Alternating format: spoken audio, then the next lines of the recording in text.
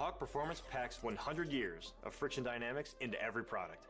Backed by Carlisle Brake and Friction, the world's premier innovator of industrial brake and friction components, Hawk leverages R&D tools and motorsports experience to deliver uncompromising performance on the street. There's no reason to settle for less. Choose pads that are race-proven and street legal. Find the Hawk Performance brake dealer near you at hawkperformance.com.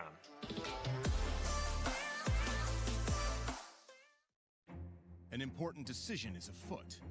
This man is about to buy tires on TireRack.com.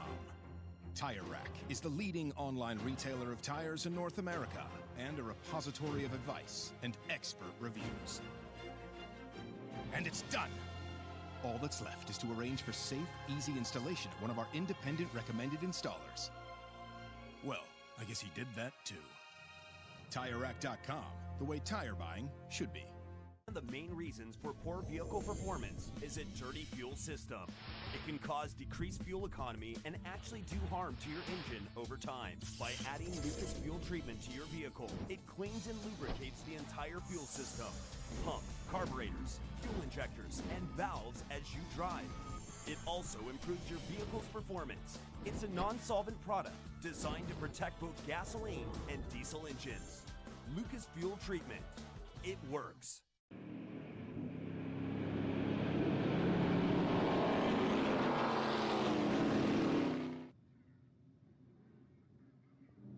Well, ladies and gentlemen, welcome here to the Pitt Race SpeedTour at the Pitt Race Complex. This is a beautiful facility.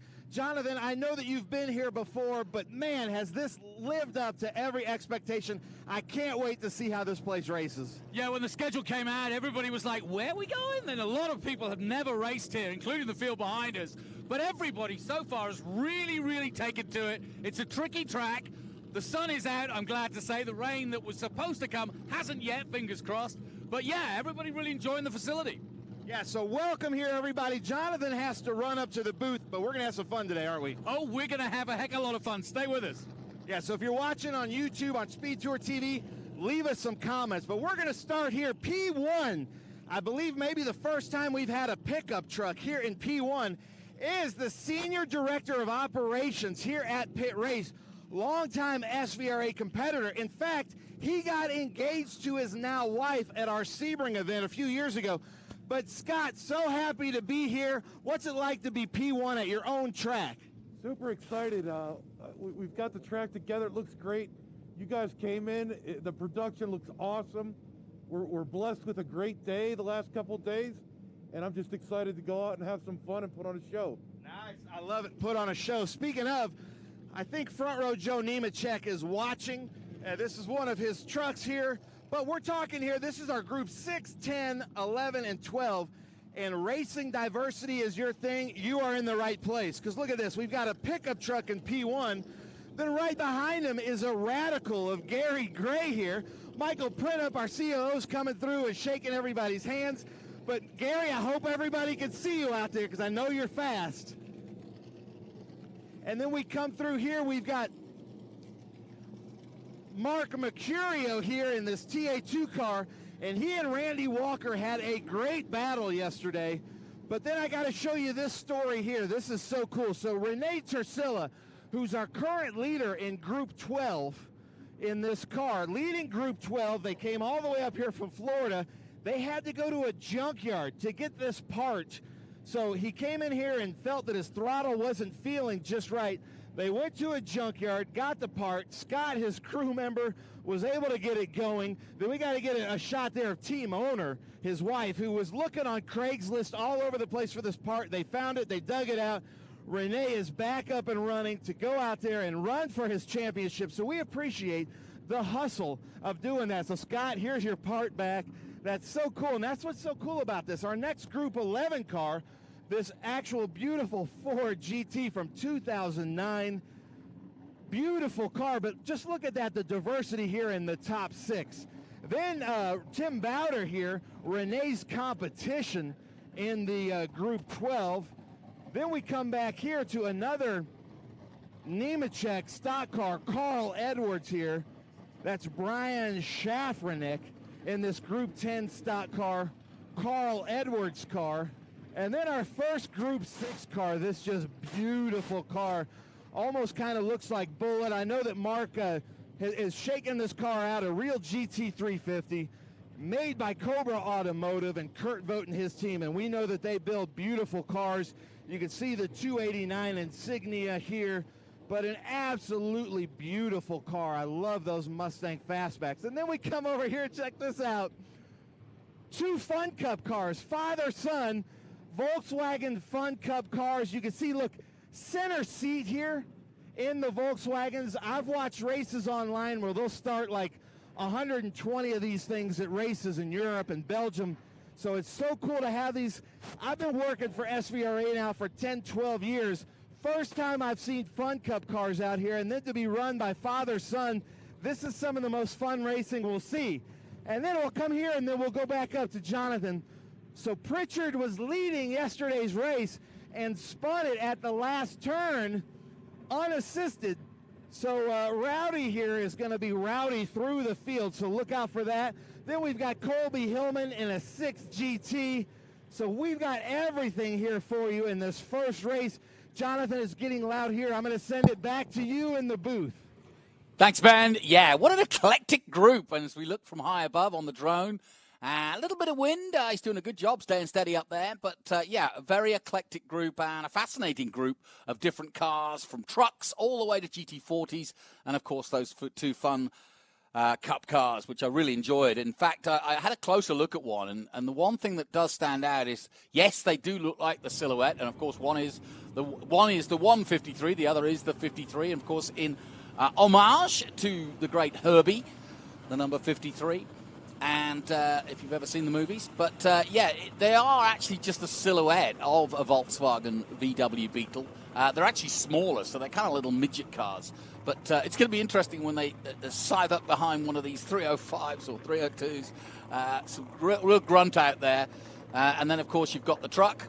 And you've got a Radical. It's, like I said, it's a really interesting group. So we get ready. This is a beautifully prepared car, that GT40, the Croc, Mad Croc insignia on the side. It's beautifully prepared, and you can see when you take a closer look at it, look at the jaws of the crocodile. So, yeah, Jonathan, if you like diversity in racing, it really doesn't get any better than this, right?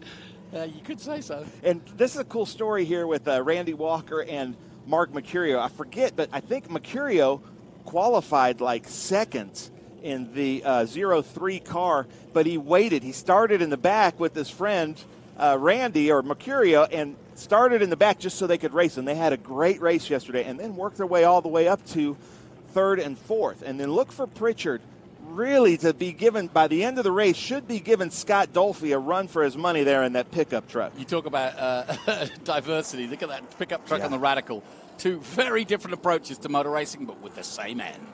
Yeah, and they were running very similar lap times. Gary Gray in that Radical, very good driver in that Radical SR8, was racing with Pritchard and Dolphy between them, and then had an unassisted spin, but it was like a perfectly executed like pirouette spin where he was still pointed in the right direction, was able to keep going, but he did lose a lot of positions and had to work his way back up through yesterday's race. So, our Group 6, 10, 11, and 12. This is the grid for Race 2. Now, you got a close look at Race 1. I did not yesterday. What stands out from what happened yesterday? Well, the fact that Pritchard had a pretty good lead, although Dolphy was coming up behind him and was doing a little bit better lap times, and then he spun it and now has to start in the back.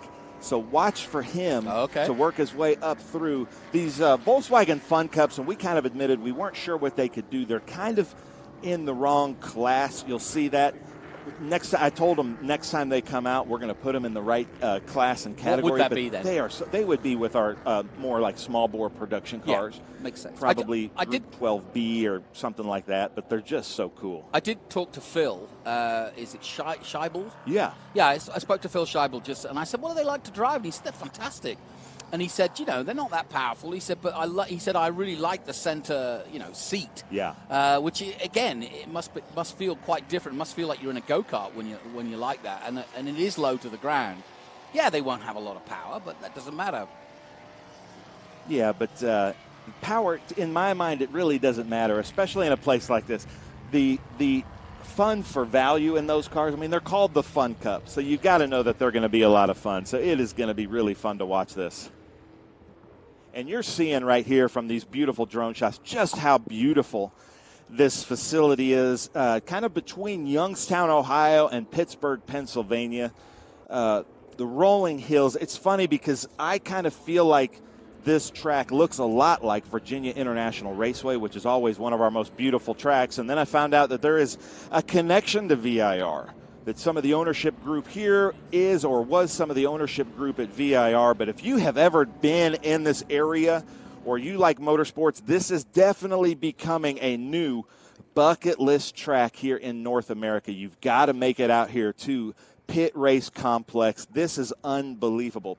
I believe it was formerly called Beaver Run. So if you're familiar with Beaver Run, this is Beaver Run with just a ton of improvements. Love the staff here. The staff has been great to work with, and you've got to make it out to Pitt Race Complex. A lot of our Trans Am and SVRA drivers, this is their first time out here. Yeah. And everybody is so impressed, aren't they, Jonathan? Yeah, and, you know, what I've been asking some of the drivers is have you worked out where to overtake? And they said, well, there's not too many places. But what I found coming here following F3, F4, and even the bike racing is that you'd be surprised that it's not wide and there is one line, but there are chances to overtake, and it's a rhythm. It's very much a rhythm circuit. Everybody says like it's a combination as they start to grid up of sort of NOLA and Road Atlanta, and I get that.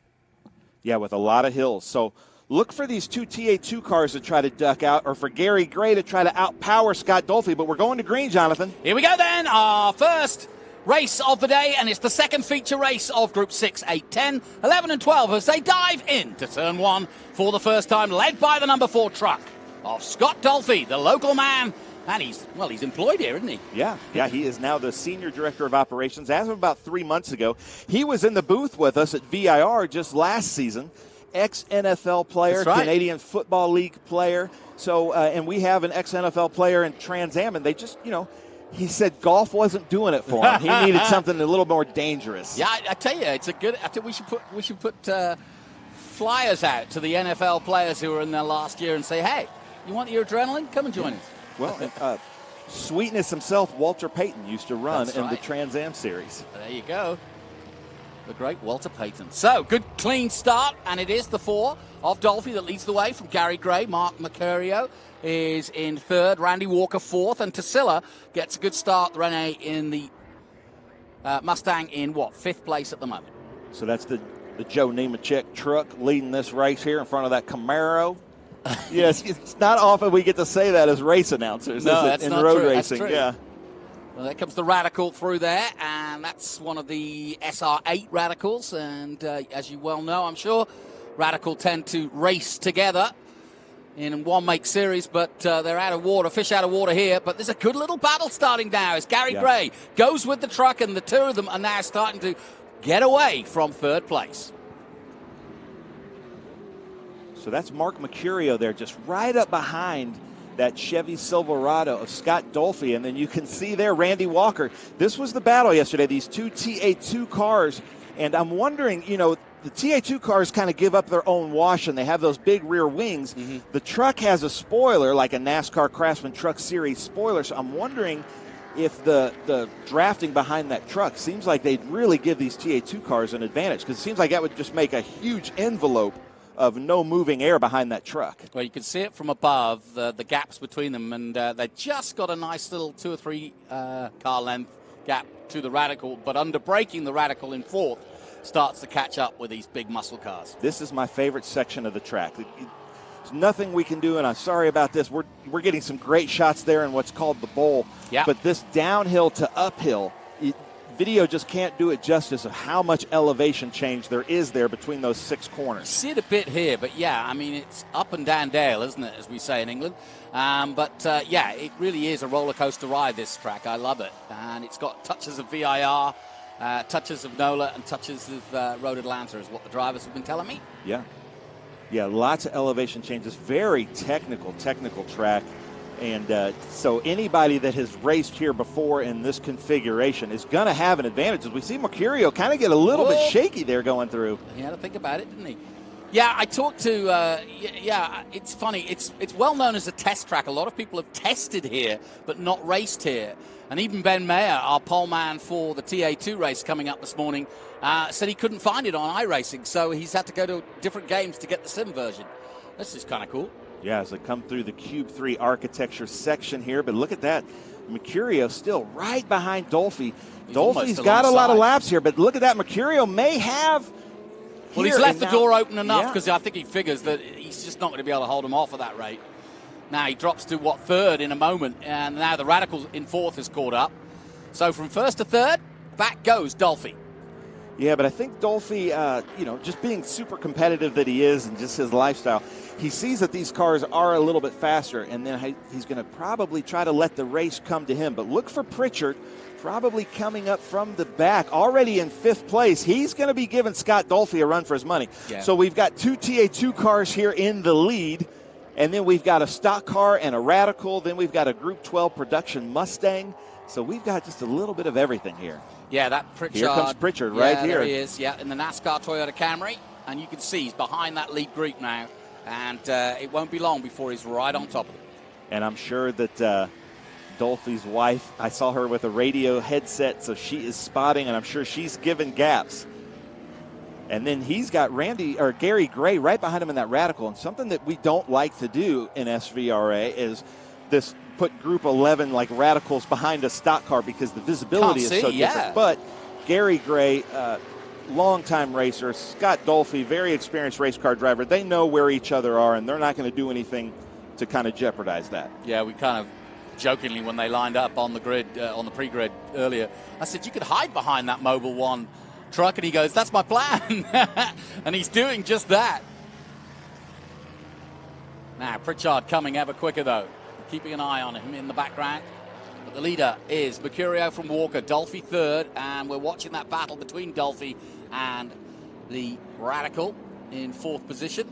Pritchard seems to have fallen back a little bit, but I have a comment here from our great comment section from Real Dirty 717. Oh, dear. This is more fun to watch than I thought, but stupid question, it may have been covered. Is TA running today? Yes, TA and TA2 are both running today. Double-headed today, sir. Stay tuned. We've got some great racing coming as we see Dolphy there coming through Mission Foods Turn 1, followed by Gary Gray. And like we were talking about, look at the difference between that Chevy Silverado and that Radical. Wonderful shots from high above. I'm glad to say the weather has been absolutely perfect so far. Coming down in this bowl section, I believe that's our cameraman Joe covering that. This is going to be a great passing opportunity. A lot of these drivers are coming down into second gear because this is a very big uphill as they come through, and they need some torque. Yeah, you can see the undulation out of the bowl, and then now it drops down again. And this is what we call the extended S's. So here we go. You can see it from above. So you're right, left. It's nowhere as near as tight as the Kota sweeping snake, but it's tricky. And it's a rhythm thing, isn't it? You've got to get, you can see, if you miss one, if you miss the first one, it's hard to get back and get into the rhythm. Yeah, it's like chess. That first left-hander sets you up for the next right to left, and if you miss that one, you're going to be way out of rhythm. And we see Gary Gray getting a pass on Scott Dolphy, so now Pritchard is going to be coming up behind Dolphy, and Gary Gray, who now has those hand-cooked tires warmed up in that Radical, is going to be coming up and giving these two TA2 drivers. But I love the fact that the camaraderie, that his friend came late, and I can't remember which one, but they waited for him so they could race like they did yesterday. And this was kind of the race they had yesterday. They never got further apart than these two, but now they're racing for the overall lead as we're getting some great shots here at Greenlight. And from a cameraman's perspective, I can't think of many other road racing circuits that just present as well as Pitt Race. No, you're a good point. Look at that. Side-by-side racing, and that's a change of the lead. Well done. But ladies and gentlemen, this is how this track looks. It's early morning here. You're still getting that kind of misty mountain hop here in the hills, but look, and they're going back again. This is great. So they're going to just keep switching between each other and putting on a great show for us as the two TA cars go at it. And they're in the same truck as Chris Durbin, who is from Pittsburgh, running in our Pro-Am series in the Q3 Architecture TA2 series. So There's 5 TA2 cars under their tent, and Chris Durbin, I'm sure, is spotting for these two drivers right now, and then they'll do the same for him. Dolphy dropping back now off the lead group of 3. The Radical now trying to stay with... And ladies and gentlemen, I hate to say this, we can't have a shot of it on our cameras, but Pritchard is off the racetrack. Ooh. Here just in front of our booth, and number 5-4. Yeah, so Pritchard is off the racetrack, unfortunately. And I just wanted to kind of give that update. Just I don't know if we can see him on track, but he's out of harm's way. He's right in front of our commentary we're not going to have to go to side. full course caution. The leaders are in front of him. There we go. Yeah, so unfortunately, he's not going to be able to give the run to Dolphy. And I'm hoping that Front Row Joe is watching this race. So Joe, leave us some comments if you're watching. Your man Scott Dolphy's doing really well. Nice shot there of the Cube 3 17 turn. And as you can see on the right-hand side, the track, the kart track, quite famous. And still side-by-side almost as they cross the line. But it's been that way throughout the last couple of laps. And they're still looking for positions to overtake into turn 1. That's an obvious place. Down towards the bowl they go. And very equally yoked cars. Whoa, both somebody's just gone off. Yeah. And that's the... that's the one.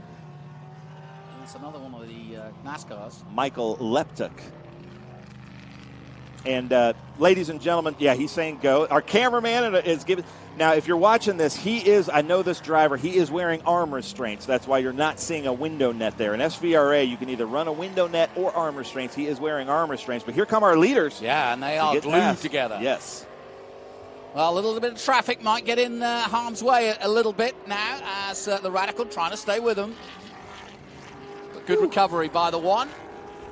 These are very equally yoked, both Howe chassis, same engines, same setups. This is how it's supposed to be, ladies and gentlemen. This is so much fun. Two really good friends just battling it out.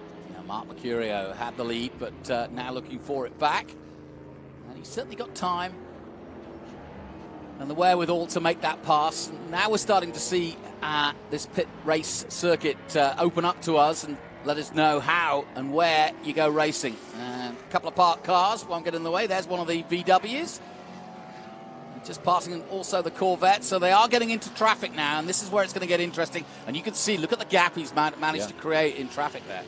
But he's running a 149, which would put him pretty well into the Cube 3 Architecture TA2 Series qualifying. Well, he slowed right down. Well, he just took a wide turn then. And is there something wrong mechanically, I wonder? Because he suddenly was right on it and then suddenly seemed to slow and go wide. But now he's given the lead back to Mark Mercurio as they cross the line again past that the Fun Cup car. Yeah.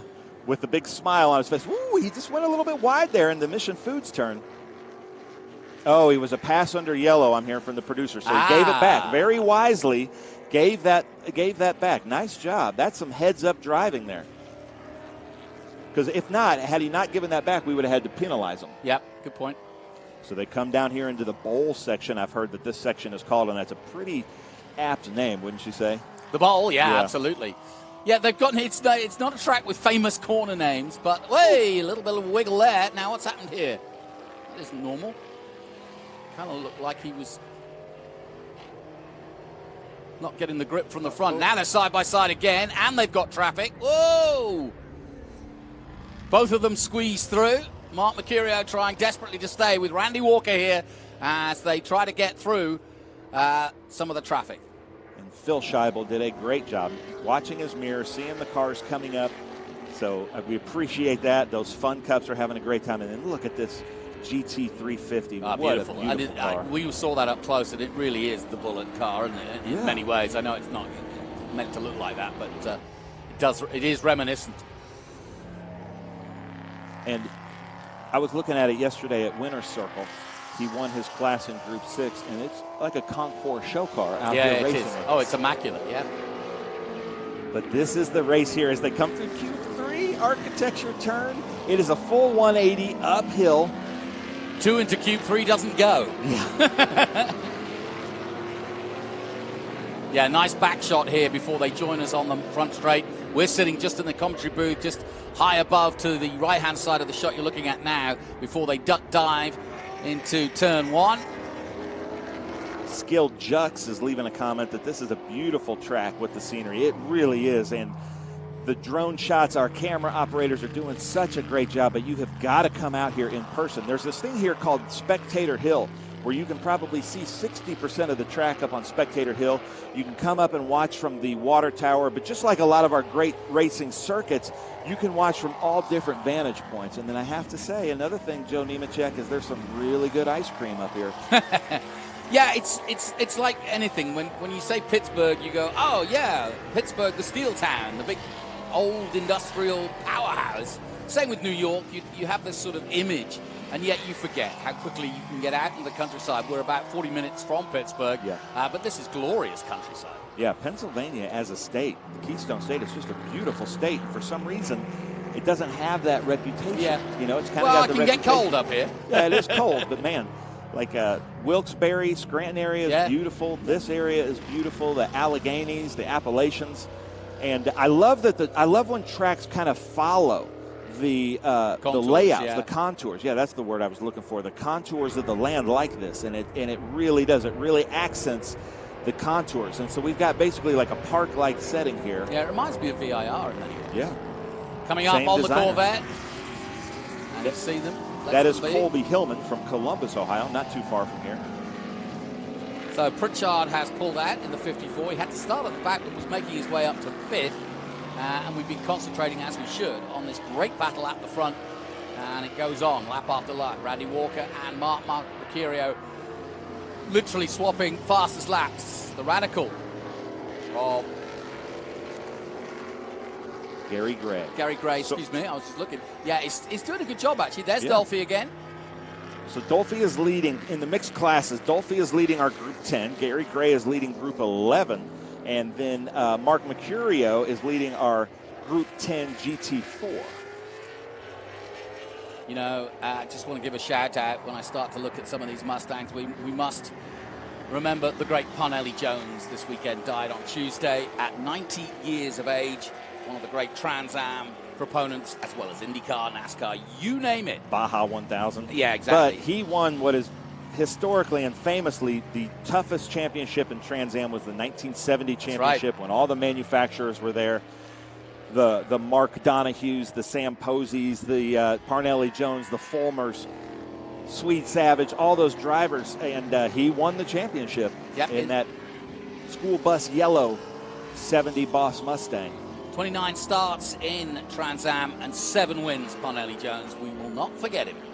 He was our Grand Marshal at our 2014 IndyCar and one of our first big events. And he stayed out all day Saturday and Sunday and met every single competitor, 700 competitors at the grid, talked to all of them, talked about their cars, and probably the best Grand Marshal we've ever had. And it's been neat to see all of our competitors sharing those memories on their Facebook when they heard the news. You know, that Radical's doing a good job of staying with these two far more powerful cars. But then again, what's power? It's weight versus ratio. It's power to weight ratio, isn't it? And he's got that very, very nimble car. Certainly in the corners, he's got that advantage, and he's staying with them well here. He's great. So Real Dirty 717 says, I'm a bit embarrassed, but I am from South Central PA and never heard of this track. Well, you've got to come out here. This is look at the schedule, go on their website, see who is here. There's a great vintage race here at the end of July. Plus a great karting track. Yeah, 300 cars. So come out here, bring the family. Our friend Augie brought his whole family here today as the white flag is flying, Jonathan. Yep, white flag is out, so one more lap to go, and it is still Randy Walker out the front with Mercurio. Will he make one more pass, Mark Mercurio, on this final lap? We'll find out. See, they're still glued together, and here's the Radical as well. A great 1-2-3 finish is about to happen here on the final lap, and it's been a doozy. Great way to start the day. It has, yeah. I'm loving this. Loving the shots that we're getting here from the drone, the S's there, Spectator Hill, the really well-manicured scenery that we have here. But, Jonathan, they're coming up to kind of the closing bits of this race, so take it away. Yep, and, of course, that last complex, the Cube 3 Turn 17 complex, is a last chance. Now you head through the trees here, and good drive is important coming out of this tree section and down the hill again, because from here on in, it's flat out. And then it's just the complex at 17. As you could see, you'll see a kink here, flat out. Another kink coming up, flat out. And then it dives into the final complex. And it's close. It's going to be close. Yeah, can he do it? Randy Walker right behind Mercurio. What do you think, Jonathan? Randy's got this. Randy Walker comes over the crest. And down the hill he comes. And Mercurio is going to hold on. It is Randy. It is Randy, yeah. Oh, man. I don't too know. excited, Ben. Didn't take my medicine. Sorry about that, ladies. Here's You were Dolphy. right. Randy Walker wins the race. Yeah, here's Dolphy. Dolphy coming across the line. Gray, of course, has already crossed the line in the Radical, but in fourth place is the local man who works here, and that is Scott Dolphy. And ladies and gentlemen, we are going to be showing the race, this same race again, same cars, different race at 4:20 Eastern time, the 6, 10, 11, and 12 races. We see Colby Hillman from Columbus. Jonathan, sorry, I got it wrong there at the end. Don't worry. Excitement is all early morning. Don't worry, it's the cobwebs. It's all good. Jitters. And across the line comes the Corvette then. And this has been a combination of groups 6, 8, 10, 11, and 12. Eclectic, you could say. Yes. But diverse, absolutely. I love those Fun Cup cars. Yeah, they do look exactly as they are named. Fun. Fancy a go on one of those.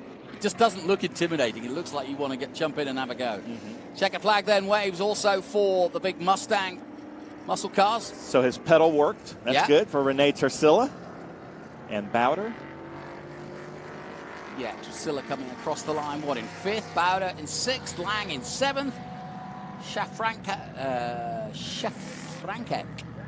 Shafrankek in eighth. Mark Davis ninth. And Brian Schiebel takes 10th position. But there's your two winners, two leaders, effectively. But it's Randy Walker in the 03 that takes the win. Well, it's not surprising you were confused. It could have been either of them coming across the line. Yeah, the cars are so similar. What a great way to start the broadcast. All right, let's take a look at the highlights then as we got underway with our Group 6, 10, 11, and 12. And Dolphy led early on. He had the pole, and he was chased hard, though. And it wasn't long, though, before the Camaros got into their stride, got past Dolphy, who dropped down to fourth in the end. And then it was a straight battle between Randy Walker and Mark Mercurio. Plenty of action out throughout. There was the 73 of Colby Hillman. But these two just went at it, swapping positions side by side, using the traffic to their best advantage. But in the end, it was Randy Walker. Good job also done by Gary Gray coming across the line in third. And a check on the results then. That was the feature race 2. Randy Walker with the win for the Camaro. And Mark Mercurio in a very similar car in second. Gary Gray third. Dolphy, Tassila, Border, Lang, Safranek, Davis, and Scheibel. Brian Scheibel in 10th. A little further down, Leptuk, Phil Scheibel, Colby Hillman, and Brian Pritchard. Unfortunately, in the NASCAR Camry, parked up, and they'll move him out of the way.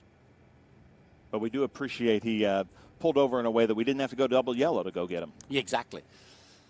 Yeah, this is a tough track to do recovery on. That's perhaps its only tough side, if it is, as it were, because it is a very elongated circuit, and of course lots of hills, and because it winds back on itself, you can't just ramp across the track. There are some holes in it, but like that recovery would take a full stoppage to get him there from there. But they'll get him out now. Well, I am so excited to watch the Cube 3 Architecture TA2 Series, first TA2 race here at Pitt Race Complex at 9:35 Eastern. So make sure you stay tuned. Join in at about 9:20 Eastern because we've got a great fan walk, grid walk with us. And I can see the recovery tracks already heading to Pritchard's help. I like that the buildings kind of resemble like Swiss chalets.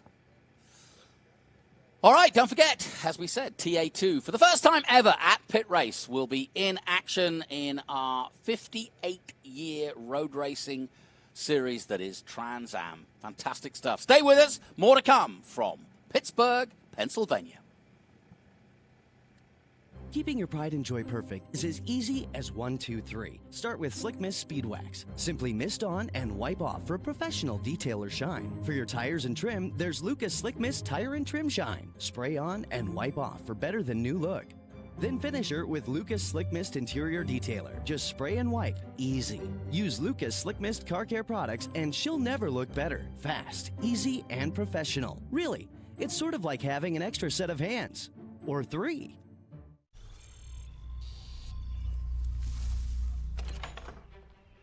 Yes. Hon, the WeatherTech's here. WeatherTech is the ultimate protection for your vehicle. Laser measured floor liners, no drill mud flaps, cargo liner, bump step, seat protector, and cup phone. What about my car? WeatherTech. I don't know what it is. I totally feel like I'm a kid again when I get on my buzz bike.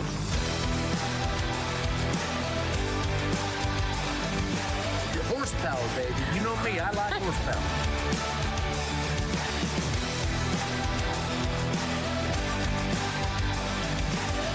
We no longer bring golf carts to the racetrack because we have buzz bikes.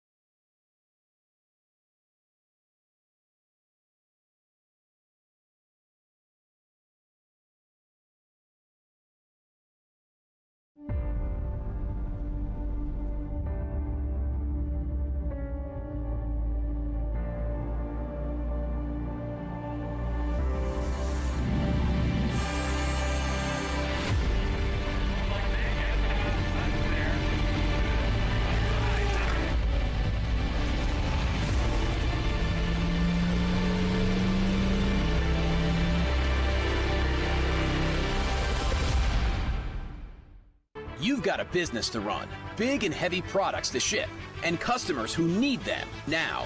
When you've got the right driver and the right equipment, you can bet on a spectacular result. Bennett understands complex logistics and puts the best team, the most time, and the latest technology into every customer relationship. So you can sit back, relax, and enjoy the race. Let us handle the rest. Together! Together, we can move anything.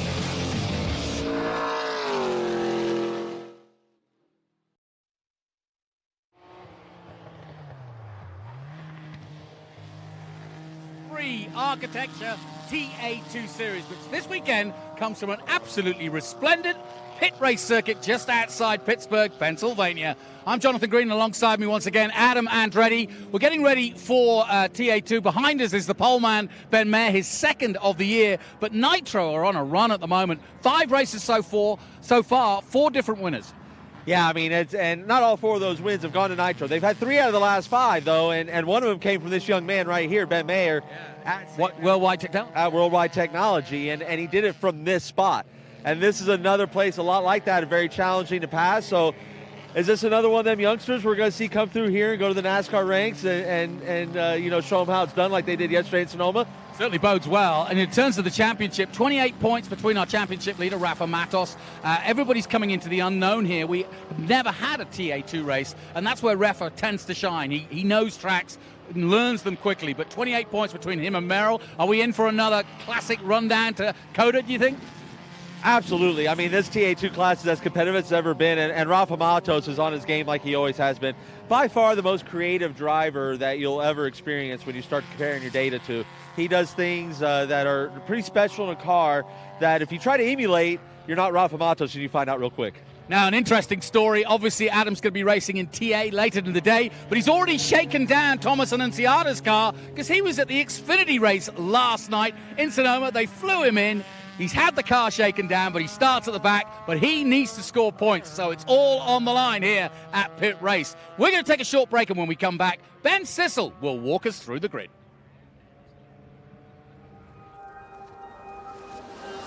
How good is this? Look at this view from Lostowski.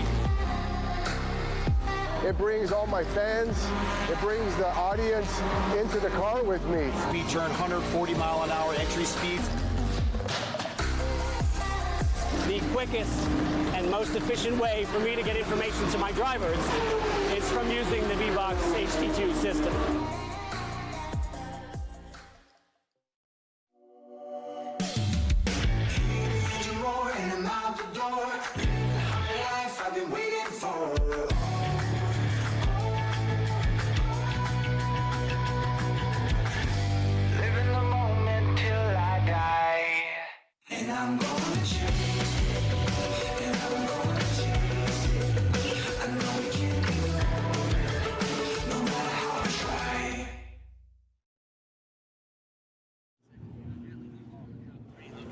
Welcome back to the grid here at Pitt Race SpeedTour. Beautiful race complex.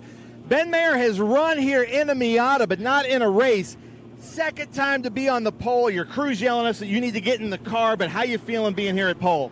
I'm feeling really great about this weekend. I won from pole at Worldwide Technology, so I think this could turn out as a really good race for me.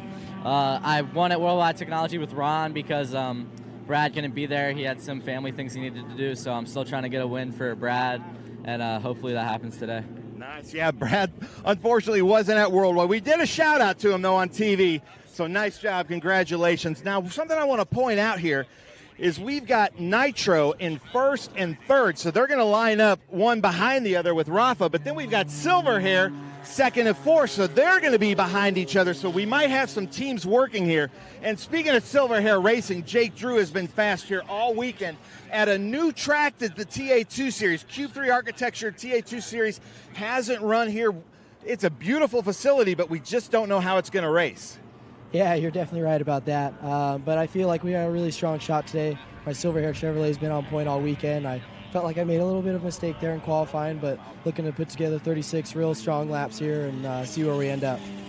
So you've got your teammate Connor Mosak behind you, but Ben Mayer has the leader in the TA2 Series, Rafa Matos, behind him. This is kind of the first time we've seen that. Is there any kind of teammate workery that we can do here at the start of the race?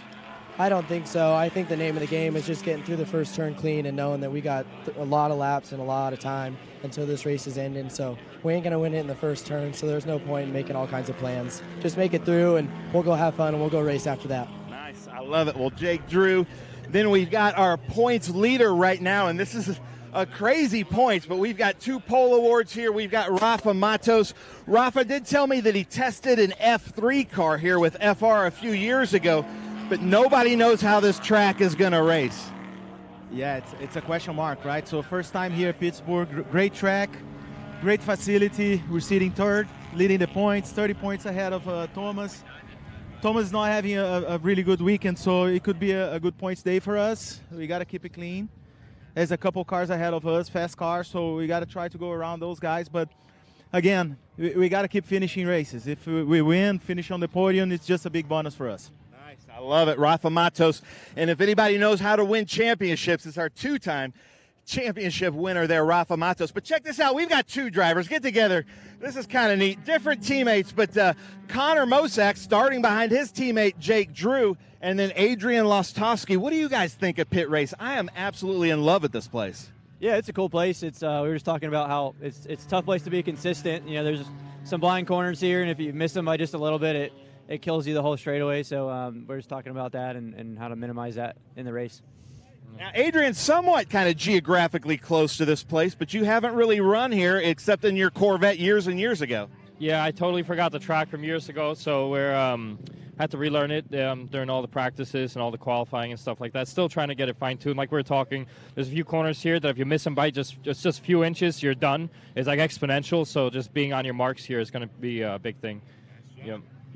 Well, there's our top 5, but we got to come over here and talk about some local heroes. So, Penn State football player, lives in the state of Pennsylvania near Philadelphia, but played football at Penn State before drafted to the NFL. Now here at Pitt Race. This has got to be kind of a cool homecoming. It's such a cool facility. Yeah, it's awesome. So many people are coming out from my hometown. It's kind of annoying. No, I'm joking, but it was good. It's good seeing people. This is an awesome track. You know, people have their different opinions about this place, but I love it. And it was one of my first races here in SCCA and one of my first wins, and I'm excited to get back out here and compete. Nice, nice. Well, there you go. Make us proud. Jared Odrick, Penn State. So let's just walk through here. I have a little bit of time left, but Michelle Abadi. Then we've got the Ray Skillman Auto Group, Eric Caton. But then I got to talk about Annunziata, who raced last night at Sonoma Raceway with Xfinity, somehow made it here. And then Chris Durbin, our Pro-Am, he's got our camera car, so watch out for him. Chris Durbin from Pittsburgh. Ladies and gentlemen, it's going to be really cool to see him. The stick. So we've got a great grid here, TA2, Cube 3 Architecture. Aaron is out here racing TA2. But Jonathan, Adam, I'm going to send it back up to you to go through the grid for us. Thanks, Ben. Yep, a nice little insight into what we've got in front of us and who we've got racing with us this weekend. And it really is a great field of both youth and experience, from Rafa Matos, a 2-time winner, to, of course, the young Ben Mayer, his teammate. And it is Ben Mayer, his second pole of the year, alongside Jake Drew. So Silverhair versus Nitro should be good. Rafa Matos starts on row 2 alongside Connor Mosak, who you can never count out. So it's going to be a real battle between Nitro and Silverhair. Lostowski and Hurley on row 3, then Tyler Casera, another local man from Mannerheim, alongside Texan Barry Bowes on row 4. Carson Quapple on row 5, Thomas Merrill, second in the championship down by 28 points. He needs to come forward here, does Thomas Merrill. Then it's Tommy Sheehan in the Pro-Am. Caleb Bacon needs to get a good start. His qualifying has been his Achilles heel, according to the team.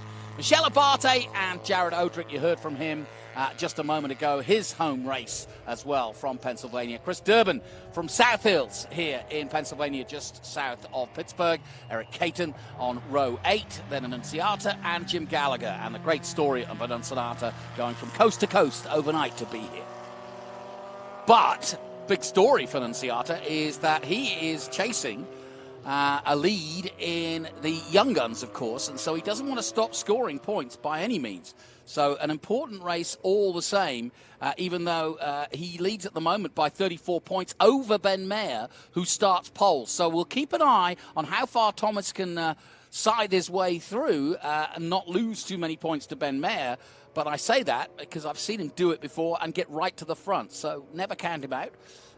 Smaller field here for Pittsburgh, and that just might bring others like Barry Bowes into the picture for a good result here. It's a big scoring crossover in terms of points. You can score over 100 points for the win, and then there's fastest lap and pole position points as well. So there's all sorts of ways of making it happen here, and everybody getting a good view. Here, that's the best part, I think, of this circuit, is that there's so many good viewing spots. It's a bit like VIR. It rolls through the hills, and so you can sit anywhere you like, and you can get a good perch. Let's head down to Ben Sissel. Thank you, Jonathan. I'm here with our new Trans Am fans. Augie's been here all weekend, but you guys delivered the most famous words in motorsports. Take it away. Drivers, start your engines!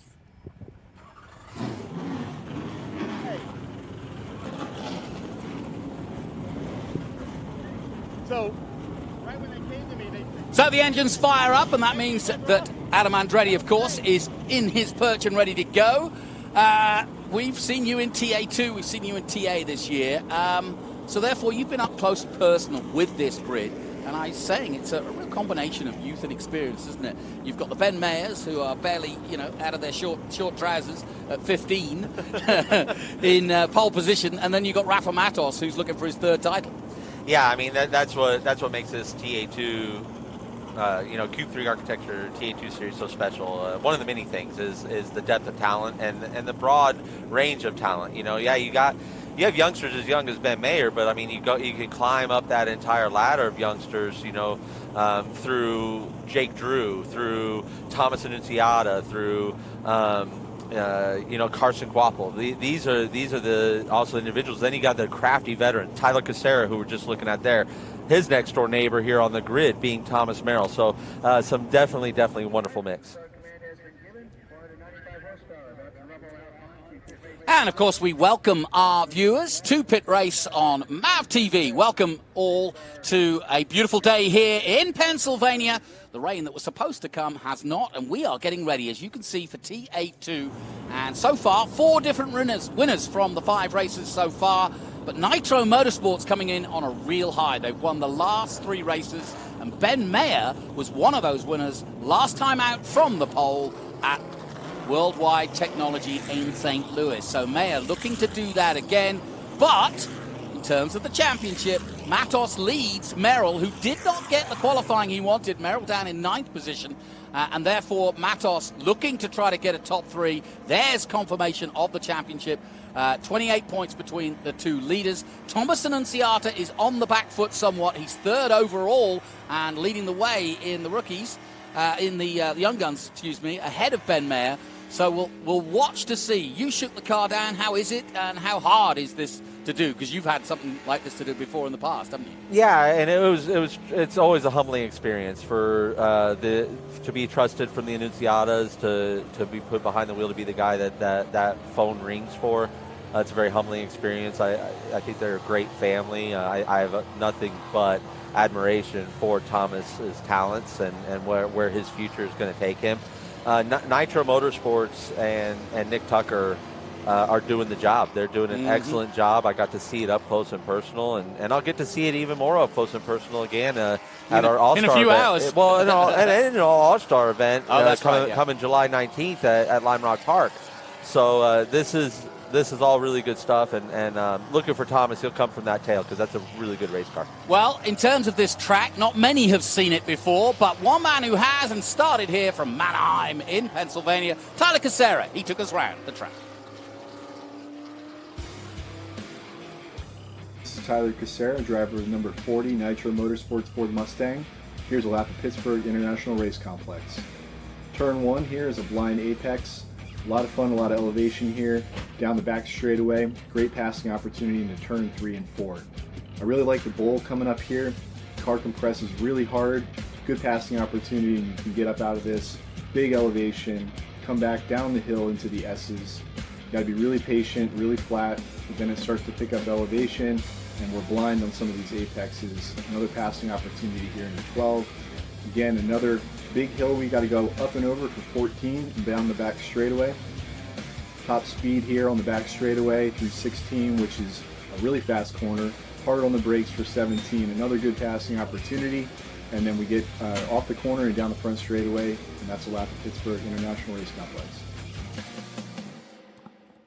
Great to have Tyler Casera back to racing, and of course this is his home race, and family are here looking forward to this, and it's a real touch of nervousness a little bit for Tyler because he's been coaching the kids effectively at Nitro Motorsport, but now he's got to walk the walk and talk the talk because he's back in the car. He hasn't been back in the car since, Virginia last year, so there's a little bit of cobwebs, I'm sure. He's qualified 8th. He's not out of it by any means, but he knows this track like the back of his hand. He does. This is one of his home tracks, one of the tracks that he's got so many laps at, and he shows it, and he's an amazing coach. As far as a driver, he's got a lot of respect, but also as a coach, with Jared Odrick right here is another.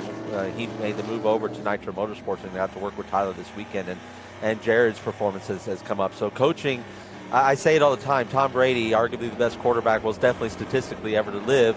Had a coach all the way up to the end of his career, right? And race car drivers, for some reason, we feel like we don't need them, but coaching is so important here. And Tyler is one of those really, really exceptional coaches. And I think Nitro Motorsports and Nick Tucker know how lucky they are to have him there. And he gets the reward to get behind the wheel of these things. And you're looking at Barry Bowes here, I believe, with that pole position in Pro-Am. He takes the Pro-Am championship lead there for SLR, which is pretty cool to see. So we'll see, I think, a really good run out of Barry here today, looking on his onboard. Yeah, in fact, we'll be on board with the ASIO data of Barry Bowes. But as you saw, there's the Pro-Am championship. Barry Bowes currently second behind Keith Prochuk, Tommy Sheehan. It's a good battle, and I think a good idea to open up this, if you like, Pro-Am challenge. And it's really made a big difference to the likes of Tommy and Jared Odrick, who really do have something to race for now. No question. Now, going back to our pole man, Ben Mayer, we'll be on board with the Amazoil Chris Durbin, local man from South Hills in Pennsylvania. So we'll watch out for the 25, see how he comes through. But I just want to mention Ben Mayer, second pole position after Worldwide Technology. He came here last month with his old Miata. He used to be in the Miata Championship. Talking of which, Sillage got a breakthrough win last night in the Mazda MX-5 Cup, his first ever win at Mid-Ohio. So we'll give a shout out to him. As you can see, they are lining up 2 by 2, ready to go. But interestingly enough, Ben Mayer in that red and black couldn't find the track on iRacing, wanted to do a bunch of sims, couldn't find it on iRacing, had to pick out a few other games, but finally found it and has been on the sim all week. Yeah, and I tell you, these to get into Miata and go around here, and I know that's a lot of the experience that also Tyler Casera has around here, but I say it all the time, these Cube 3 Architecture TA2 Series cars, they're 550 horsepower Miatas, right? They're momentum cars, but they have enough power and not enough tire that you have to be careful with that, and that's what makes them such a good training tool and such a good elevation tool. It looks like we're going to come to green here, Jonathan. Yeah, Green. and they are filed up perfectly. This is exactly what we wanted to do. We've had a bit of concertinaing in the background, but we had a meeting yesterday, and it looks as though they've sorted that out. And away we go. Ben Mayer gets a good start from the pole on the inside. They'll all, though, try to jostle for position. I can see Merrill already trying to make up a few places early on. Ben Mayer squeezed right at the start there, but somehow holds on, but he's going to lose that lead by the looks of things to Jake Drew. Yeah, he went to protect and cover up. Jake Drew coming in, and Rafa Matos, being the crafty Rafa Matos he is, went and snuck his nose in. But is Ben going to take a stab here in turn 3? No. Very close indeed. Not able to clear it. Rafa left him a little room. Lostowski in third at the moment as they head down to the pole for the first time. Adrian got a great start, was able to take advantage. The same with Thomas Merrill. They made great advancements on the grid, and a track like we have here at Pitt Race, very difficult to pass. That's going to be really, really important. To get this track position early, Jonathan. Yeah, and that's exactly, as you say, sneaky through there by Rafa Matos. Great way to get the start, but 36 laps. And I thought what Jake Drew said said to Ben earlier on the grid was quite appropriate, which was, look, you can't win the race in the first lap. And yes, we could work together as teammates. But, really, let's just get through the first corners. It's a long way to go, 36 laps. 100 miles. Let's let it settle down. What do you think? You've been out there, the attrition rate. What's the track surface like? Will it wear the tires out or not? Yeah, we're experiencing in both TA and TA2 a pretty high level of tire deg. So it's like it always is in this kind of class of racing. We start on the tire we qualify on. So you have to take care of this tire. You had to take care of it yesterday in qualifying, get your laps in, park it when you know that you're not going to get any more time like everyone really did.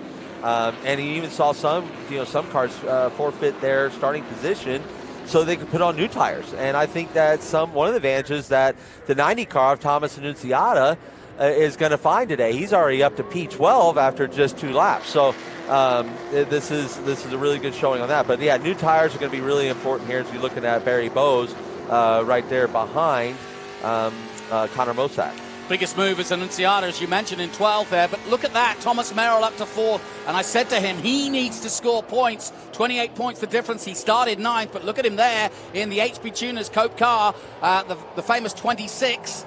And, of course, HP Tuners will be represented at the Canadian Grand Prix this weekend with Piastri qualifying well as well. So a good weekend so far for HP Tuners, but Merrill getting away well. Yeah, Merrill, it's been admittedly a struggle since Road Atlanta. He won Road Atlanta in a dominant form, and I even said to him this morning, I thought this was going to be one of those Thomas Merrill rolls, and he goes, me too.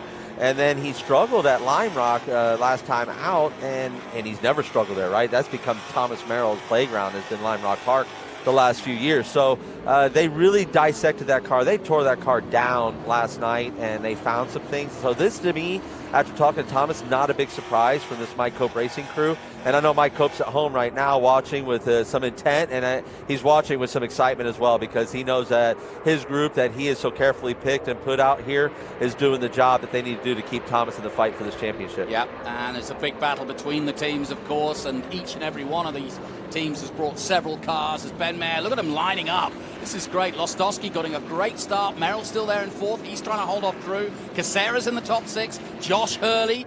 Casera and Hurley, the two eSport combatants, right next to each other on track. Then it's Bacon. Mosack moving up to 8th now, ahead of Bacon. Quapple down in, 10th position. Oh, what a spin! Oh, Adrian, and he was so strong. Thomas stuck the nose up there. Adrian is a driver, a gentleman, as you know, that you can run side by side with. Thomas stuck his nose up there clean and fair and square, and Jake Drew tried to follow him through, and Adrian, I think, went to go shut that door a little bit, and I think that came together. Really rough deal. Hate to see that for Adrian. What a great run. No question about it. Matos leads, but a spin from Lostowski. Yeah, I just saw some grass, Adam, and maybe you could tell me. This reminds me of Mid-Ohio, where if you do pick grass up or it gets onto the track, it's easy to get in the grill, and then you start worrying about overheating. Absolutely. I mean, this is, we go to certain tracks that are like that, and they always have one thing in common, and that's beautiful, beautiful grounds like we have here at Pitt. When it's really well manicured and stuff like that, but the grass will come out on the track, and if you scoop that up, these splitters are like shovels for that, and they scoop that right up. So that's why you'll see a lot of these cars, they have 2 openings. They have a bottom opening and a top opening for that radiator, and that's really why, is so that if the bottom does get a little bit, that you're not completely closing off and choking the airflow into the front. it's, you know, the sun is shining bright, but the ambient temperature is not horribly hot here. So the cars are breathing some decently cool air. And as I'm watching Adrian pull up the tail, just again heartbroken for him. His sponsor is here, CMI. Danny is here, and I know they wanted to have that showing, and I am gutted to see what happened there. And at the same time, the stewards are probably not going to look favorably upon that with Jake Drew, especially how the conversations went in drivers' meetings. So I hate it too, because I see a pretty good run by Jake possibly getting flawed by that one. That one basically incident that brought them two together. So really 2 races probably hurt there, and it's a shame, because it was going to be really good. Now the big beneficiary of that, Thomas Merrill, right? He puts himself back on the box there, and we have a Cope car all top 3. Yeah, that's pretty impressive as we take a look at the number 7, Jake Drew, losing some positions, and we'll see what the stewards say as who was the fault for turning around Lostowski, but a bright start all the same.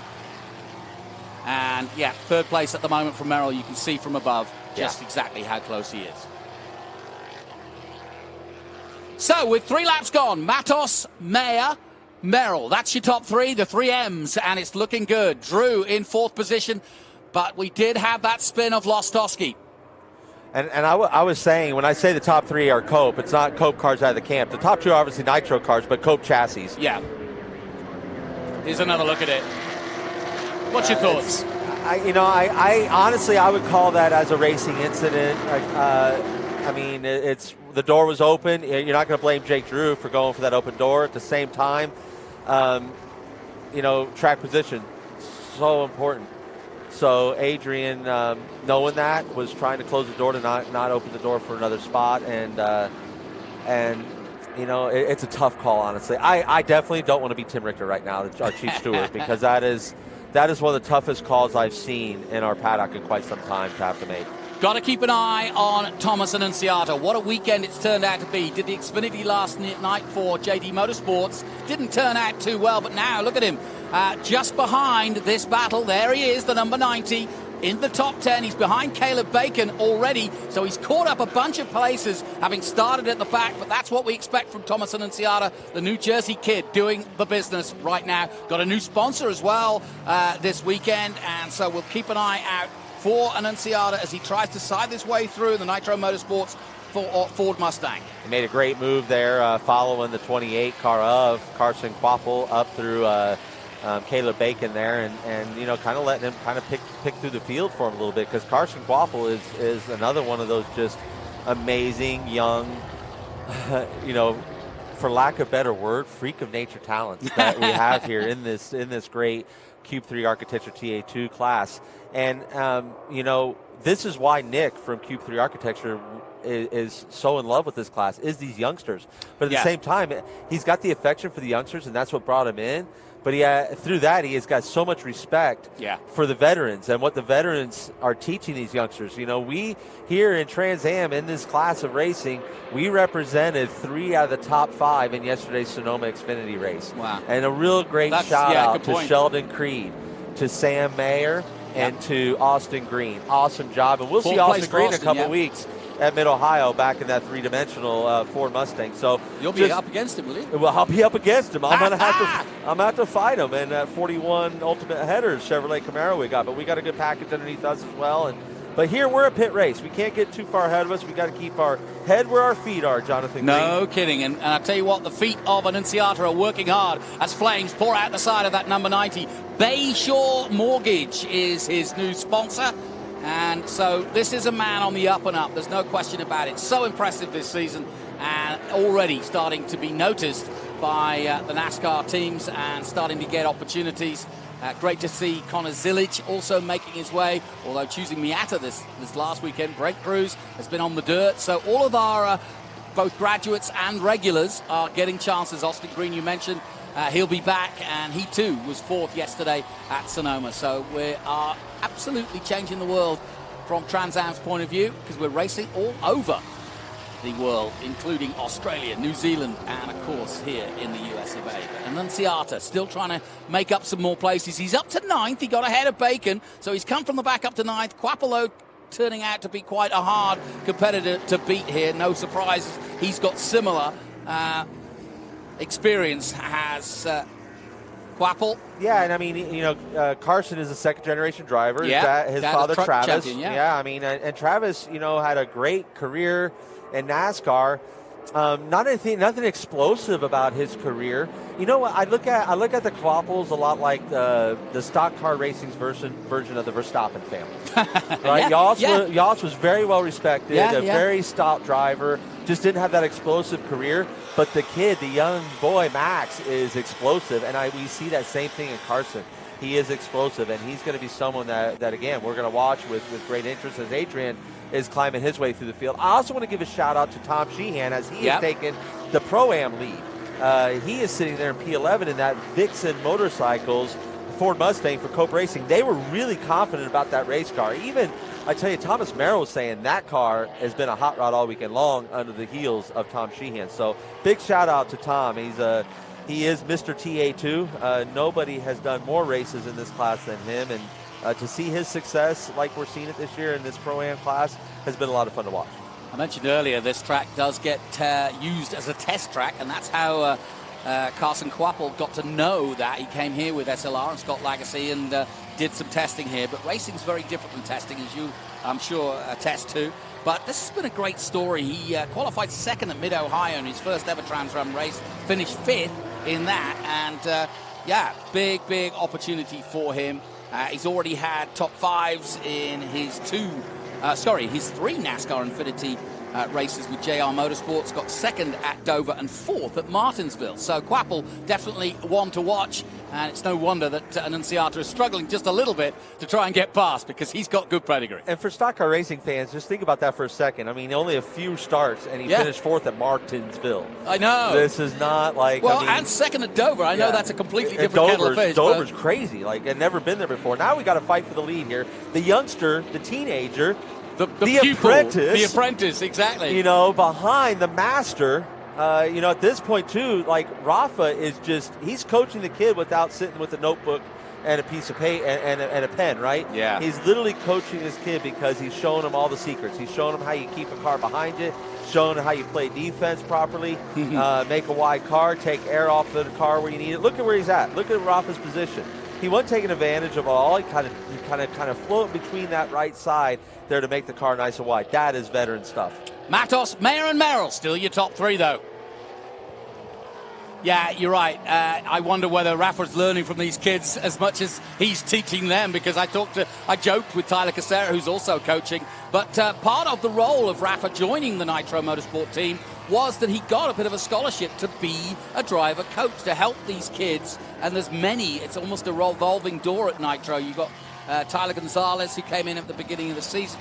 You know, you mentioned that we'll get others back, but we've had, you know, sort of a revolving door in many ways of people trying out, in Trans Am for the first time, and Rafa's there to at least share the data and certainly some expertise. No, absolutely. I think Rafa sets benchmark data. I think that is the biggest part of what he does as the coaching role over at Nitro, and then Tyler does more of the diagnostics of that coaching, right? Going through the data with each driver, inch by inch, explaining where they could get better and visualizing it for them.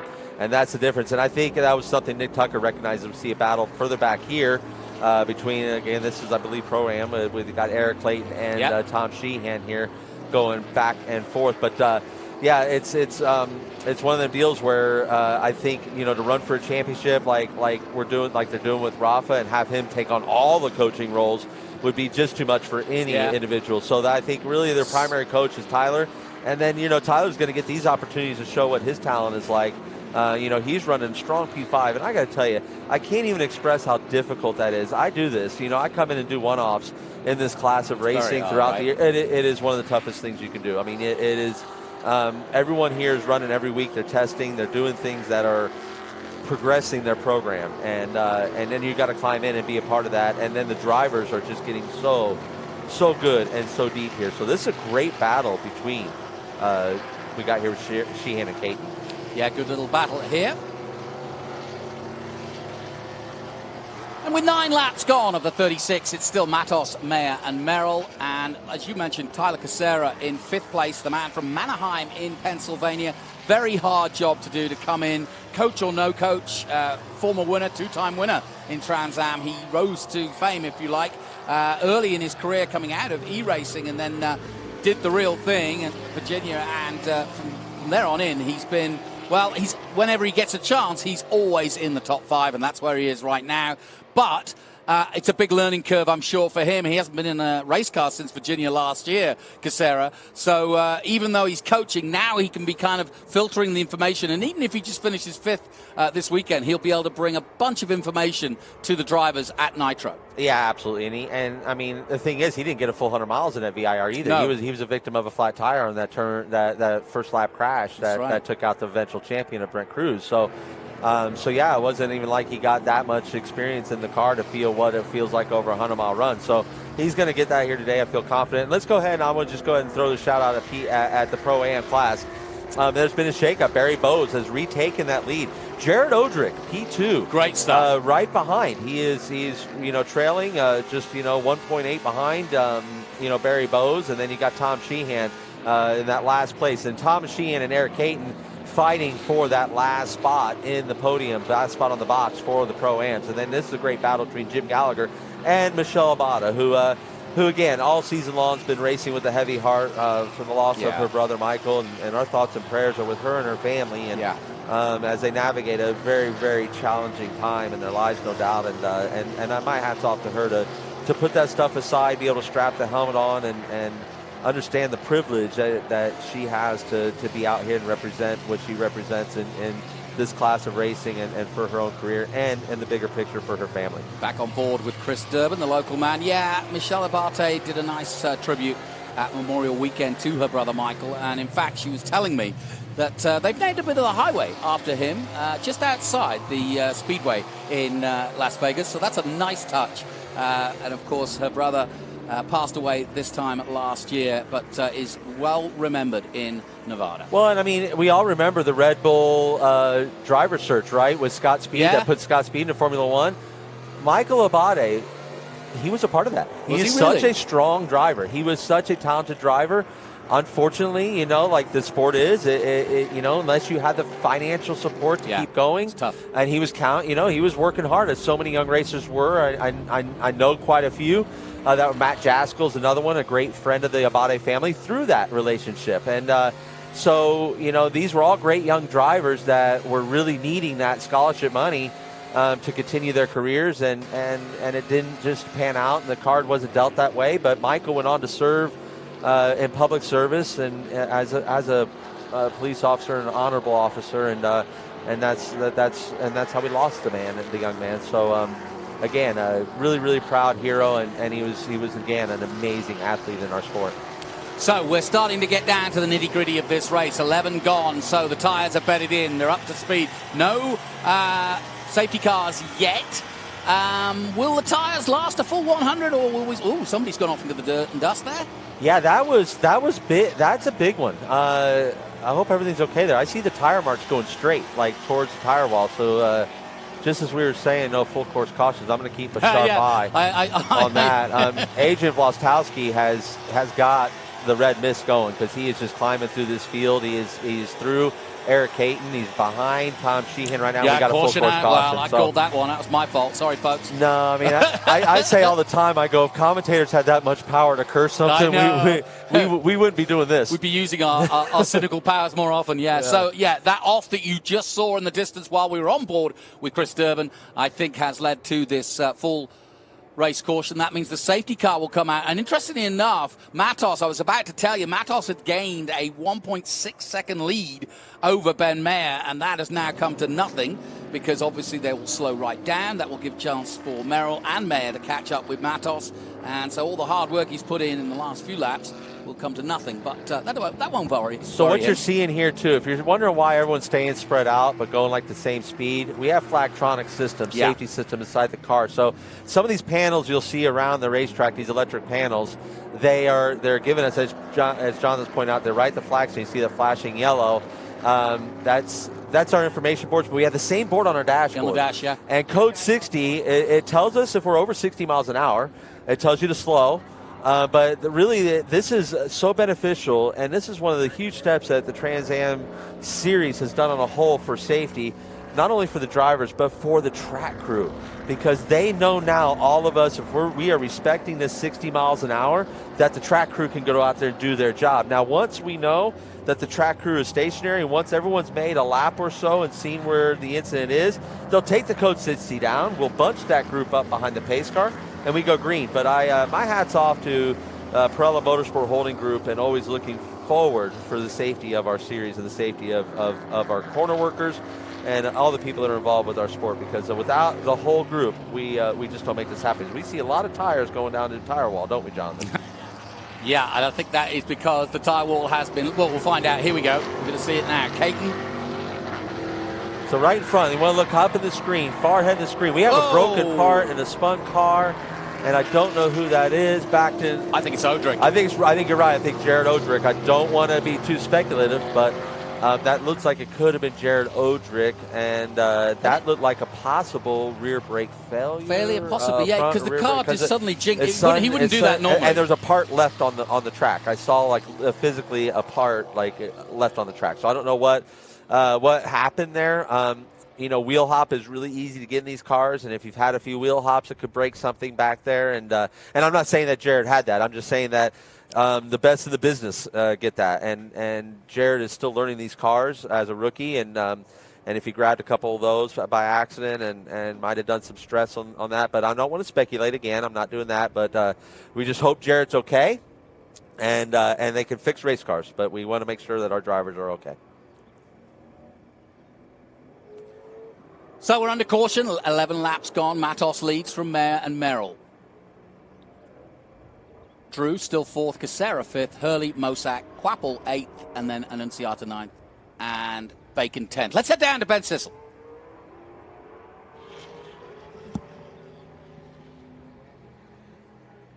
Hey, thank you. I'm here with Billy Harrison with Fast Auto, Adrian Lostowski. We talked to him at the grid. He started fifth, moved his way up to third, but then I think he might have been spun or assisted at Mission Foods Turn 1. What's your driver saying to you, Billy? Well, the cars are good. We're going to be, this caution helped. We're going to be able to get back up a little bit, but we were assisted. Not 100% on how that happened. We got pushed to the outside and took us the rest of the way, but he's fast. He's going to come back. Yeah, so does Adrian seem rattled as he passes us here, or does he seem pretty calm, like he's going to be able to make this back? It's hard to rattle Adrian. He's calm always. This guy's, he's like an Iceman, so he's not going to be rattled. He's going to come back. Nice. I love it. Billy Harrison, nice job. And, gentlemen, I just want to note, that sounds like a true racing aficionado right there. I love it. Back to you, gentlemen.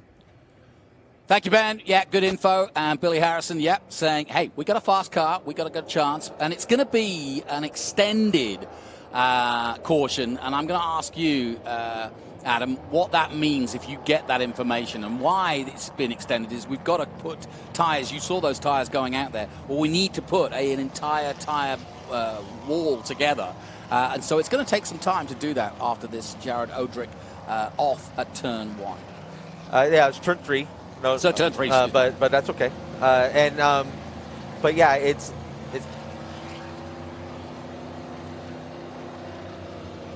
Yeah, just pause you there, but carry on. Yeah. There we see the Odrick car going off, but we've got to repair the tyre wall. That's the key. And I'm really grateful, too, that Jared was able to back it in the fence because that's the kind of the way you want to go in at those speeds. You're carrying a lot of speed down there into turn 3, so really, I think that's fortunate. I think it's a good sign, too, that they're repairing the wall and that we don't see a lot of emergency over there. So I think Jared, we haven't seen it with our own eyes. Cameras haven't caught it, but I'm guessing that Jared has walked out of that. But to your question, this is a high tire drag track, so I could tell you if I was behind the wheel right now, I'm like, breathe a sigh of relief, let the tires cool down. You can see no one scrubbing. Right. Like, you don't see anyone scrubbing throughout the field, and there's a reason for that. So this is a good thing. This is a good thing for tire wear and tire drag and what you're going to experience here at Pitt Race. So it's not a bad thing. Let's head back down to Ben Sissel.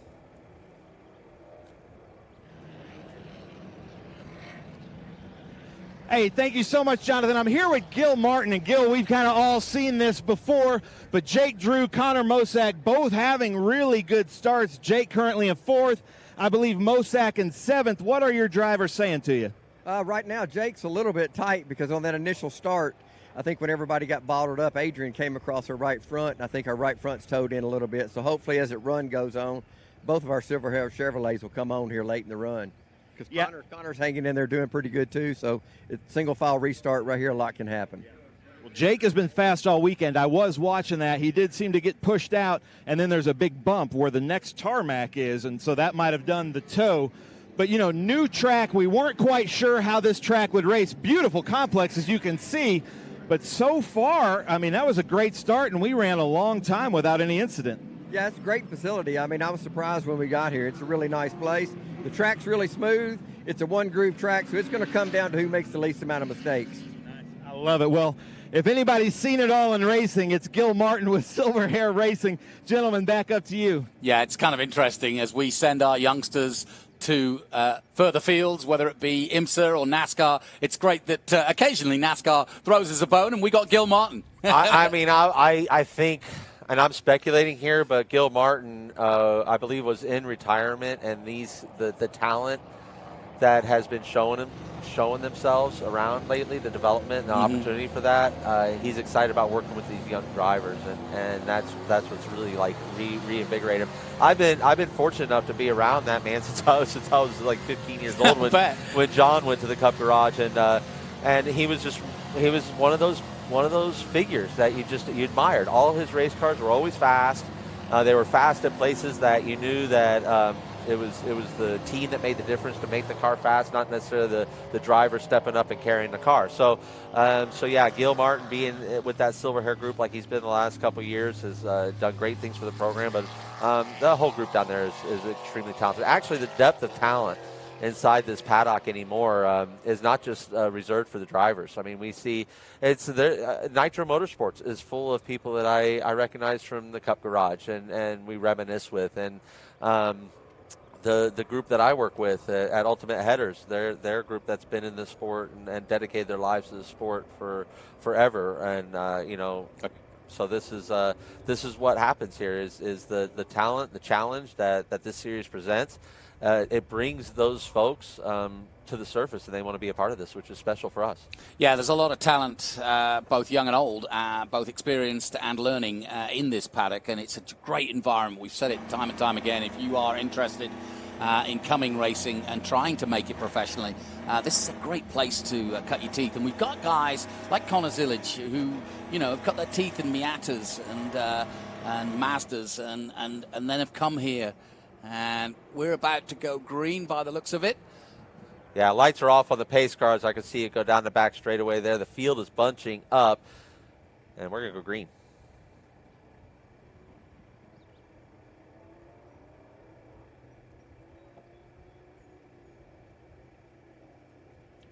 So, as you can see, the lights are out now. It's in the hands of Matos and Mayer. Mayer needs a good restart, but watch Merrill on this restart in the Cope blue and white HB Tuner's car, because he's always a good starter. And away he goes. He's right tucked up behind Ben Mayer.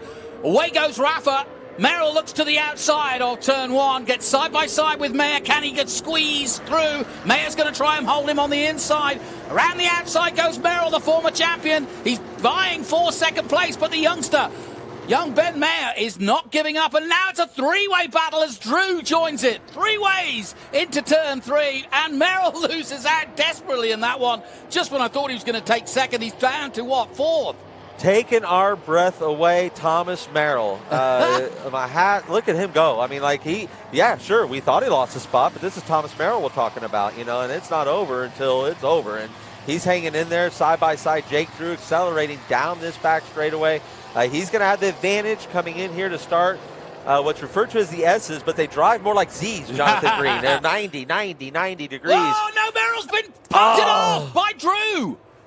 Merrill out of the race. Now, can he keep the engine going? But they were side by side, and I thought Merrill had got up to 3rd, but I think they touched. And either way, Merrill has gone wide and off track. And let's hope he gets it started, because we could be looking at another caution. But major story here. Second in the championship, Thomas Merrill is out in the dirt. Yeah, that's not exactly what their day needed. I'm sure he's steaming. My good friend Mike Cope back home is steaming on that one. So hate to see that.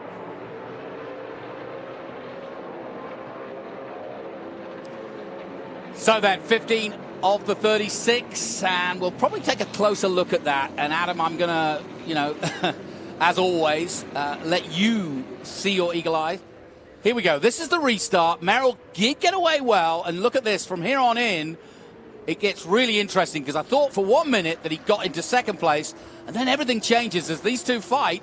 Drew catches up, then it becomes a three-way battle, and not far behind Tyler Casera, but it comes into three, and it is three wide, and this is what happens. Yeah, and I mean, this is, so it doesn't happen here, actually. It's at, it's at the S's. This is kind of where the battle all started, and honestly, Thomas did an awesome job on the outside there. What they did, they punched a really big hole in the air for Jake. Jake used that to his advantage to get the run down the inside, and then Thomas recognized that they were three wide, like the veteran he is. He backed out to live to fight another day. Went ahead, and this is him fighting that other day. So he's inside, as you see, Jake Drew here, as we begin the S's. Jake is now just on the corner there and up to the door. That's, again, I don't want to be Tim Richter today. That's two extremely tough calls that involve the same driver. I got a few years back. I got turned in a similar way, and it was deemed a no fault deal because we were side by side, and I was deemed that I should have assumed that we were still side by side, even though they weren't in the what was referred to as the triangle of danger, which is like basically in the driver's blind spot on back, which is where we saw Jake on Thomas Merrill. So there will be a lot of video review. There will be a lot of probably hot heads coming to see Tim at the end of the race, and God bless him. I think he's doing a wonderful job being lunged into that position this season. He's been decisive. He's asked for competitor input. But again, wouldn't want to be him today. This is a tough one. Shout out to Josh Hurley. He's currently 5th. He's got ahead of Quapple and Mozak, and then Ciata now up to 8th. But Josh Hurley quietly going about his business. He's right behind Casera, an important restart for him. Out comes the Ginetta. So let's give a shout out to, Casera, we talked about. He's up in the solidly 4th. Let's just say, the Stewart's fine. Unappealing to what Jake Drew had done in these incidents, and he gets a penalty post-race. That's a podium position there that Tyler's sitting in, if you look at it that way. Josh Hurley, what a wonderful addition he's been to this paddock. Blaze Chitta. I've known him for 10 years. I said, finally, just tell me, pronounce your last name for me. I've never heard him say his own last name, so Blaze Chitta. The CS is a CH for us. So Blaze, what a marriage, what a match made. And he's got another car for rent. Josh is a coach that comes part of the program to coach you, and another exceptional coach. Pandemic E-champion, of course. Yeah. So I mean, this is a program that if you're looking to jump into this class of racing and you want to hit the ground running, that's a good program to get involved with. That's a program that you're going to have great coaching, have great engineering from Blaze, and from Josh, quite honestly, because Josh has an engineering mind on him. And Barry Bowes was in those cars last year, did really well, and he's made his move over to SLR. Again, he is leading in the Pro-Am, and he is inside the top 10 overall, which is a really nice, impressive run for him. Well, again, you got to mention Barry Bowes has got a new lease on life. Moving to SLR, he's just a different man, isn't he? He's just vaunted forward the change of atmosphere, the change of team, and the professionalism that he's getting now is really pushing him forward. He's got the Pro-Am to work on in terms of at least every week he's getting a prize or getting close to the podium, if not on it. And there's Merrill's car getting restarted. So Merrill is back out and running.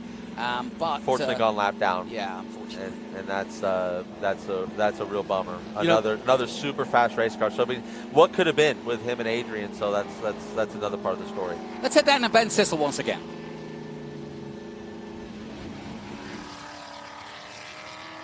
All right, thank you very much, Jonathan. Adam, I'm getting a little bit of insight here from Bowser, who's talking to Thomas Merrill in the 26. Looked like a great restart. Everybody was battling it out. What did Thomas say happened, Bowser? I said the 7 car got into him and dumped him there. He got just contact. It's kind of stupid racing that hard that early. He didn't have nothing for us. When we were running green, and he was just trying to make something happen that wasn't there, obviously. But I mean, now we're a couple laps down. We're kind of out of this deal here. But we worked our butts off this weekend. We were not very good in practice, not very good in qualifying. and we changed everything twice, I think, in this car. We had it tore apart both days, and we got a lot better today. You know, these people here, Mike Cope Race Cars here, you know, we all worked hard and got this thing working, and we just ain't going to have nothing to show for it. Well, I don't know, because you can never count out the Cope Race Cars team. We've seen it before in Nashville. At VIR, you hammered some things in, you ratchet strapped. So I hear that the car is coming to pit lane. If it's at all operational, will you try to get it back out there and get the points? Oh, yeah, no, he got it back running now, but we're just a couple laps down. So we're going to bring him down and wipe the screen off and send him back out. So, Adam Andretti, I'm going to rely on your expertise here, because we saw Thomas. That was Nashville. They barely duct taped the thing back together. He went back out. VIR, they ratchet strapped it back together. He ended up winning the championship because of that. So every little bit counts. So if you can speak to that before we go green, we'd appreciate it. Yeah, and thank you for that, Ben. Absolutely. It's always about getting the laps and fighting to the very end, and it makes a difference at the end. It's controlling your bad days. Everyone's going to have bad days, and you know, Thomas winning the championship controlled those the best, and you watch that. I watched that when I was teammates with Rafa in his last championship in 2021. Was he controlled his bad days. When he had power steering failures, he still finished the race and finished well, like 7th, 8th. Like he said, the Nashville race that year was his race of the year, because he had lost power steering and hung on to it and kept a 7th place position. So yeah, it's super important. And again, what Bowser was saying just backs up what I said at the beginning of the broadcast about what Cope was doing and that 26 car, and how proud Mike should be of the group that he has up here, as I know he is, because they definitely turned around what's been a struggle for them for the last couple weekends, and Thomas was showing it, and they showed that great speed. So we're going to be going green this time, as I see lights are off on the pace car, and scuffing has pretty well stopped, and we'll see if Matos drops a hammer again, because basically he's let Ben get a sniff, and then once Ben has shown his nose a couple times, Rafa just drops a hammer and says, "See if you can hang on, kid." Yeah, exactly. Well, you know, never say never, because Lostowski, now currently 11th. Remember, he spun earlier in the race and is already in a very good point-scoring place. And, of course, we're on board with the Ford Mustang. And so we'll be bringing you on-board pictures from him, from the Amazon Chris Durbin car, as well as Adrian Lostowski's. Yeah, the CMI machine. The CMI machine, exactly. Yeah, so CMI, Danny is here. So that's a big deal for them. I mean, they're out of Louisville, Kentucky. So they're kind of my neck of the woods, right? They're only, you know, that company's only an hour and a half or so away from where I grew up in Indianapolis. So it's great to see them in our sport. Great to see them seeing the value of not only this Q3 Architecture TA2 series, but the value in Adrian and what he brings to them, because he's a great spokesperson, a wonderful driver, and just a wonderful human being to be around. Keep an eye on Casera and Josh Hurley, 3rd, 4th, 5th, and it's going to be an interesting restart. Away goes Rafa. Carson Quapple. Quapple gets a good start, or restart, I should say, and he's all over the back. Mosak, excuse me. Yeah. Mosak there. So everybody looking closely now at the restart of this, but once again, Matos goes to green and gets away well, but they're all scrapping 4 positions behind, including this man, Lostowski. Yeah, Adrian made some good moves there on that restart, has gained himself, looks like, another spot or 2, so that was very beneficial. As you see, Carson, again, I was right the first time, apologize. Carson is really working hard on the back bumper. Mosak's behind him, that's right. Hurley, yeah, Mosak is behind him. I was watching more time he scored than I was trusting my own eyeballs in front of me. And then you got Annunziata, again, who's climbed through this field at a very difficult track to pass.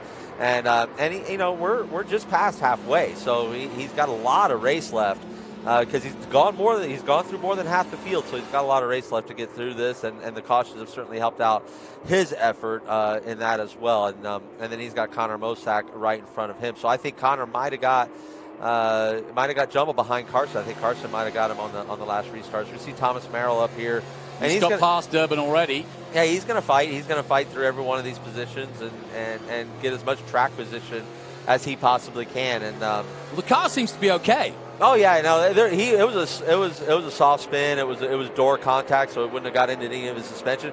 The car just stalled and it wouldn't restart. Sometimes these things are hard to restart. We run them really hard, run them really hot. There can be fuel vapor lock underneath there, and that will cause a challenge to restart. Sometimes the battery usages go down during the race, running the stuff, the braking fans and the fans that we have to run, and the driver comfort stuff that we have inside the car, and those things could put a toll on a battery. So when he has to go to restart, he was unable to get the restart done. So it's just horrible luck on that front as well. And you know, it's just gutted to see that their race that was looking so promising go away at, you know, right around that halfway point.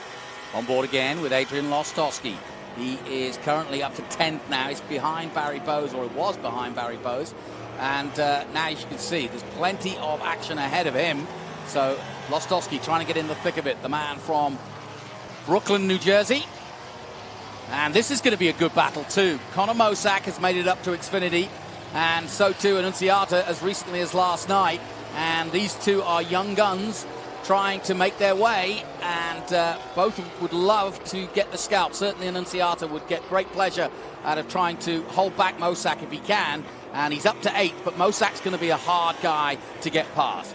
Absolutely. I mean, there's going to every one of these. You start climbing into the top 10. This field is so deep, it becomes harder and harder to find that position on a track that, again, track position is so important. But you watch Adrian, this has been an inspiring drive back towards the front. And this is where that Pro-Am stuff can get kind of tricky, right? This isn't really this isn't technically a class battle between these two, because Barry Bowes is a Pro-Am, and you have Adrian there going for the national championship. So I think there's a good gentleman stuff there that went on. Barry, you know, that's an overall position for sure, but again, not necessarily in the same fight. So let Adrian go get with the group that he's going to fight with, and Adrian's got a race car. I'm telling you, and he's super talented. He's a guy that you can always trust running side by side with, and I'm excited to see what the next 15 laps brings for him. Into turn 1 they dive again. The Trans Am Series presented by Pirelli, the Cube 3 Architecture TA2 Series, as we watch former champion Thomas Merrill from 22 trying to get back on level terms. He's making his way through, but it's a long road for sure from the back there, but he's made up a couple of places already, and we're watching high above him as the HB number 26 going through. And this is starting to turn out to be a nice battle too, as Hurley has lost position, and now he's got Mosack and Annunziata all over him, and it doesn't look as though it's going to take long for Mosack at least to get past. And sure enough, as I say that, he goes through on the inside. It looked like Josh was struggling with forward drive up the hill, which is one of the biggest challenges of this track that I found in the TA, in driving Thomas's car there. He's taking advantage of the open door and getting around Josh to basically follow Mosack right through there. And then it looks like Adrian's ready to pounce as well. But yeah, he was lacking to drive to get up the hill, which is, like I said, one of the challenges here with these cars that we're experiencing on these P0s on both classes of racing. But we see Rafa Matos is, again, checking out a little bit on Ben Mayer, piece by piece, every lap, every time around. He's been half a second, yeah. Yeah, he's just been clicking away, little bits of time, nothing huge chunk, but just enough that he's not wearing his stuff out, but he's able to put a gap and cancel any kind of threat that's coming from behind. Yeah, Mosack trying to use this time to gap himself, but Annunziata under braking certainly as he comes out of Cube 3, 17, gets right tucked in behind his rival, and we'll see if there's a gap, but no, Annunziata has caught that up. You can see it now as they cross the line again. Nothing between these two, but they are dropping. Hurley is now down to 8. And I just speak to the precision of these drivers in this class, in this Cube 3 Architecture TA2 Series. I mean, you watch the approach to turn 1. There's not a centimeter to spare between the edge of the track and the grass. Yeah. And every one of them like that. And I mean, I know people that can't. Whoa! Hurley. It could have been a little bit of a rear lock up there, because when he went to turn the wheel, the rear. He's struggling with something though. Yeah, he's struggling with rear grip. It seems to me. That watching the back end kind of dance, all the way up the hill last time, it seemed to settle right there. But yeah, he's got a little bit of a struggle that he's fighting right now. Lostowski's got through on him, and again another position lost. Yeah, it's this is Cube 3 Architecture TA2 class racing. It's a war, it's a battle out there, but out front we've seen just a dominant performance from Rafa. He's shown he's ready to win this third championship, and he wants to win it in style. He's the only multiple race winner this year. When we say there's been 4 4 different winners. He's the only multiple race winner with 2 wins, and he's looking really strong with 14 to go. He's certainly setting the pace for this one. But it looks like these silver hair cars, just as Gil was predicting earlier, Gil Martin was predicting with our Ben Sizzle down there on pit road, that these silver hair cars are certainly coming alive the further we're getting along the race. So maybe they are able to manage their tire deg and do that better going forward. I will say that also about the Nitro cars. What I experienced with them is that their cars were doing really, really well on tire deg, that they weren't dropping a lot of time. So that's why we're seeing this battle being pretty good between the 90 and the 57. Thomas Annunziata trying to work his way up to get on level terms with Connor Mosack. Their battle is in 6th and 7th at the moment, but it's still Matos, Mayer, and Drew now 3rd. Casera still in a waiting game in 4th, and then Quapple in the top 5. And then we're looking at this battle. Mosack holding off Annunziata. Annunziata didn't have the great night at Sonoma last night. I think he was down in 28th, didn't finish, right? Well, the result doesn't reflect the performance. Okay. It's not. He didn't go run with like a top tier JR Motorsports or Hendrick or anything like that. He was with a group that is in my opinion, and again, I'm not here to offend anybody. Every place on the grid is there, but it's a car that potential is more mid-pack, and he was punching above that belt. He was running up there in the top 12 to 15 before he, and it was, I tell you what, it was like a demolition derby out there towards the end of that one. So he fell victim to that, and he's here performing like we all know him to perform. Just noticing Annunziata's front of the car. Take a look at that. Yeah, he got caved in. He did, didn't he? I'm going to say that's a restart, probably a little bit of accordion coming up to the restart. That's what that would have looked like, because I didn't see anybody get tossed off track or him move anybody for position. It's not affecting him, though, is it? No, something there I don't think would actually negatively affect you, except for airflow into the radiator, so his temperatures maybe a little bit. Yep. But honestly, it might be giving a little bit more front downforce, right? It's a little bit of a pocket there right in the center of the nose of the car. So if anything, it could change the balance of the car to make the rear a little bit tail happy. But Thomas is, again, I can't say enough, one of those exceptional talents. So he'll have a good feel for it. He'll know how to drive around it.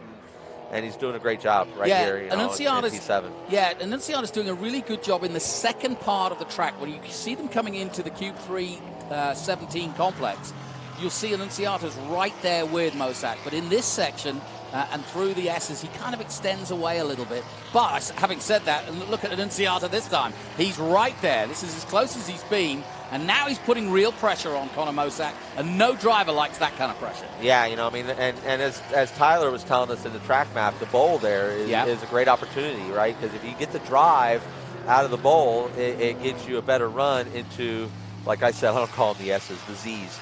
Here. I like it. Yeah, because they're as you drive them, they're 90s, right? Like usually S's have a real snake-like flow. You think of Road Atlanta, Coda, Watkins Glen, for example. But here it's really 90, 90, 90, 90 the way it drives. So yeah, I've been calling them the Z's. But yeah, great racing here. As we come up over, the basically over the hill there of turn 14, which is probably the trickiest corner here on the track.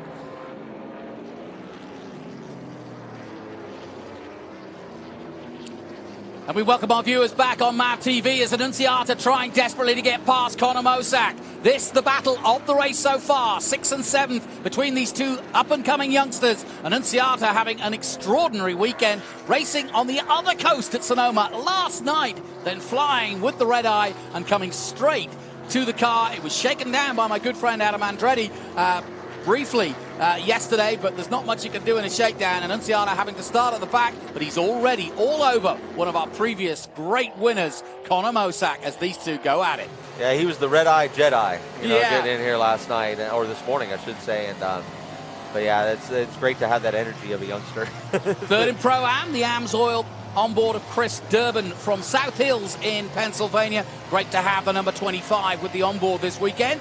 And we can see him going about his work in the office. Nice and smooth so far.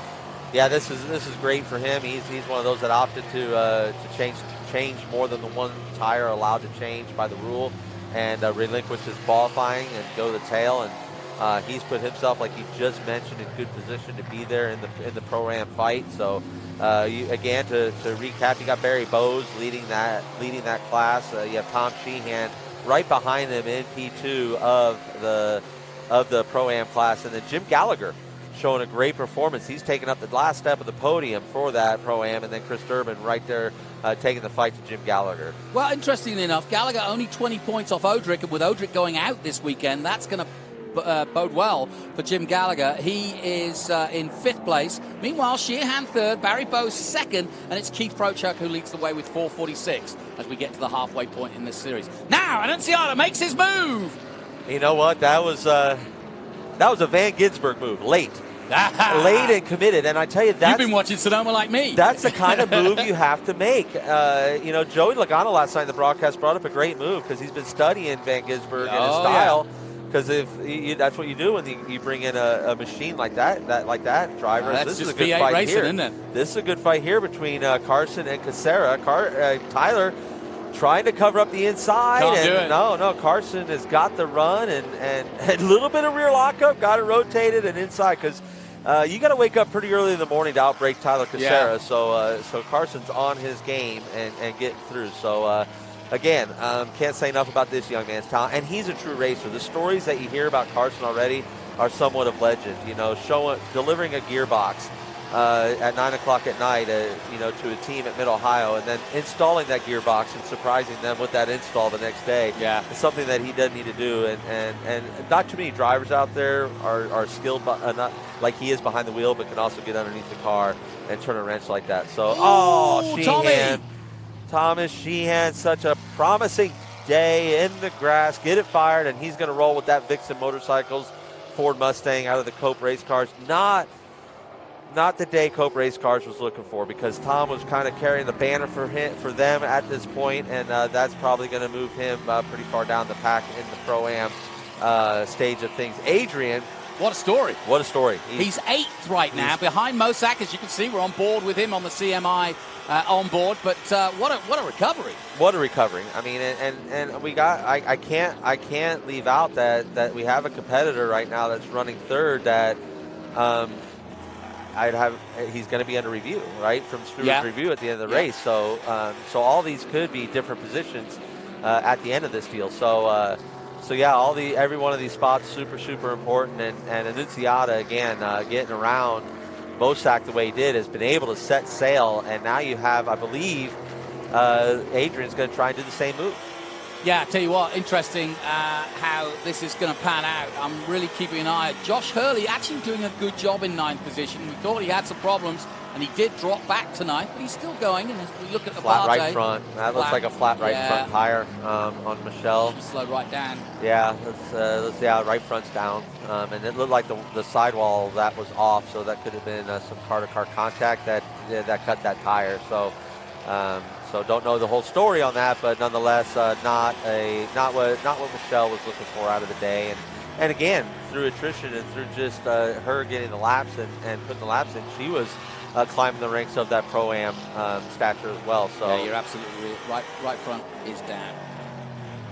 Just past our commentary position. Lostowski, where are the good places to overtake? You've been out there, and I'm sure you've been measuring it all up. Yeah, we basically go into turn 3. The Mission Foods turn 1. We've seen that opportunity, obviously, with on restarts, and if you can get a run through the Q3 turn 17 complex, that sets you up for that turn 1. And that Q3 turn 17 complex, very similar to the Bowl. That is turns 5 and 6. But and that'll get you the run into turn 7 or the beginning of the Z's, to get a passing done there. To get something done, out of turn 14 to 16 is super challenging. You'd have to get a great run down the hill there and really be alongside before you got to 16. Otherwise, the risk isn't worth the reward. Well, we're coming up to that Mission Foods turn 1 now with Lostowski looking for that way past Connor Mosak. They dive in there. It won't be this time. Next opportunity down at the bottom of the bowl, perhaps? No, he missed. Basically, Adrian kind of missed the entry there. If he needs to nail that Mission Foods turn 1, climb through turn 2 to get this run into turn 3 here. If he can steal that inside into turn 3, it's such a tight corner that you can have the advantage here for turn 4. and that takes you down into the bowl to go walk away from it. But if he can get a run up the bowl here, that sets him up for the entry Z, which he looks like he's got a really, really good run going on here. It looks like he's got something going. Can he stick his nose in? Now it looks like being defensive. He made the first move. Closed the inside, Mosak did. Made the car nice and wide in that in that silver hair Chevrolet Camaro. He spent so much time at SLR. I got jumbled on that. I should be doing that this deep in the season there, Jonathan. But nonetheless, Mosak is really enjoying his time over at Silver Hair.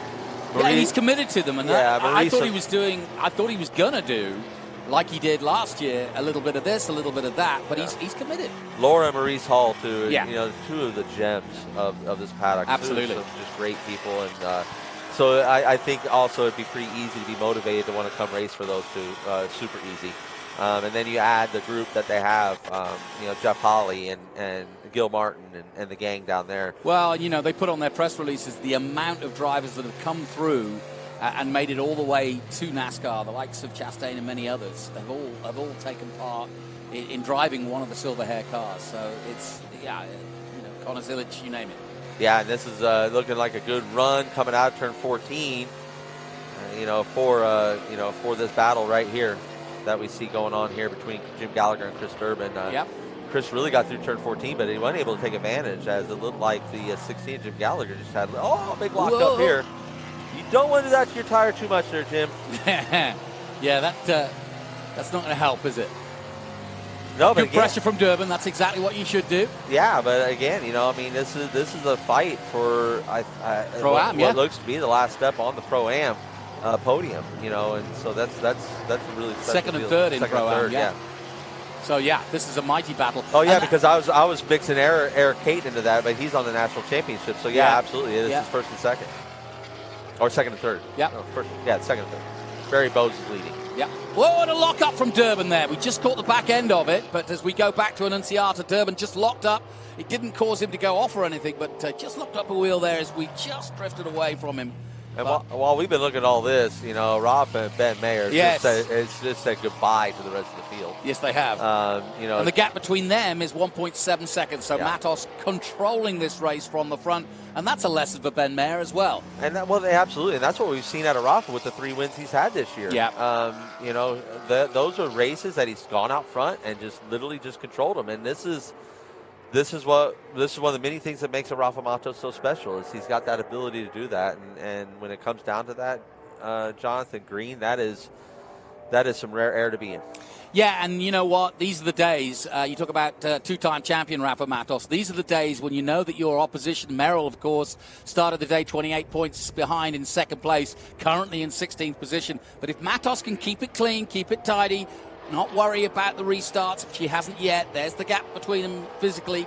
You could see now. But these are the days where Rafa Matos will get major points, and we're heading to Mid-Ohio, Road America, places where he always shines. I remember distinctly Rafa going well here as Annunziata and Casera getting together. Annunziata on the run, trying to stop the local man from Manheim. Yeah, this is Thomas. I mean, this is for the top 5. And he completes this pass, even before completing this pass. Has anybody passed more cars in the Cube 3 Architecture TA2 Series this season than Thomas Annunziata? And he's done it from the back. That's what I'm saying. The racecraft of this young man. It's one thing to have speed. It's another thing to have the racecraft. Correct, yeah. And he's got both. And that is what makes a driver like him so special. He climbed in the top 5. And remember, not one lap on this track before he got here. So Matos, Mayer, Drew, your top 3. And behind him, Quapple and this man, Annunziata, who's up to, 5th place now, and in what has been a great turnaround for the weekend. Disappointment in Sonoma is turning to sunshine and fun in the sun in Pennsylvania. I think with 6 laps to go, Thomas Annunziata, I think he'll be able to get to the back bumper of Carson Quapple. Will there be enough time? Will he have an opportunity? Is there enough of his car left after climbing through this field to put on the attack? Time will tell, but here comes an attack. Adrian Lostowski on the 57 of Connor Mosak. This would be for P7. Yeah. And Adrian looks like he's got the pace for it. Adam, you're out later. Are you learning anything from watching in the commentary booth? I know you enjoy doing commentary, but are you kind of keeping a watchful eye on where people are making moves? Absolutely, and no comment. Well, you had a tough day. Yeah, it's going to be it'll be a long day for us as well, just like it is for these competitors. You know, these 100 miles are not easy. This is a super physical track. You're always busy. You're always doing something. And in a TA car, every input you put into them, the amount of power that they have and the amount of braking power they have, the amount of grip that they have, lateral grip, and all that, physically you are under a toll the entire lap. You don't really have that relaxing moment, that time to catch a breath. So yeah, it'll be a big, hard day for us, just like it has been for these drivers in this class today. And again, always proud of what this series represents and what the competitors represent and how they race each other. It's always fun to watch. Yeah, I was talking to Paul Menard, one of your competitors, yesterday, and of course, you know, he's got so much experience, and the family have put so much into racing, both as a sponsor and, of course, Paul in his own right. But I was saying, how is he enjoying the sort of arc of youngsters coming in to Trans Am and people like himself coming back from NASCAR? We welcome our viewers back on MAV TV. But yeah, Menard was like really enjoying the fact that, you know, he was able to race in a championship that was fair and fun, but not put the pressure on himself of being in Xfinity or in the Truck Series or in the Cup Series, but really enjoys racing and also going toe-to-toe with some of the youngsters that are out there. Yeah, I mean, it's a new challenge for him, for sure, because he went from primarily oval racing most of his life. Now he's just doing nothing but road racing, and he's up against people that have nothing but road racing their whole life. So he's been incredibly impressive, as he always has been throughout his entire career. I've observed Paul for a long time through the ranks, all the way up through his Cup career, and I say it all the time, a Brickyard 400 champion. I mean, in a stock car at Indianapolis Motor Speedway is one of the most difficult challenges to face. So to win that race, I think, is one of the most difficult races to win on the year. And that's just my opinion, but I believe that opinion will be backed up by a lot of people that have competed there and tried to take that win home, tried to take home that golden brick that you get to the end of that 400-mile race. But yeah, he's a wonderful competitor, and more importantly, he's just a really good human being too when you get outside the cars, and that's what I love about our paddock. You know, and these youngsters, these young drivers, they're talented, but outside the car, they're so humble, and they're so they're so, you know, well raised. The parents are wonderful as well, and so they brought so much greatness to this paddock, and we appreciate that level of professionalism at such a young age. That's why I say. That's why I get excited about the future of them all, because I can see how bright it is. I've been doing this long enough now to know when you have something special, and we have a lot of special talent up in here. Lostowski, time running out, 32 off the 36. He's trying desperately to get past Connor Mosack as these two go at it here at Pitt Race. Looks like tires running out, too. Yes.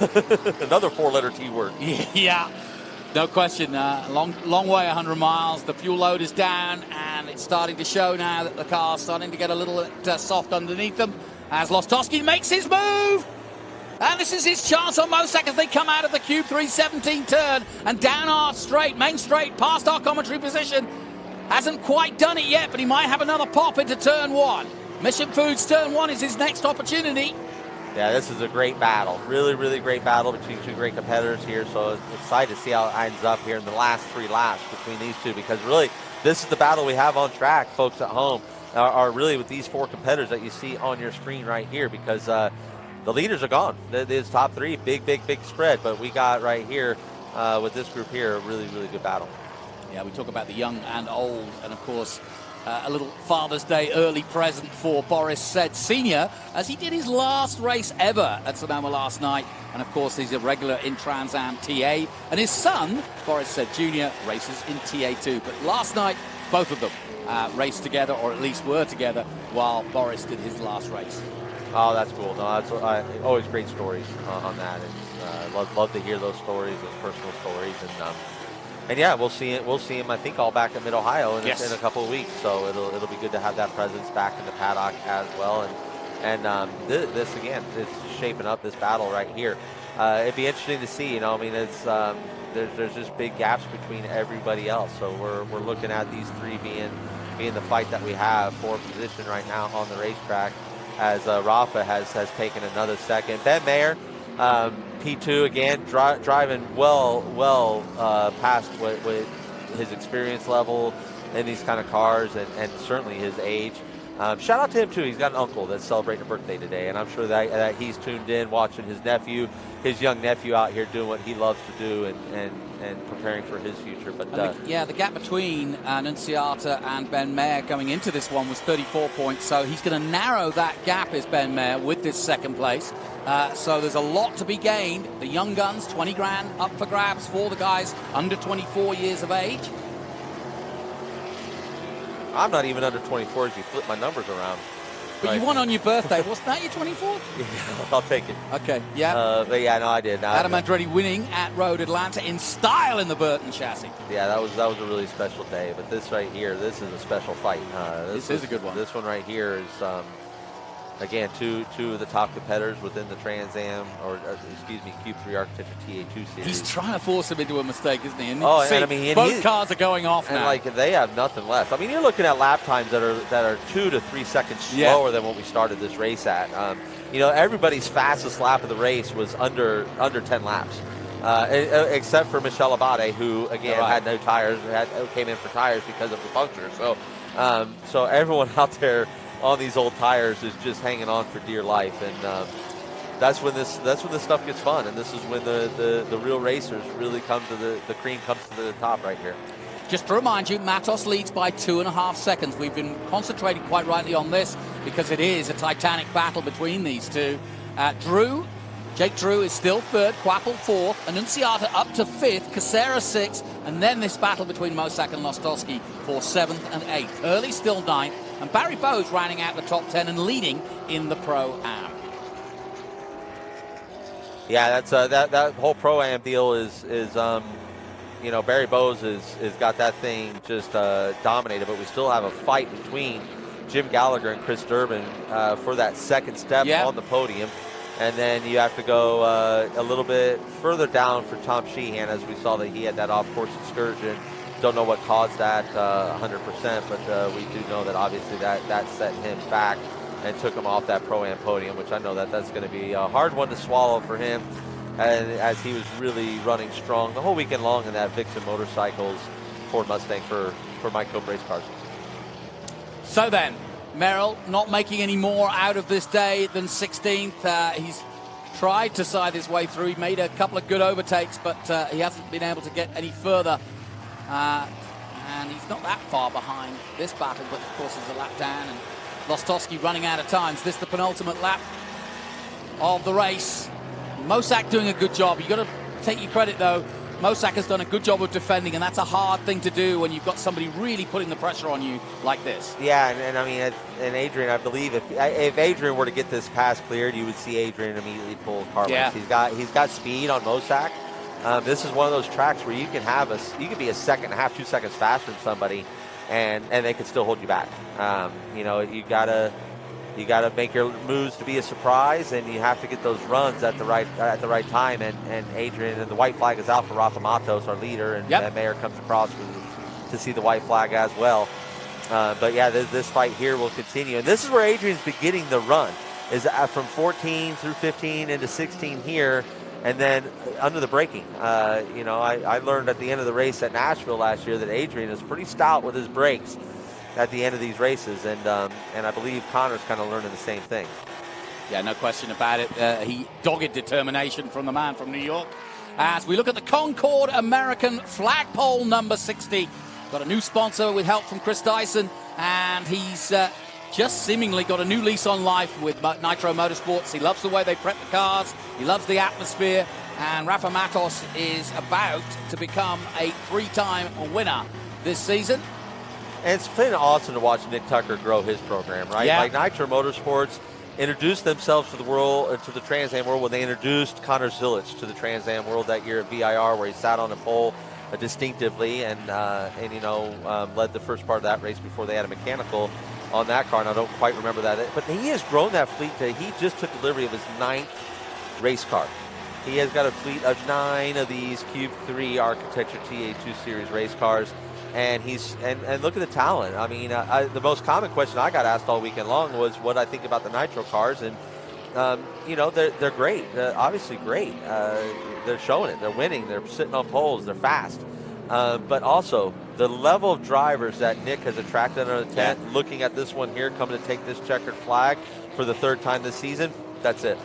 Here he comes then, over the crest for the final time, and we're witnessing history in Trans Am folklore, folks, because that is a 23rd career win. No one in the history of Trans Am has more in TA2 than that man, Rafa Matos. He does it in style, back-to-back wins for Nitro Motorsport. Across the line in 2nd place his teammate Mayer, who started on pole, and Carson Quapple will take 3rd ahead of Drew in 4th, and Unciata brilliantly makes it up to 5th. And look at this, Connor Mosak has managed somehow to hold on and hold off Adrian Lostowski, who will following home in style, but these two have been at it all race long. But Connor Mosak takes the line now in 7th ahead of Lostowski in 8th, Hurley 9th, and Barry Bowes in 10th, and wins in Pro-Am. But well done again to the Brazilian, Rafa Matos. And, well, he's sponsored by a flagpole, and you may as well hoist that flag high, because he's done it very well indeed.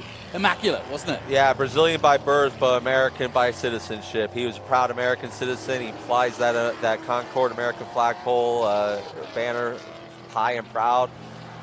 Yeah, he is definitely, everyone that's believing in Rafa Matos, he's making it worth their while for sure with these performances, because that again was just another dominant, just absolute taken to school performance by the 2-time champ. Yeah, it's full circle for him. He was interviewed by Ben saying that he did some testing in F3 here, and of course he started his world in stock car racing in Brazil before coming out and then taking up Indy. He did Indy Lights and then Indy Car, and then has turned to this kind of racing, and he's never looked back since. So well done to Rafa Matos.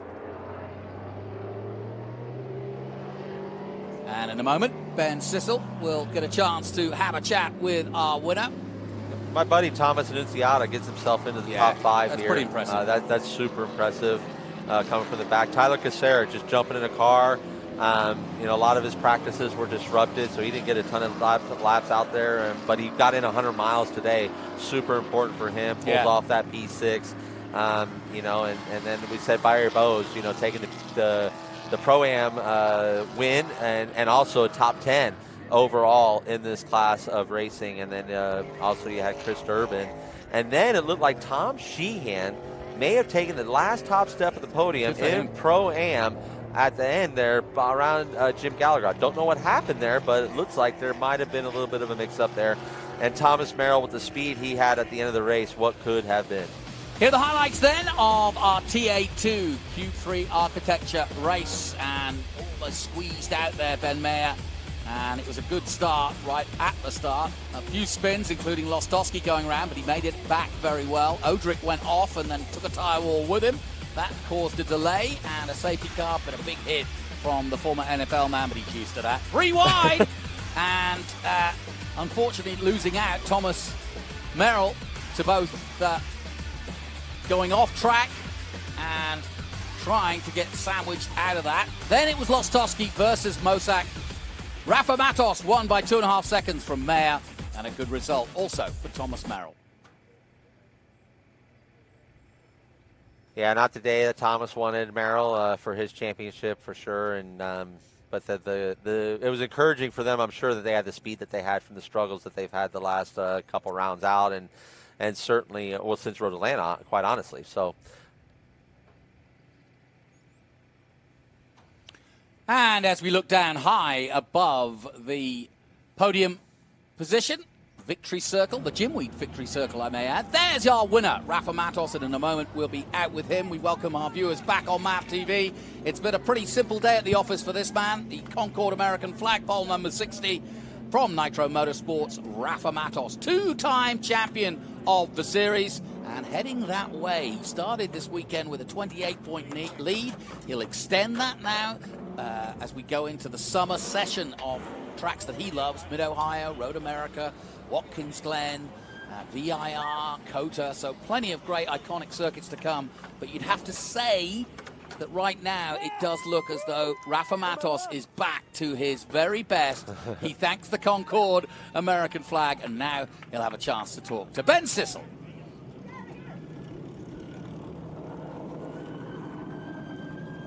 Well, thank you, Jonathan. That Concord American flag pole company race car, 3 race wins, the most winning driver in Cube 3 TA2 Architecture Series. And, man, that's got to feel really, really good, Rafa. All the credits to the Nitro Motorsports team. These guys are amazing. You know, gave me a fantastic car. The Concord American flagpole Mustang number 60 was all in the mail today. It was amazing.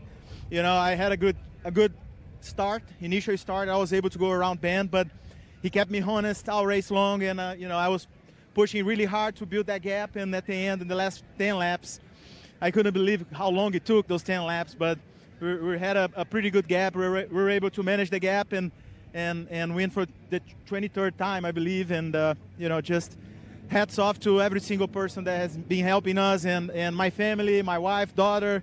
Love you guys. Nice, I love it. Rafa Matos, how about that? Ben Mayer, let's come and talk to Ben Mayer over here. Ben, what a race. You know, I know you're also running for the championship, and it looks like you're frustrated to finish second. I mean, not the result I was hoping for. Everyone wants to finish first, but Rafa drove a great race. That was a tire conserving game, and he ended up to do it better. So his car was much better in the end, and I was all over the place, but hopefully we'll get him at Mid-Ohio. All right, so give me your review now of Pitt Race Complex. Great track. I mean, it's one of the most fun tracks here, I think, or in the U.S. It's one of the most fun tracks, just the elevation change. It's not like the other ones. It's kind of its own thing, and I really liked it. I love it. Well, congratulations. Mom and Dad are here cheering for you. Nice job from Ben Mayer, Nitro Motorsports team. But we got to come over here and talk to Quapple.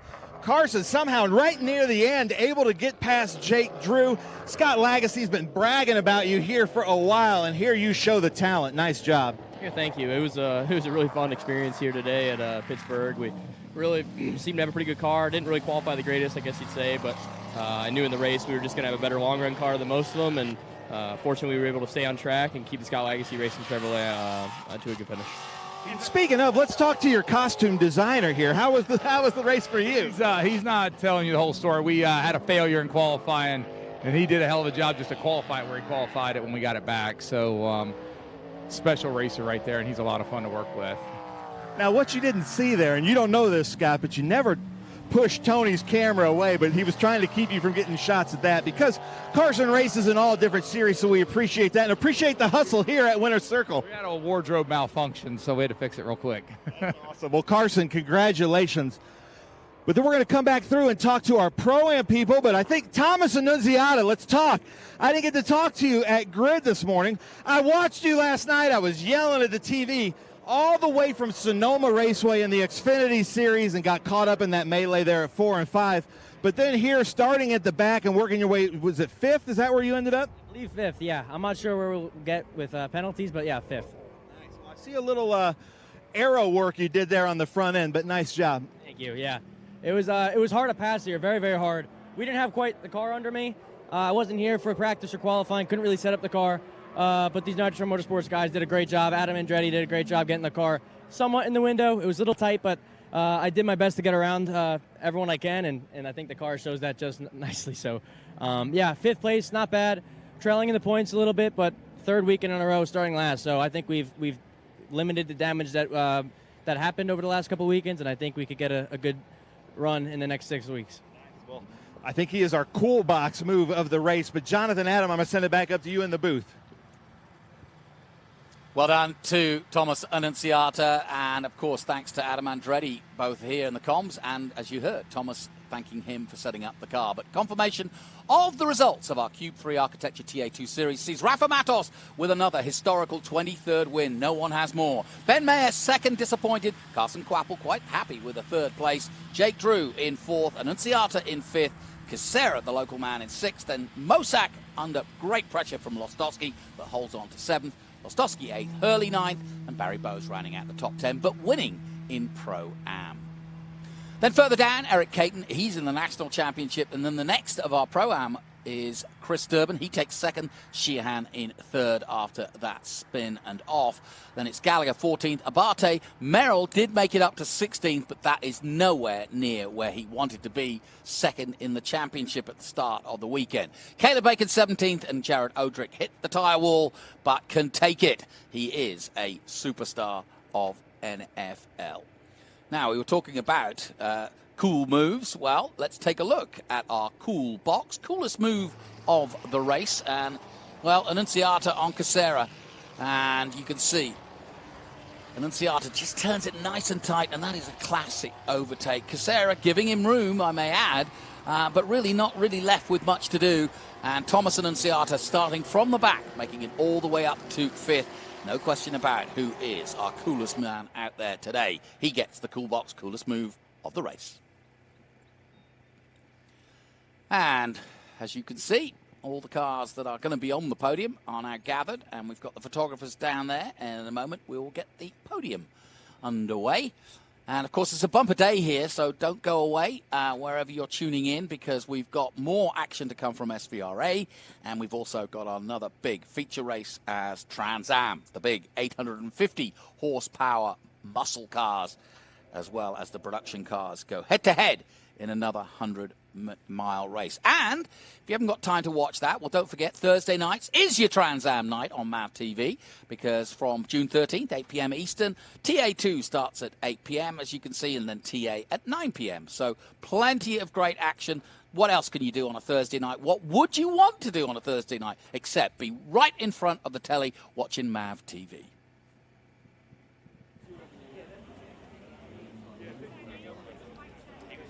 So just waiting for the podium to get underway. I'll tell you what, it's a beautiful day here in Pittsburgh. We were expecting rain, at least overnight anyway. It never came, and so I'm probably cursing it now by announcing it. But yeah, pitrace.com. Go there, have a look at what they've got to offer. Great kart circuit, great track days, great opportunity to learn about racing, and a great technical track to do it at.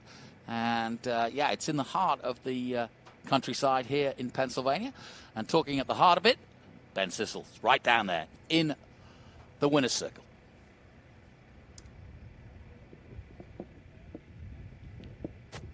All right, Pittsburgh Pitt Race Complex. Let's get loud. The Cube 3 Architecture TA2 Series. There we go. I like that. This is going to be a party. You just witnessed history. This is the first time the Cube 3 Architecture Series has ever raced at the Pitt Race Complex. An unbelievably beautiful, really well manicured, really fun racetrack. But one thing we didn't know is how it would race, and we just proved that with an unbelievable race. Did you guys enjoy that race here today? Nice. I loved being up on Spectator Hill, seeing all the spectators. That was a lot of fun. We are going to start with TA2 Pro-Am. And now listen, we have a hometown person up here on the podium too, so you're going to have to get really loud for him. But right now in third, let's hear for the number 97, Tom Sheehan. Now we have Nick Middleton here with Cube 3 to present the trophies. We appreciate that. The owner, CEO of Cube 3. How about a round of applause for Nick Middleton? Nick, we talked, we were both kind of wary on how this track would race, but man, we kind of proved today, unbelievable track. Race number 6, that was an awesome race for everybody. Everybody knew, didn't know what they were coming in for today. The weather held out. We were expecting potentially a wet race to start with, but everybody did a phenomenal job, and we look forward to coming back potentially another year. This is a great race. Thank you for everybody attending today and all the competitors. Nice, I love it. How about that? Nick Middleton, Cube 3 Architecture, supporting the series, but from Pittsburgh, Pennsylvania, sporting almost a terrible towel color car. Let's hear it, ladies and gentlemen, second place, Chris Durbin.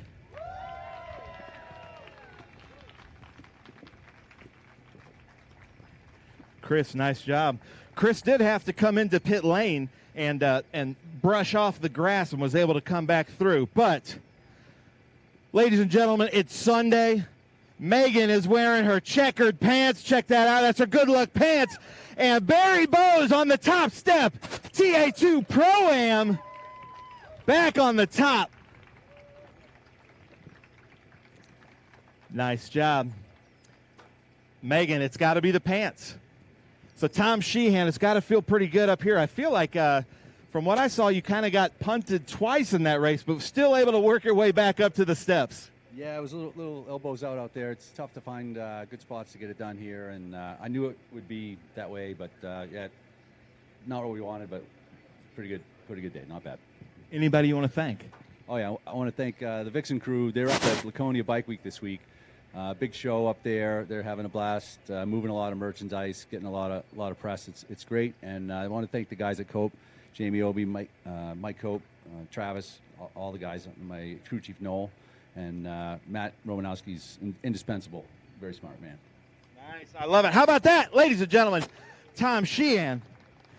Now, no pressure, but the other guys in your stable over there, Mercurio and Walker, had an unbelievable race with us in SVRA. They put the pressure on you at your hometown. Ladies and gentlemen, let's hear it for Chris Durbin, hometown guy. And then, Chris, how was your race out there? Good. Did pretty good. We kept it clean. You know, had a little off-track excursion, got some grass in there, but managed to bring it home. A little sightseeing? Yeah, you know. Western Pennsylvania in summer. What are you going to do, right? I love it. Now, I'm sure you have some people over there you want to thank because I saw that car coming in hot. It came in hot. Thanks to my Flying Wrenches crew, my family. Some are here at home watching. AMSOIL, SuperoilPro.com.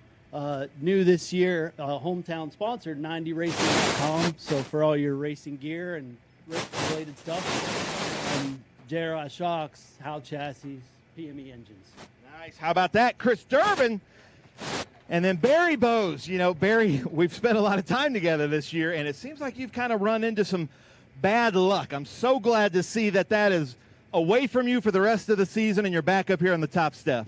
Oh, yeah. After about the third race in a row, when something broke down or I had bad luck, I said, this has got to end. By the seventh race that it happened, I said, it's really got to end. And finally, the streak is over, and it feels real good.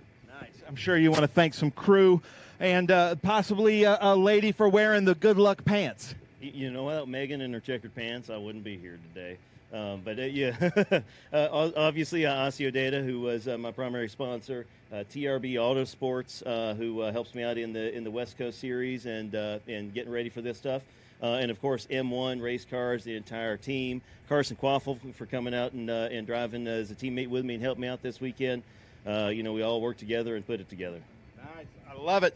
Well, come on, Pittsburgh, Pennsylvania. Let's get loud. Tom Sheehan, Chris Durbin, Barry Bowes. And look at this. We've got some Cube 3 architecture stress cubes to throw out. Oh, we're going to get the 3 out. And then so get loud if you want a Cube 3 stress cube. Throw those out, gentlemen. Let's see who's got the arm. Who's got the arm? You can throw those out. There we go. Look at that. Come on now. And if you want to throw those Sunoco hats, you can do that as well. All right, Pittsburgh. One more. Oh, you want to throw those out? There we go. Boo! Sheehan. Oh! Almost landed on his head. That would have been amazing. Look at that. Lauren ducking out of the way. All right, Pittsburgh, get loud. TA2 Pro-Am with the Cube 3 Architecture TA2 Series. Tom Sheehan, Barry Bowes, Chris Durbin. How about that, ladies and gentlemen? I did go out of order. Tom Sheehan, Chris Durbin, Barry Bowes. And I believe all of you are old enough for champagne. All right, Pittsburgh, one more time. How about that? Tom Sheehan, Chris Durbin, Barry Bowes. Oh, they're just going to look at that. Oh, no, there they go. That was a little bit of a fake out. Looked like they were going to be gentlemen about it and then just went at each other. Nice job. Good luck to Vixen Cycle Company there at Daytona Bike Week. Nice job, everybody. Thank you guys so much. We good, Chris? All right, how about that? Pro-Am. The TA2 National Series. Cube 3 Architecture TA2 Series. First time the National Series has ever been at Pitt Race Complex. Doing this in just the last few laps over Jake Drew. Huge re-welcome, finishing third, Carson Quaffle. Taking third place just right at the edge of the race. Man, I'm glad you're fast in a race car. Nick Middleton handing out the trophies. In second place, Cube 3 Architecture TA2. He got pole at his first race just a couple weeks ago at Worldwide Technology and won that race. Was on pole here again. Ladies and gentlemen, second place, doing so well in the points. 15 years old, Ben Mayer. Look at that. We've got some Ben fans out there. I like that. Nitro Motorsports, Ben Mayer. With Nick Middleton, man, he is really turning it on. The most winning driver in the Cube 3 Architecture TA2 series adds another tick to that with 23 wins in this series, currently leading our points championship. And he knows how to win a TA2 championship. He's done it twice before, this time with Nitro Motorsports, American Concord, American Flagpole Company. Let's hear it, Rafa Matos.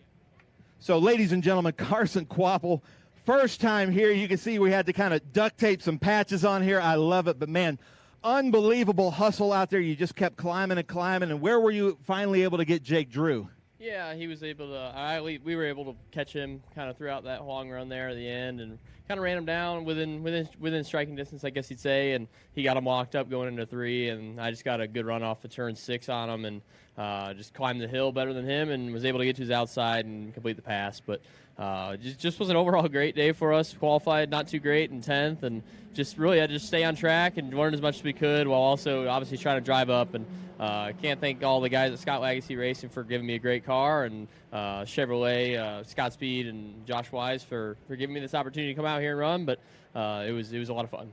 Nice. How about that, ladies and gentlemen? Carson Quapple, unbelievable. Congratulations. I love having you back in the series, too. Ben Mayer doing so well. I love seeing you. I was up on the hill watching a little bit with your mom and dad. I know, and it's weird, you get out, you finish second, and I could tell by your face, not the result you wanted. Usually people are pretty happy with a second place. I wasn't bummed out, but I was bummed out, but it's not the worst result that could have happened. I could have not finished the race, and that wouldn't have been very exciting, but that was a great race. Rafa took advantage of the start, and because no one has been here before, so no one knew how it was going to race. So he took advantage of the start and got up front and just led the whole race. Took care of his tires much better than I did, and I was all over the place in the end. And I just want to thank all of my sponsors, BOE Marine, Garmin, my parents, the whole Nitro Motorsports crew, my brother, and Nick Tucker for helping me, Rafa, and also Tyler Casera for coaching me to make me fast. Nice, I love it. Thank out to the brother, too. Now where's Parrott? Where's Parrott? Because last time he didn't come to a race, you won. So what are we doing here now? I wish I could have won for him, because I won for Ron at Worldwide Technology, but I'd like to thank him as well for just working on my car for the past races this season and making it fast. Nice. How about that? Now, ladies and gentlemen, 23 wins in the TA2 series. Another win here, third this season, I believe. And then top of the points, Rafa, this has got to feel good. It feels great. All the credits to the Nitro Motorsports guys. Nick Tucker and Johanna Tucker, they did an amazing job assembling this team. There's so much talent in the team. Every single crew chief of the team it's very experienced, very talented. They prep 6 very fast race cars this week, and I believe for Mid Ohio we'll have 7 cars. So it's a massive effort. So all the credits to the team. A big thank to our sponsor, Concord American Flagpole Company, believing in this project. PME engine, Sabelt, RI helmets. It's a proud moment for the team. We're halfway to the championship. It's an important moment. We got to keep pushing, and I truly believe that there's the big picture. It's a championship, obviously, and that's what we're working on. And hopefully, baby steps, step by step, we'll conquer our third championship here.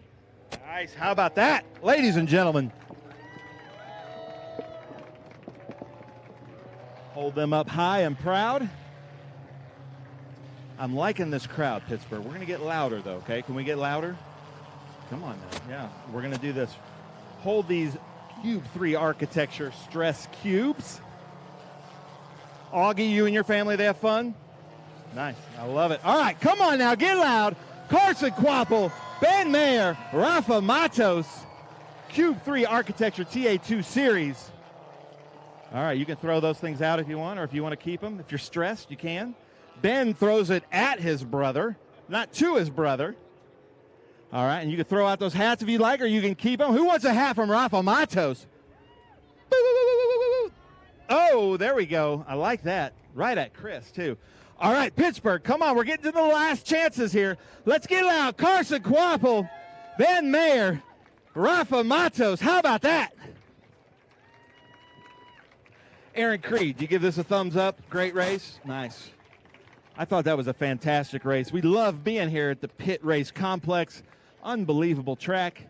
So we do have, an underage driver up here that is not allowed to have the champagne. But let's see what happens. Oh, a little cheers from Rafa. You're going to be gentlemen about it? Oh, no, he's going for it. Oh, look at that. Come on, Pittsburgh, get loud. Quapple right into the eyes of Rafa Matos. Nice job, guys.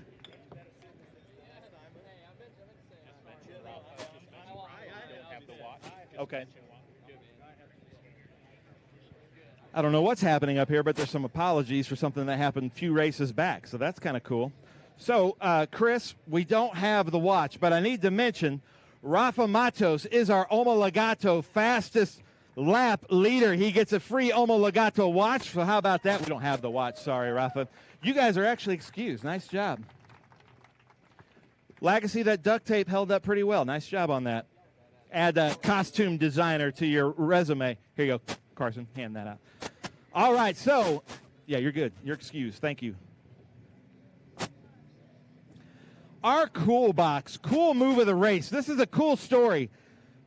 The first race lap lead grid is the first time this gentleman has been on the track. Adam Andretti was testing his car here for him all weekend while he was all the way over at Sonoma Raceway, Sonoma, California, racing in the NASCAR Xfinity Series. Then he made it all the way here, had to start from the back, moved his way to, I believe, 5th place. So our cool box, cool move of the race goes to the number 90, Thomas Annunziata. I don't know, did you teleport here? How in the world did you get here? Stand up on the top step, Thomas. First of all, give me your review of Pitt Race, the little bit that you got to see it, and then tell us about how you came from the back to work your way up.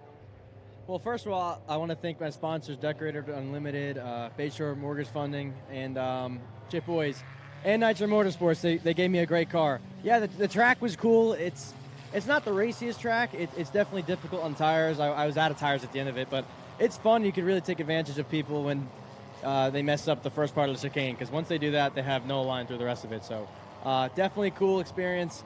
Yeah, 6-hour flight overnight. I'm definitely tired. If I'm stuttering over my words, I'm on a lot of coffee and energy drinks right now. I'm struggling to stay awake. But fun race yesterday, 150-mile NASCAR race. Another 100-mile race today. I think we more damage limitation in the championship. It's our 3rd weekend in a row, starting last, but we'll get it together soon. We're not too far behind. We got 6 races left. So I want to thank my guys at Nitro Motorsports for helping me out and giving me a great car. And thank you to the fans here at Trans Am, too. Nice. I love it. How about that? Thomas Annunziata. Nice job.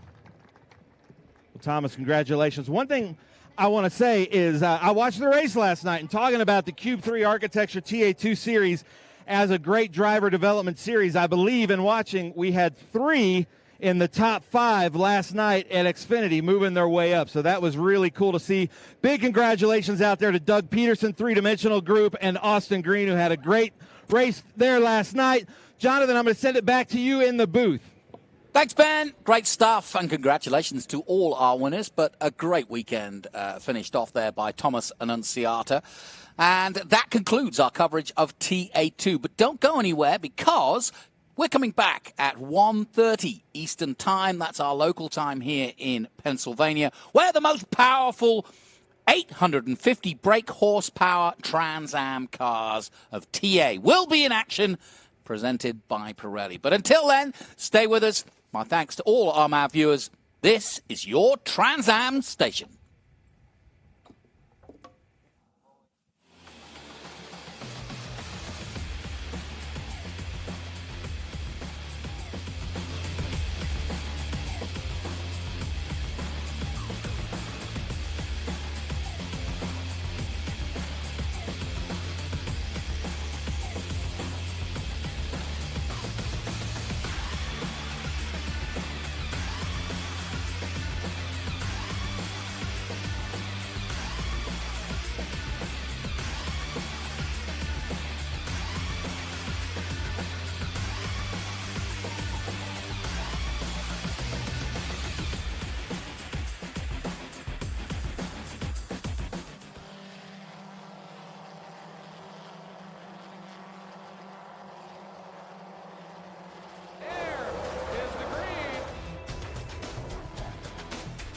Kind of compresses things, and he rockets by Sima.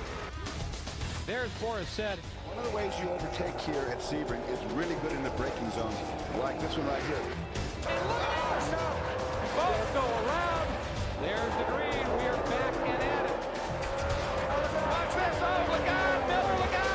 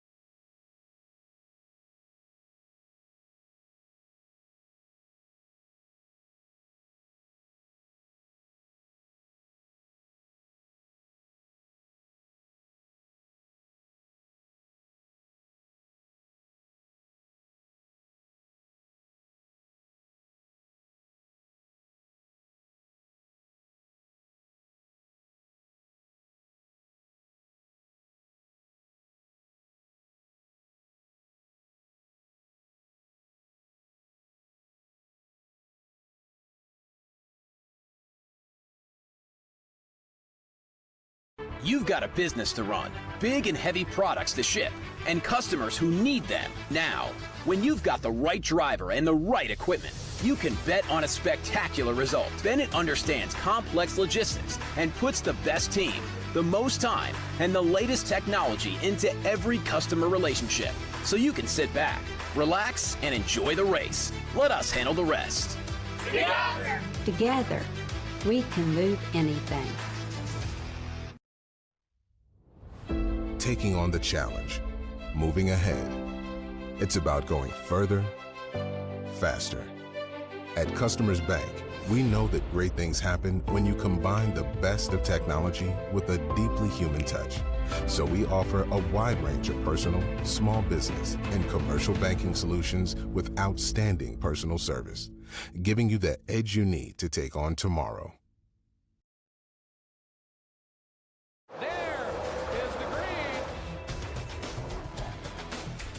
Kind of proposes things, and he rockets by Sima. There's Boris said. One of the ways you overtake here at Sebring is really good in the braking zone, like this one right here. Both go around. There's the green. We are back and at it. Watch this. Oh, look out, Miller, look out.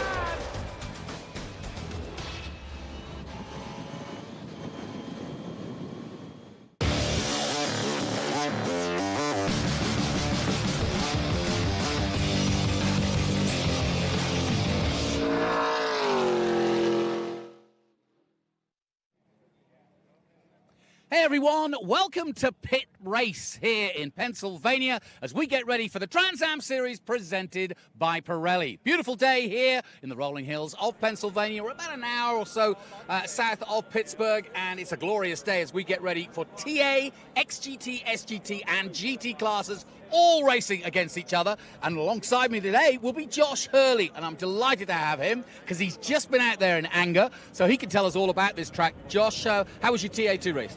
TA2 race was only okay for me, and car was really difficult to drive. We were actually running top 5, and then honestly the driver made a little mistake and fell back. Made a mistake because this track is really, really difficult. It gets really hot and really slippery. It's a very difficult track, takes a lot of commitment, and it's really hard to pass, so you're reliant on drivers in front of you making mistakes to get that pass. So you're going to see some interesting action, especially when we get to lap traffic today. How would you play this? I'll put you in Andretti's car because he's right chasing, if you like, Chris Dyson and Paul Menard, who leads the championship. Paul has a good lead, but he doesn't want to lose it. He wants to keep control of Dyson, but that if you like, the outlier will be Andretti. Yeah, it's always awesome to see Adam challenging these cars because they're developing that car still, but Adam's got to push them when they get the traffic. I think he should sit there and be patient and protect the tires, and he watched the race before this, so he saw us all go off on our tires. So I think you'll see him sit there and sit behind until traffic and hope that they catch traffic at a bad time and then pounce. Is there places to overtake? There is, but they're all a little bit risky, so you're going to see some door-to-door action, maybe a little too much door-to-door, but that'll be really interesting, and that's why traffic will play such a big role, because you have to take some risks to get the pass done here. Sounds great. Well, Josh is going to join me in the commentary booth, as will Thomas Annunziata, so we're going to have a really interesting insight there. We're going to take a short break, but when we come back, Ben Sissel will take us through the grid.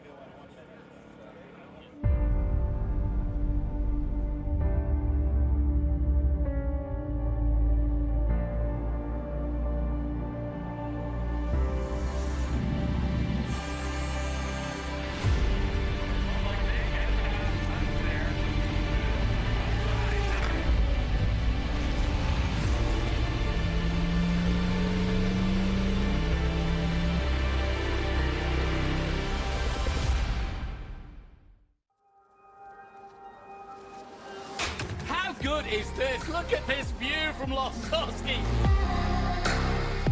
It brings all my fans, it brings the audience into the car with me. We turn 140 mile an hour entry speeds. The quickest and most efficient way for me to get information to my drivers is from using the V-Box HD2 system.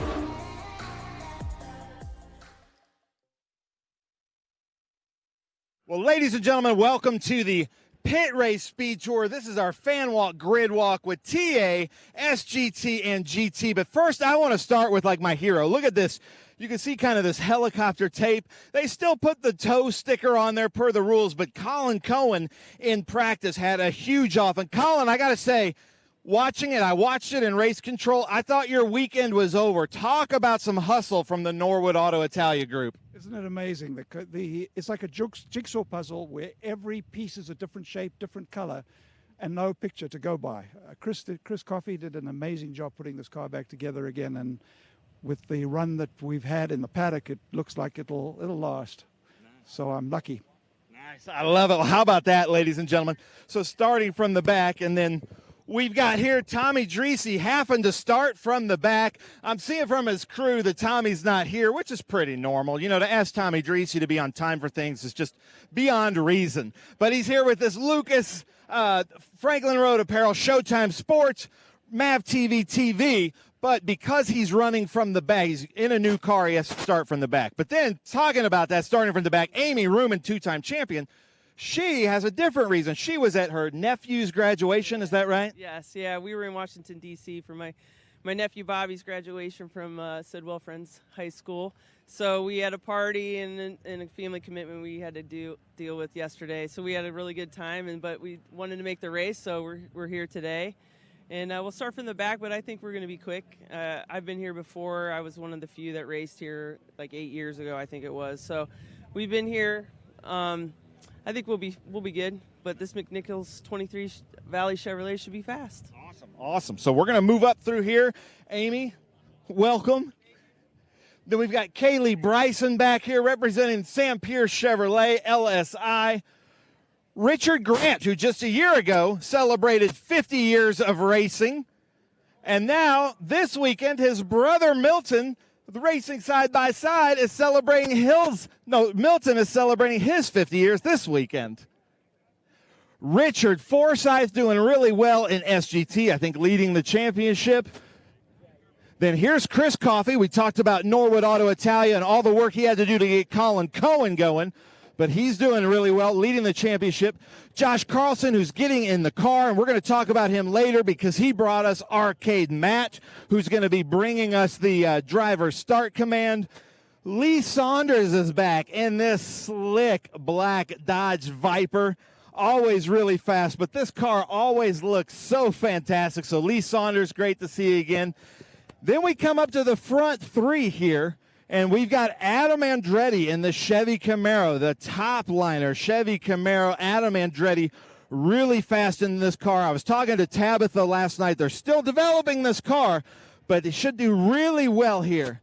Then we come up here, Chris Dyson in the Jimweed Ford Mustang, starting second, doing really well. And then Paul Menard over here. So here we've got Dreese, Dyson, Paul Menard. I got about 30 seconds, Paul, but how would you describe Pitt Race Complex? It's a beautiful facility. It's super smooth. It's got a little bit of everything. The backside's all twisty. The front side's a couple good passing opportunities, a couple straights in the braking zone. So, got to fight off this guy here and Adam and Tommy and whoever else is coming up from behind us and try to keep it up front. You got to keep those spotters active today too, right? So Chris Dyson, Paul Menard, kind of probably talking about their start procedure. But we are going to start the invocation with our Marvin Gray, whose family was here this weekend, Road Race Ministry. So, Marvin, take it away. Let us pray. Lord, we thank you for the opportunity to be here today in the beauty of your creation. What an awesome place to be. And we thank you for all that are a part of this event today, for the drivers, the crew, the officials, the workers. And we pray for our fans. Thank you for being here, fans.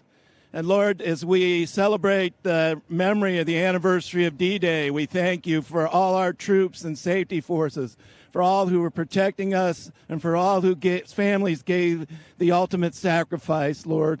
Be with them and remember them and honor them. And we thank you in Jesus' name. Amen. Amen. Marvin, thank you so much. Jonathan, I'm going to send it to you in the booth to try to make sense of all this. Oh, well, I can tell you one thing. It's going to be fast and furious as we look at the Jim Wheat 16. And, of course, I guess The order of the day is, can Dyson take some more time and points off Menard? Because he was going to do it at Lime Rock and it didn't pan out.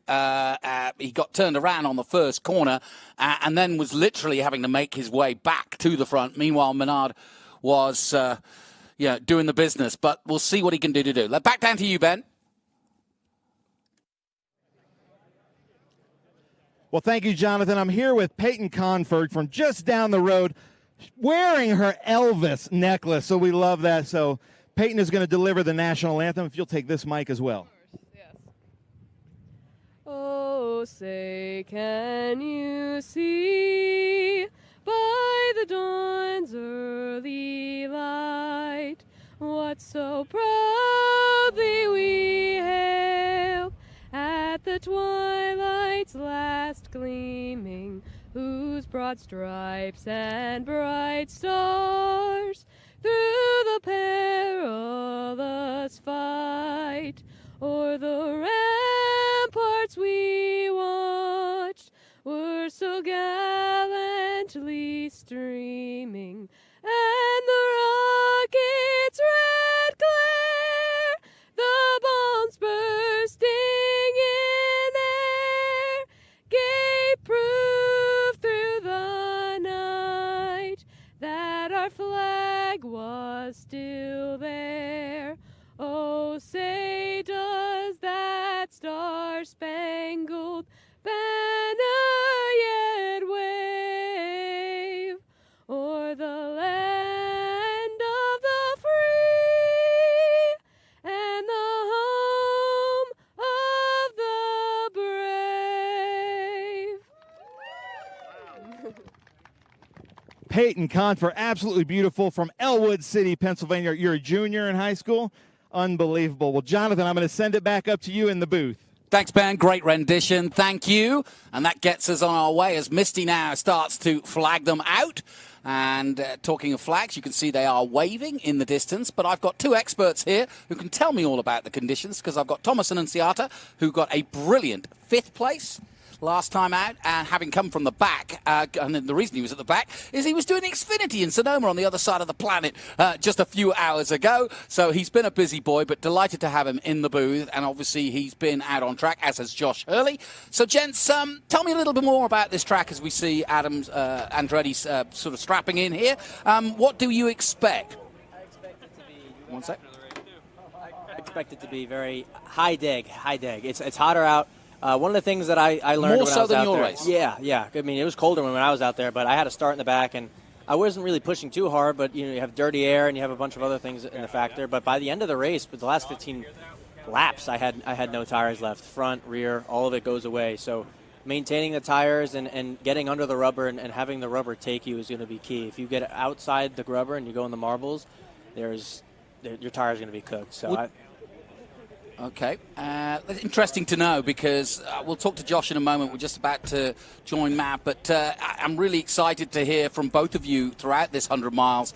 Obviously, Josh does a bit of coaching as well as racing. You're on the way up, and you're definitely one of the future stars of motorsport in America. So delighted to have both of you on board and your insights into what will be a very interesting TA Trans Am race. And we welcome our viewers on MAV TV as you look down high from the drone position on our Trans Am presented by Pirelli grid.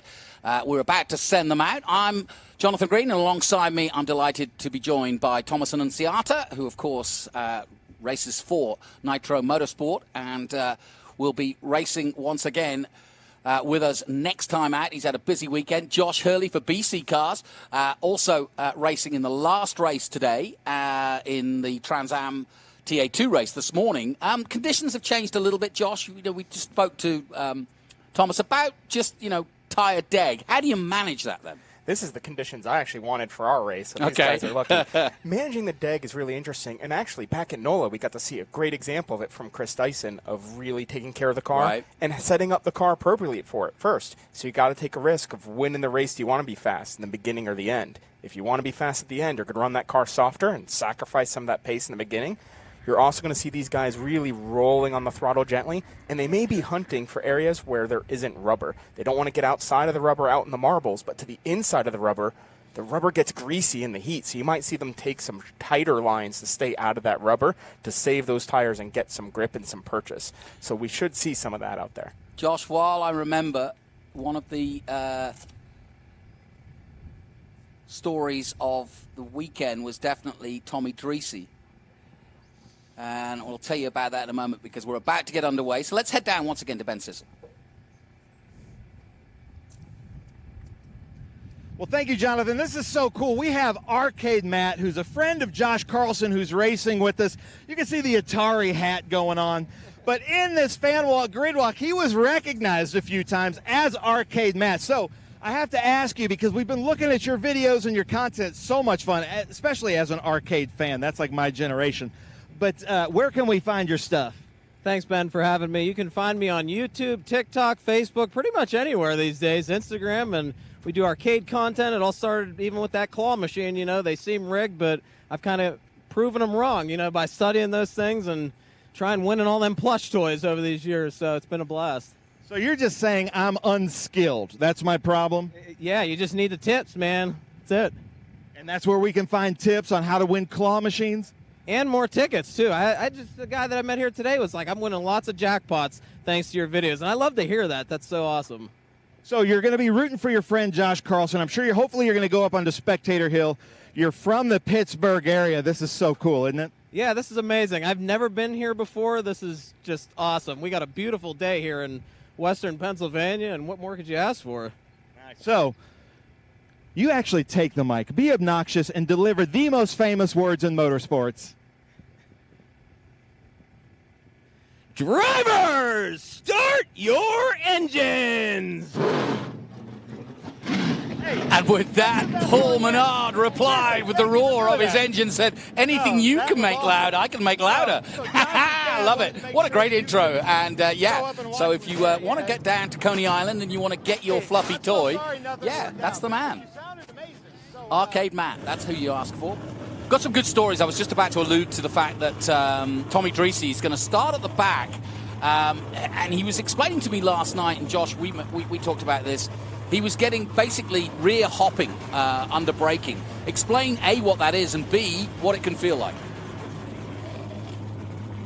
Fortunately, I know all too well what that can feel like. So when the rear brakes in these solid axle cars, when you lock up the rear brakes, the wheels hop up and down. It gets very violent, shakes the car, takes even more rear grip away from you, and then you slide the rear, and it's really easy to spin. I unfortunately used a little too much brake pressure and missed the setup, and it caused some of that. Now your damper settings and all your settings can affect that, and as the track gets hot and greasy, it gets way easier to happen. So drivers can do some things. They have some tools to move around. They can move brake bias forward, and that can help that a little bit. You can play with some throttle and how you get on the brake, how hard you push, how fast you squeeze it to try to alleviate that. Tommy changed cars and did some setup changes to alleviate that. Yeah.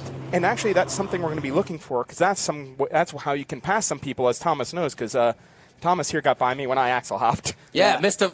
Cool move of the race in TA2, because you passed pretty much everybody. But fun race to watch. Yeah, definitely fun. You got to just take advantage of a lot of the people's wrecks and mistakes that happen in front of you, right? And wheel hopping was a big one. I got Josh, who did it in front of me, thankfully, because it was getting hard to pass people. The front tires are going away for sure. But yeah, it's very easy to do. You're going to have to back up the braking zones. That could also happen if you downshift too quickly, or if you don't blip the throttle enough, which I do a lot sometimes, which is not a good thing. But yeah, you got to be smart with it. You got to be slow with it, and you got to be smooth with it in order to do that, because else someone else could capitalize on those mistakes. As you can see, we'll be on board with Tommy Dreese, coming from the back effectively, with the MAV TV sponsorship and the Lucas sponsorship. I'm not so sure if he's actually sponsored by MAV, but he makes sure that everybody knows. So when he's on MAV TV, he gets plenty of coverage. And, of course, he's now part of the Franklin Road with Ken Thwaites, of course. And I think that's made a big difference to his racing, Tommy Dreese. He's been in a few teams, but he can now concentrate on just the driving and let Ken get on with fixing the car, sorting things out, deciding to swap the car or whatever. And I think that has just made Dreese a lot happier inside the car. And it is one of those things, as a racing driver, the less you have to do outside of the car, the more you're enjoying it. Yeah, this is going to be a cool angle here. This is going to be fun. I know what it's like to go from the back. There's a lot of moods. There's a lot of entertaining stuff. from the camera, so this should be cool. I expect to see a lot of good moves from him. He hasn't won a race since 2021. I talked to him before, so he's hungry, and this should be this will make that win just that much better. Well, listen, we've talked a little bit about the conditions. Let's talk about the track. Paul Menard, of course, is coming to this track for the first time, like many others. Dyson has been here back in 2018 when the race was won by Loshak. But let's take a look at this pit race circuit with our pole man, Paul Menard. I'm Paul Menard. We're here at Pittsburgh International Race Complex, driving these 900 horsepower TA1 cars around a great facility here. Turn 1's one of the best passing zones. I'd say the second best, down to third gear, coming on the long straightaway into turn 3 is probably the best braking zone. A true straight, can outbrake somebody, get a run, get a good outbrake. Coming on the back side of the racetrack, a lot of S's, a lot of timing, trying to get the car set, pointed right to drive through to the next corner, a lot of give and take. Not a lot of passing opportunities back there. This long curvy back straightaway, you'd have to be pretty bold to make an inside dive between 16 and 17, but you could see it happen. I think if you get position on the inside of 16, the guy on the outside is just going to have to give it to you. And that's Pittsburgh International Race Complex, and we're going to line them up and battle it out for 100 miles. And that's exactly the plan. Battle it out for 100 miles. That's what's ahead of us here in our Trans Am race. Perfect conditions. Here's your grid then. Paul Menard in pole position for the Master Force tools. Sold in all the Menard shots, I'm told, these days. Chris Dyson for Jim Weed alongside him. Adam Andretti and Lee Saunders on row 2. Great start for Lee Saunders. Pole position for SGT. Then it's Joshua Carlson, Chris Coffey. More stories from him I'll tell you about in a moment. Richard Forsyth on the 4th row. He's had a good run. Milton Grant starts his 50th year of racing, can you believe it, in 55. Row 5 is Richard Grant and Kaylee Bryson. She too has had quite a few problems to deal with throughout this weekend. We'll talk about those. Amy Ruman came late to the game and so has to start at the back as Tommy Dreesy has swapped cars for the Franklin Road Apparel team. And Colin Cohen had a crash which also turned him round, so he hit the front and the back at 17 in practice and has had a lot of repairs overnight. And you can talk to that a little bit, Josh. They've been working hard on that Maserati. They've been working really hard. In fact, the man who can really use a coffee right now is Chris Coffey. Not only does he drive that car, he's also the mechanic for both him and Colin. So he's been working his butt off overnight and now has to crawl in this car and go do 100 miles around a not easy track in the heat of the day. Yeah, that's not easy. There's Tommy Dreesy, and as you can see, starts second last, and behind is that Maserati. So a lot of work for Dreesy, but probably from what you described, the right decision to swap cars, because he's kind of got nothing to lose, but there's always a chance of safety, and with 100 miles, there's a chance of, as Thomas proved, of coming through the field. Chris Dyson in 24, as you can see, 2 wins, that's all, and 3 podiums. So he didn't get off to the perfect start, but Dyson at the moment is really trying to reel in Paul Menard, and it's hard to bet against Chris Dyson. He's so sort of metronomically accurate with what he does in his racing. Yeah, this is going to be really cool. I just looked at the championship points. It's a 5-way battle, really. It's a 5-way battle. It's really close in the top 3, but this is going to be interesting. Dyson needs to get some momentum going his way and maybe spook Paul Menard quickly here. Or he may play the long game and hopefully Paul wears out his tires and he has a chance. But Paul's a smart driver. He's been racing a while, so it's going to be hard to get him to do that. And then right behind him, you got Andretti lurking back there, too. He's hungry for a win. He's a really, really great driver. He was driving my car, my TA2 car this weekend while I was at the Xfinity race.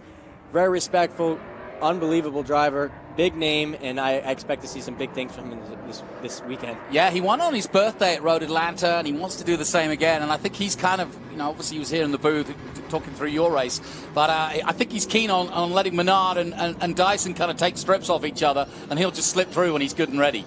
And coming up, of course, is Mid-Ohio, one of his favorite circuits. So he wants to put a win or at least a podium to keep himself in contention. As you rightly point out, Paul Menard has a 19-point lead. It's tight between him and Dyson after a good result from Dyson, despite getting spun around at Lime Rock. Andretti is third, 23 points off Dyson. Then it's Dreesy and Ruman. We are set fair to go as they head here at Pennsylvania down the pit race, main straight towards the first corner.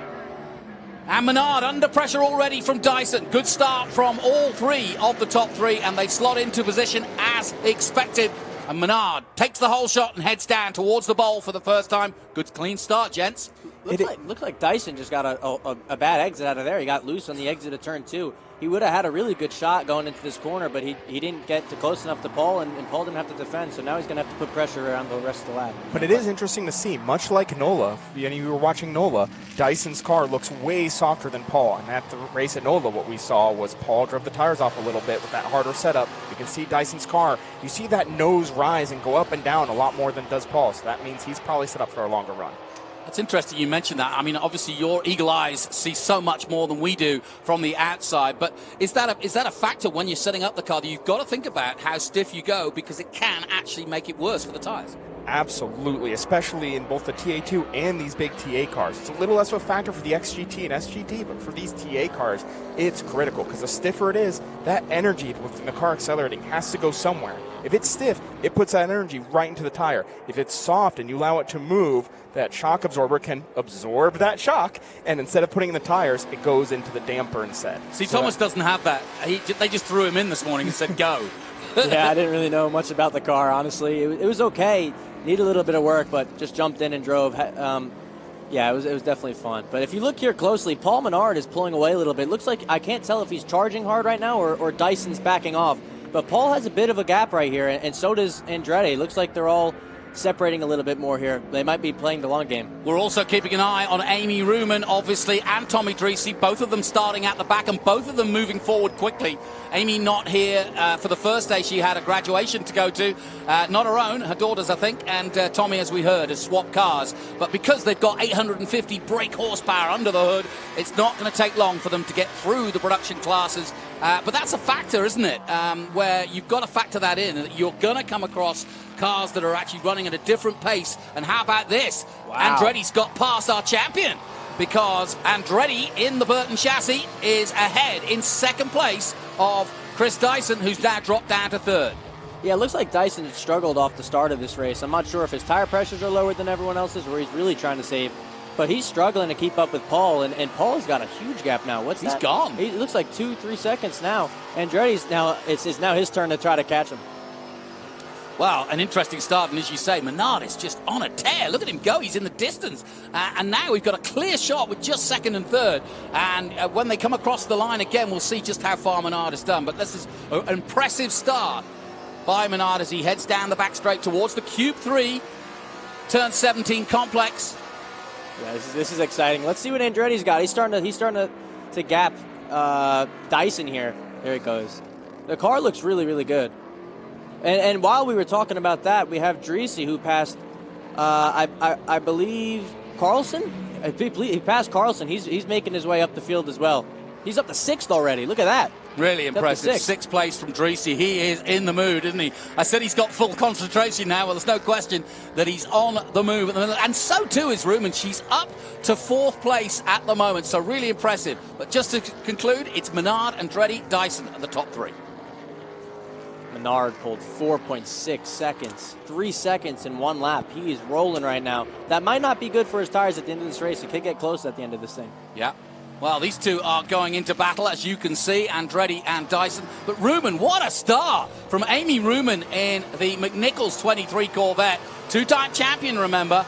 She's not had the best of luck of late. She's been in crashes with other drivers. She's had mechanical issues. She's stuck with the Corvette mark, and she seems to like it. The whole family here, it's a family affair with the Rumans, and each and every weekend they start with high hopes and then it kind of fades away. But this season she started really brightly indeed, and as we said, 5th at the moment, just 13 points behind Tommy Dreesy, and so she'll want to stay ahead of Dreesy, her arch nemesis and rival, for many, many a year. Yeah, it's definitely cool seeing women compete at this level and beating a lot of us. So there's not a lot of women that compete at this level and compete in motorsports. To see her working hard and beating some of her butts, this is really cool. And not only that, she was the first woman to win a USAC national event. Yes, she won a Silver Crown race at Belleville, which is incredible. And by the way, talking of Andretti, as we look at him, Andretti Autosport with a woman, Jamie Chadwick from Great Britain, on the pole in Indy Lights today. Really impressive. So, yeah, good to see all women getting involved in motorsport. We've got Kaylee Bryson also getting her first win, and she's had a lot of problems with steering column problems, or steering not working as well as she'd like. And even last night when I left the circuit, I said, is it better? And she said, yeah, not really. But she's just starting out in her career, and she's got part of the diversity scholarship as well. So she's getting some help, and she's definitely a great asset now to her Trans Am career. We'll see more of her as the race goes on. If you look closely,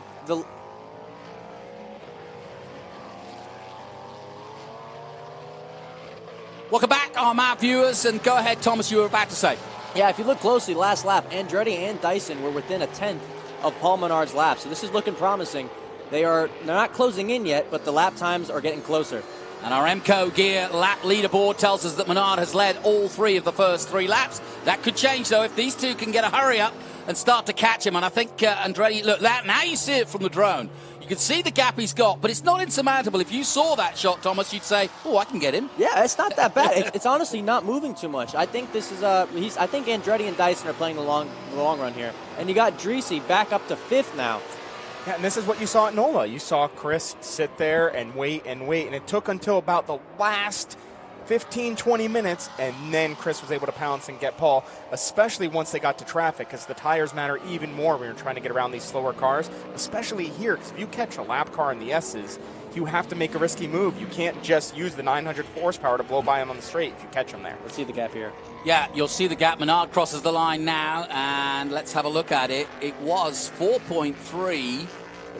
It was 4.7. It's now 4.3. So they are coming, and so is Ruman. Caught them almost half a second. That's strong. That's strong. Guys, in your race, when Jared Odrick went off, we had a long safety car because we had to put tires back. But Andretti made a good point to me, which is, I like a long safety car situation for my tires.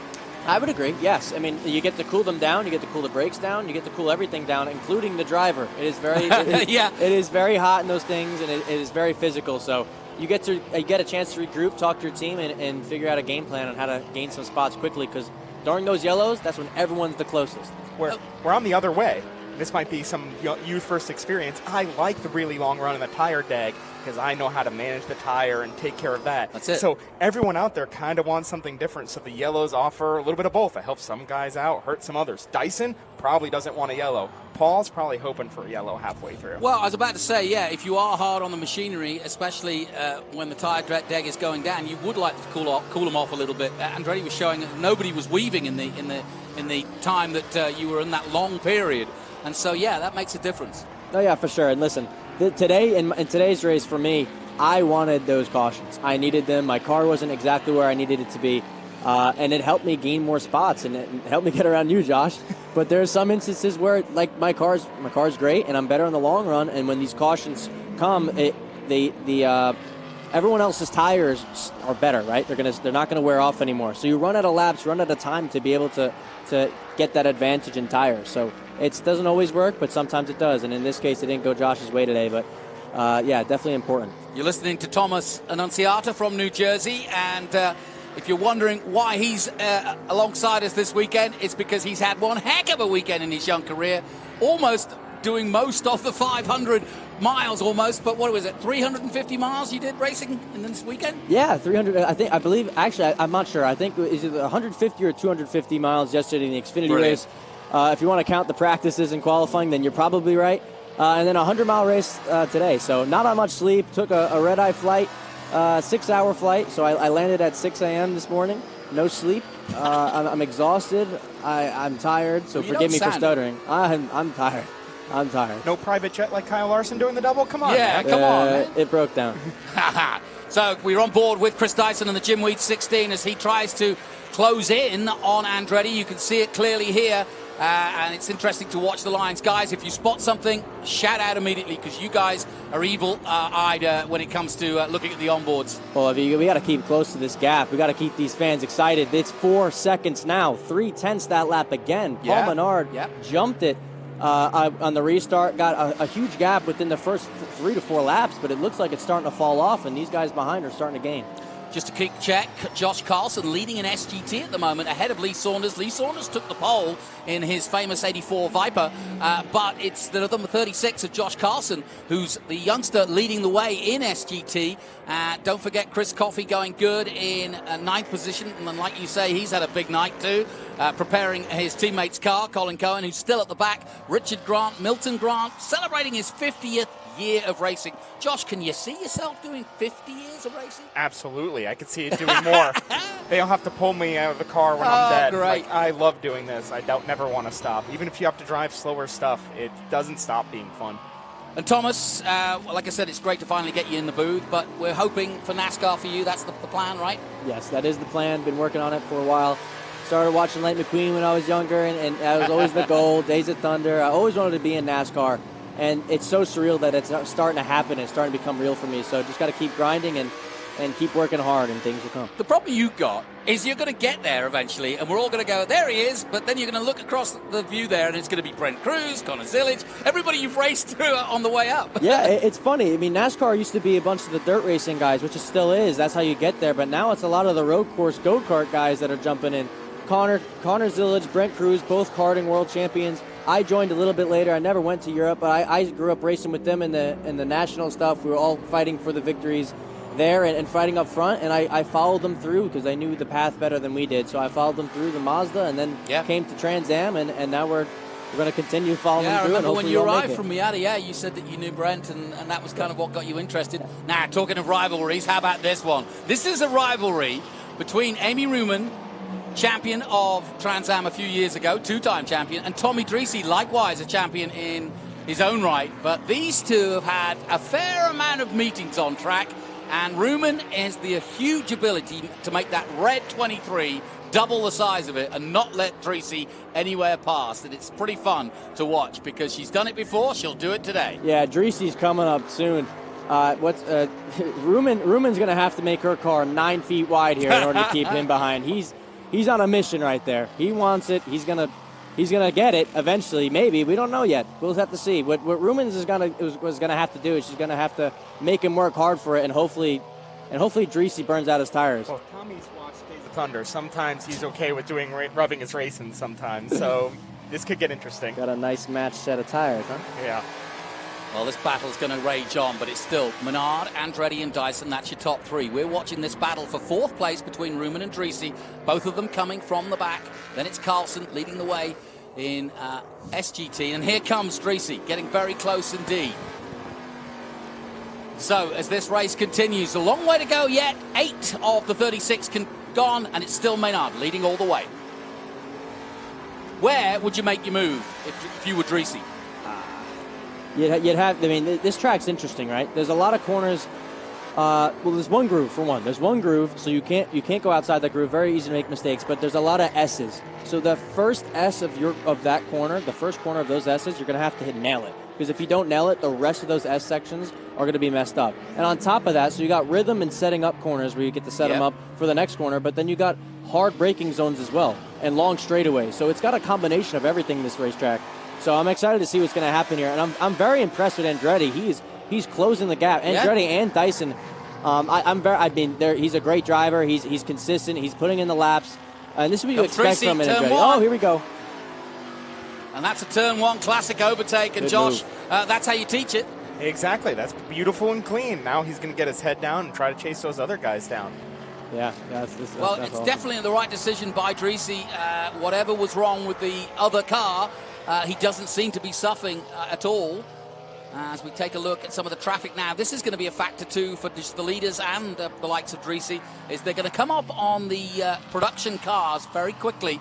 And of course, they're doing different speeds. They're taking different cornering lines and different braking lines. And so, yeah, they've raced against them before, but this is a new track to most of the field here. I think Dyson is one of the few guys that has raced this track in 2018.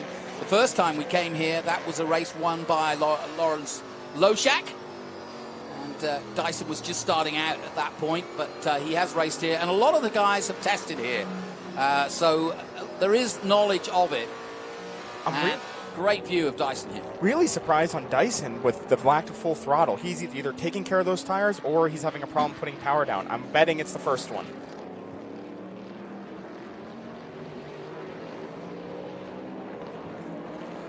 Great battle here for our viewers on MAV TV. This is your home for Trans Am, and we've got some great action here as Andretti and Dyson, two of the biggest names in the motorsport history of America. Andretti family, of course, goes way back. Rob Dyson and Chris Dyson have championships of their very own and continue the dynasty of Lime Rock, which is where, of course, Chris Dyson became synonymous with racing and learned his way of racing. Here's another look at some of the action. And guys, let's have a look at this overtake. Classic. Oh, this was late in the brakes. That's beautiful. Beautiful move. And great keeping the car under control. It's very easy to drive off track there. There's marbles all over the place. If you're Dreesy right now, you're going to want a caution. He's going to close the gap, and he'll be right within the podium spots. Good point. 10 seconds behind. He's going to need a caution. Why wouldn't Amy close the door a little harder than she did? Because at a certain point, if you fight him too long, you're only slowing yourselves down. Right. If you let him go, you could save your tires a little bit. You could save some time on the racetrack and maybe follow him through to catch the guys in front. 9 laps now led by our leader Paul Menard in the MCO Gears lap leaderboard. And we're looking high above, and we can see from high above where the traffic is. There's Milton. And like I said, 50 years of racing. Wonderful. And still pedaling that great Porsche 55. So me and Josh just looked at each other before, a little confused. And I am confused. I'm not fully understanding what the game is here. I'm not sure if Andretti is gaining on them and trying to save tires, or Paul Menard's losing tires and they're getting on them, or now Paul Menard was just toying with them for a little bit and just unleashed more pace. Because now Andretti and Dyson have fallen back another 1.5 seconds, I believe, in the last couple laps. Yeah. Paul is on a mission. Yeah, I wish we could have seen if they maybe hit traffic at a bad spot, because if you catch somebody in the S's, that you could easily lose a second and a half like that. That is and true. You can see this lap, the gap was only changed by a tenth. So Paul, hopefully out there, sees that gap is big and is saving some tire. It might be time for Chris to start pressing Adam to get by. Good point, yeah. And the gap, 5.9 seconds. I mean, it's certainly 11 of the 36 gone. There's certainly time. And it's an awkward number, isn't it? 36 laps or 100 miles, because it's kind of a sprint, but it's a heck of a sprint. Yes. Andretti looks to be struggling right now with rear grip. He got a little wide, and I believe that's turn 4. I'm not fully sure. But he got a little wide there, and if you've been watching his onboard, he's a little wide in a few places. So I'm not sure if he's just searching for grip, running out of tires, or simply just doesn't have the car under him. We'll see. Again, don't know if they have the speed or not. Paul has been kind of toying with us here a little bit. Let's see this next lap if they have clean air and see if they close the gap again. And Josh, I know you haven't done a great deal of TA racing, but you've been on this track a few laps. I'm interested to see how Chris Dyson takes on this new Burton chassis, because there's been a lot of talk about it. Got its first win at Road Atlanta and has not looked back. But Adam Andretti's raving about it. Yeah, the car looks beautiful. It's a work of art if you go up to it. Not that that's taking anything away from how the Dyson guys prep their cars, because they're also beautiful.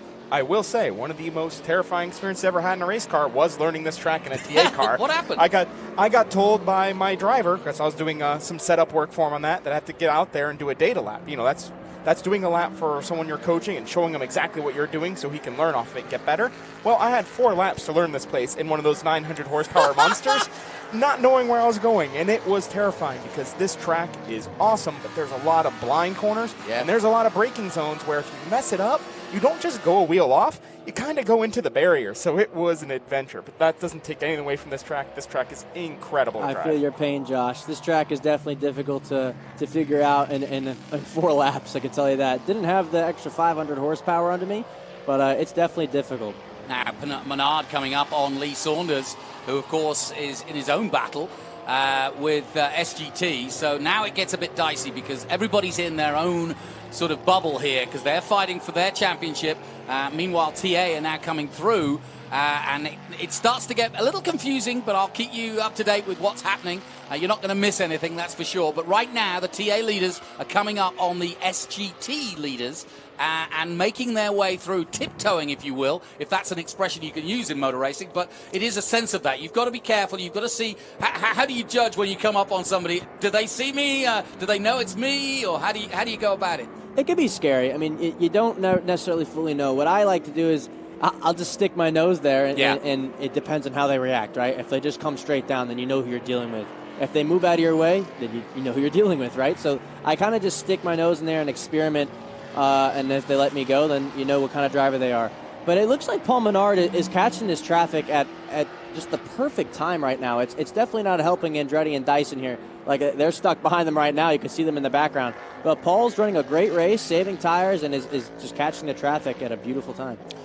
Yeah, I'm really impressed with Josh Carlson, just 18 years of age. He's come, like yourself and many others, he's come, did USAC and competed in SCCA and got some wins there and GT1, and then has come through to Trans Am. And, looking good, just 18 years of age, so watch that name. Yeah, I just talked to him before. We actually used to race go-karts together. I don't really remember those times, but we used to race, I believe, SCUSA, USPKS. Yeah. We raced a lot of those national karting tours with him. He's a cool kid, great kid, and is my age, so I could relate to him, and he's doing the same thing I'm doing. So we both have the same goal, and we're both achieving it. Got some good sponsors as well, as you could see on the side of the car there. I was asking him about his sponsors earlier in the weekend, and Siva Logistics. The car looks like it's struggling with rear grip there. He's moving around a lot. He's a busy boy in that car right now. I'd like to see an onboard of his hands, yeah. Perfect for the photographers. Yeah, no kidding. Well, Menard, Andretti, Dyson, no change at the front. Dreese up to 4th brilliantly, as Ruman is 5th. And that actually is a real testament to how quickly they've got on board, because only 13 laps gone. And as you two rightly pointed out, if we get a safety car, everything that Menard is doing to the good of 6.3 seconds now could be all brought back to nothing under the safety car if there is an incident. And we can all say, we did some restarts last race, that the restarts here are insane.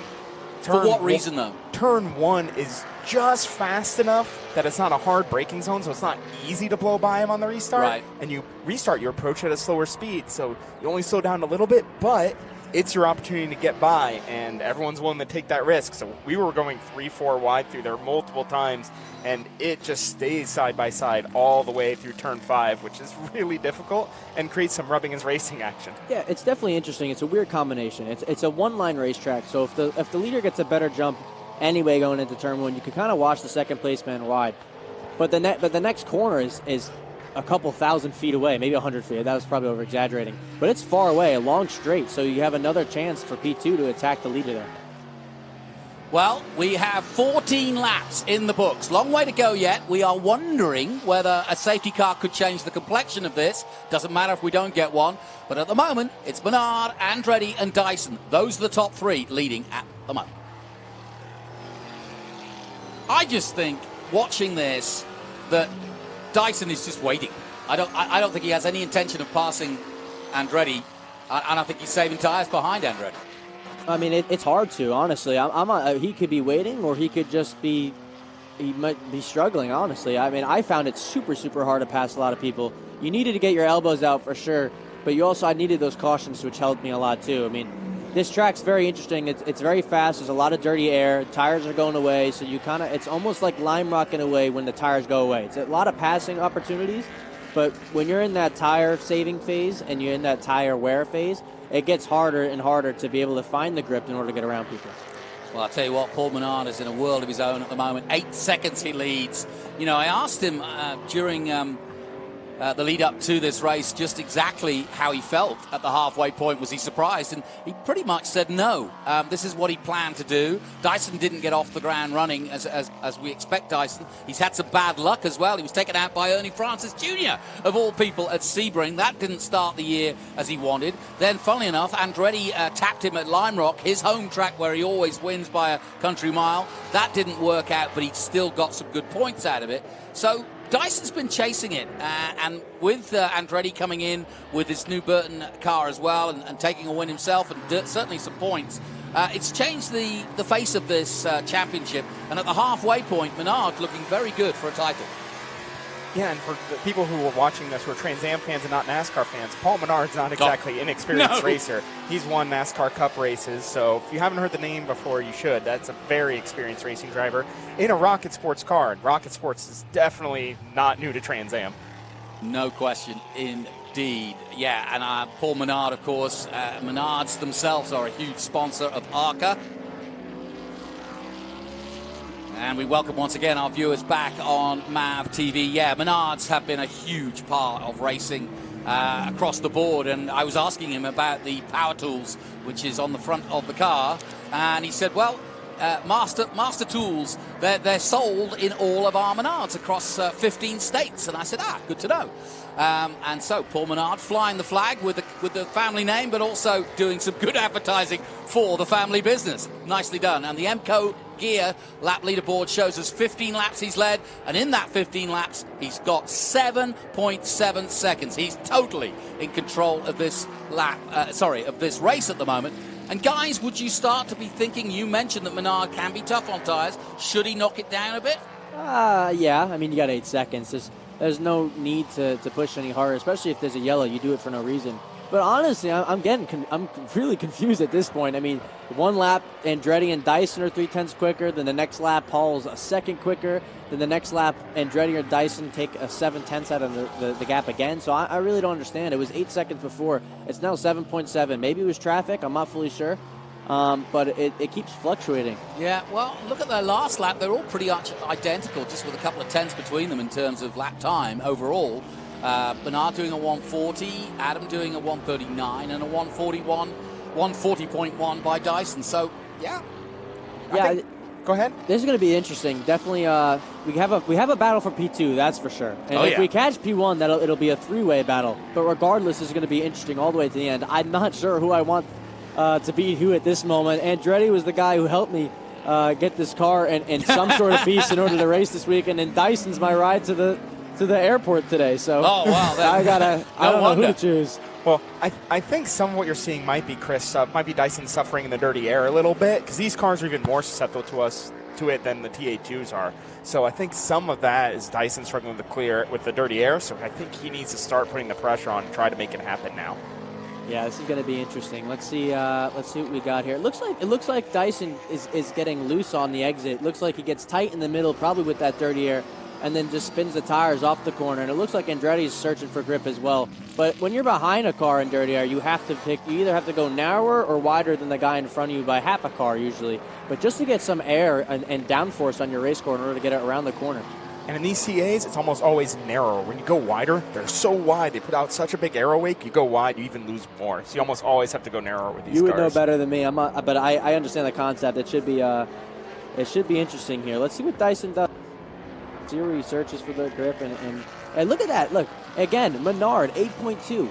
I bet you it goes down again, another 0.5 next lap by Andretti. So I'm not fully sure right now what's going on up front or with Andretti and Dyson. It looks like it just keeps fluctuating. So at this point, it could go completely down or up at the same time. And it looks like we have a little battle right here. This is for SGT, and of course, Richard Forsyth in the green and black car right there is chasing Lee Saunders down for the lead. He leads the overall championship in SGT after a great start to the season with 289 points. Lee Saunders, though, has only 82 points and hasn't done all the rounds. So Lee will be very motivated. I spoke to him after qualifying yesterday, and he was delighted, almost surprised that he had pole position coming into a track that he'd not raced at, the man from Florida. But here is Richard Forsyth in the 58, coming strong right now. Overall 7th. 8th, and chasing down Saunders in 7th. And a classic battle. What do you get? Corvette versus Viper. We've been watching that for years. It's always a fun battle to watch. Very different cars. Even though it's the same layout, you have that big V10 in the Viper. Corvette probably corners a little bit better. Really fun to watch. Yeah, and it's almost become a joke because Lee Saunders is so faithful to that Viper. He just loves it, and they love him. And he's stuck with that number 84, and he's stuck with the Viper mark for many years. He's a multiple SGT champion. But that's why this is such a good battle, because Richard Forsyth has come in and said, nope, I'm going to get my Corvette up there and do what I do. I don't know. I got my money on the green Corvette here. Okay. Let's see what he's got. Let's see what the time is here with Andretti and Menard. I'm keeping a close eye on this because it keeps fluctuating like crazy. You can see Menard pulled another half a second that lap. Let's see what it is this next time by. Where are they on the race? Oh, they're still about 30 seconds away, I think. 30 seconds away. We'll find out. It was 8.8 last time. Yeah, it looks like Dyson. I'm not sure if Dyson's backing off to save some tire here and to attack again, or Dyson's losing some tires here. But being behind in that dirty air could absolutely kill your tires, and that might be what's happening to Dyson right now. We often see this in TA racing. It spreads right out, and then suddenly something happens, and it changes the complete complexion of the race for everybody, all the categories. And this is interesting, too. It looks like that Viper struggling at turn 5, which actually has to be one of the most difficult corners I've ever been to. It's so hard to put the power down there. You hit the hill at a really hard time, and when those front tires hit the hill, it wants to rotate the car and cause all sorts of wheel spin. Definitely something harder to deal with in the Viper than the Corvette, and I think that's why you're seeing them close up just a little bit. Yep, I got my money on the green Corvette. Here he comes. Josh, you're a sim man. I was told that this track, or Ben Mayhem in his press release said, iRacing doesn't have this track. So where would you go and get sims on this? So a few people used the R-Factor for it. I have not used the R-Factor model, but funny you should mention that. There's actually a great Trans Am E-Series story about this track. When I won that championship, the final round I contested here at the Pro Shop at Pitt Raceway because I was coaching a driver in our Formula Regional Series. So I brought my pedals because the pedals are the most important part. I remember you telling me that. I brought my VR headset, and I actually clinched the championship in the Pro Shop right here at Pitt Raceway. Well, I want to announce to you boys, Milton Grant's taking an early break. What's happened to the 55? And this is not a scheduled pit stop, so he's got some sort of problems. But after 50 years, you can take a break in the race. Looks like they're checking tire pressures. Maybe he feels like he has a tire going down. I'm not fully sure. The car looks fine, so I don't know. Let's see. Well, I just want to lay down the gauntlet, boys. I've got my rig. Got my Moser wheels. My Moser wheel. I've got my pedals, my live pedals. Got my heavy braking. So I'm ready to go. Sorry. I thought that was the Viper, and it's the Maserati. I believe that's Colin Cohen letting the traffic through, but I thought we had a pass there for a second. Listen, I'm ready any day, anytime, anywhere. Put it on the calendar. I'll show you how to drive. All right, I'll take it on. But at the moment, it's the Menards Master Force Tools Ford Mustang for GT3 Racing doing the business out front, and the gap is 9 seconds now to Andretti and Dyson. They're in their own little world, are those two. And this battle in SGT is also in its own little battle. But 19 laps now from the MCO Gears leaderboard tells us that Menard is definitely in control of this race. He's going to move it to 10 seconds. He already has. In fact, it's 9.9 as we stand. And as Thomas has pointed out, it's fluctuating a little bit. So it's hard to gauge just exactly who is competitive. And also we're getting to that point in the in the race after 20 laps where, I don't know, boys, you start thinking about the end of the race and how much you can push, right? Yeah, I don't really know what's going on. Paul Menard definitely has, seems to me like he has the most control over this race right now. 9.9 seconds, another 9/10 over a course of one lap. I can't assume that Andretti and Dyson are just catching traffic at the worst time every time. So I'm not fully sure what's going on. They still have 19 laps. I would say they're running out of time now. 9 seconds, or really 10 seconds is hard to gain. So let's see what they got. So we're looking at Chris Coffey, who, of course, is racing hard in GT. He's had a busy day. We'll talk more about that in a moment. Chris Coffey.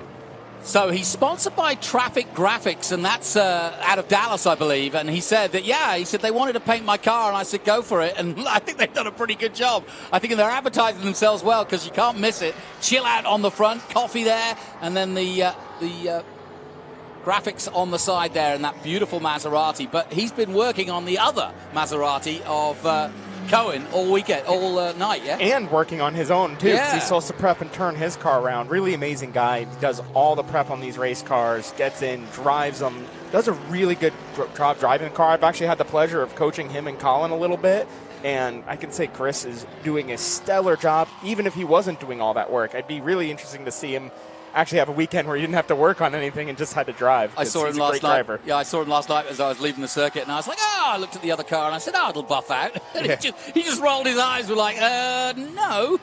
Yeah, he was not too happy with our weather today being so warm, because I think he's a little tired, but he's soldiering on and getting through it and leading this championship and having a nice race. Guys, do you partition the races when you have 100 miles like this? Do you say, right, I want to get to lap 25 and then talk to my engineer? Or, how do you play it in that respect? Or is it just feel? It depends. It depends on the situation you're in. I mean, if you start in the back, you kind of just go as hard as you can and try to pass as many people as possible and hope you have tires at the end. If you're at the top of the field, you're probably going to have to calm it down and almost try to play the tire game like we're seeing right here, and try to save tires and beat your competitor at the end of the race. It really all depends. You could be saving your tires, and then there's a caution, and then now you have to attack. So now you have to use all your tire in order to attack and try to gain time.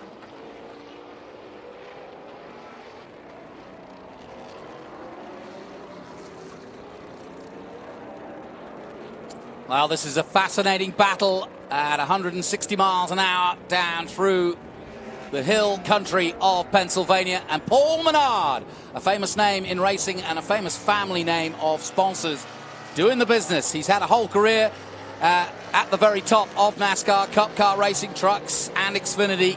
Long career, but now has chosen Trans Am as his place to enjoy his weekends. And he doesn't see it as serious as his NASCAR career, but boy, now he's got the bit between his teeth. Now he's leading the championship. Started this weekend 19 points ahead of Dyson, and he knows that Dyson's ever going to be present in every race coming up.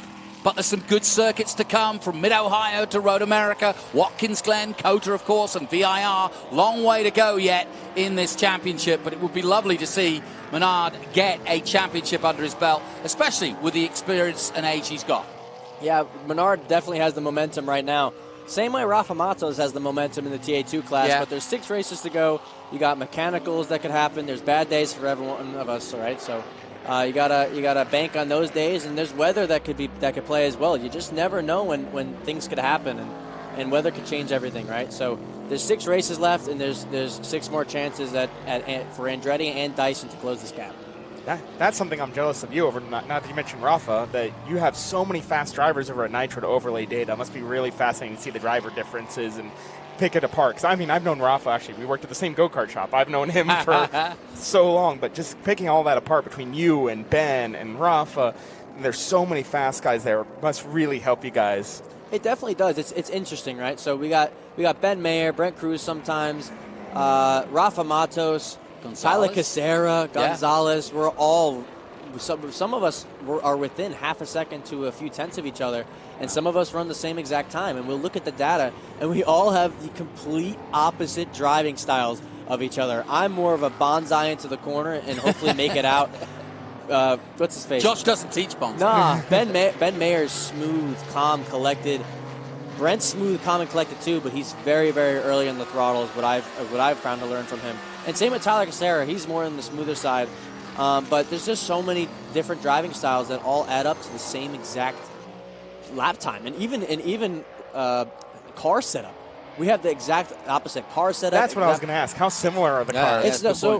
One of us will try something different. We'll all start at baseline, then one of us will try something different. The other one will try something completely opposite, and then eventually whatever works, we'll all kind of go back to, and sometimes they both work. Sometimes can I borrow one of you guys to drive a second BC car? Because I could really use a fast teammate to help us move things down the road a little faster. Next NASCAR race, you could jump in my car.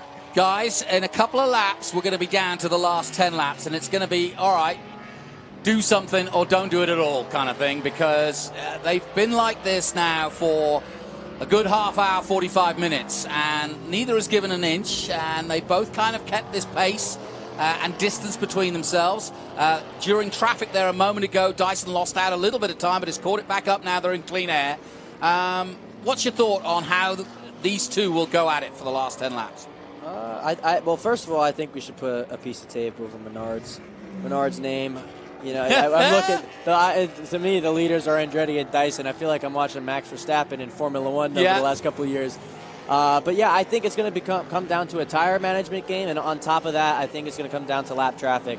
It looks like Dyson is closing the gap again, so he's found a way to find more grip around the racetrack, and he's gaining a lot on Andretti. Now, but the pair of them are losing ground to Menard now. Look, 13.7 seconds, but now back into traffic again. Oh, yeah, you're right. He's in traffic right now. Yeah, he's in heavy traffic, and in a bit of an awkward spot, too. He'll get this next one down the straight, but I think there's a few right in front of them. Yeah, this is not what he needs. And he's actually, those guys are battling for their own battle. They're in their own battle for SGT. He's catching him at the perfect times, on top of his speed.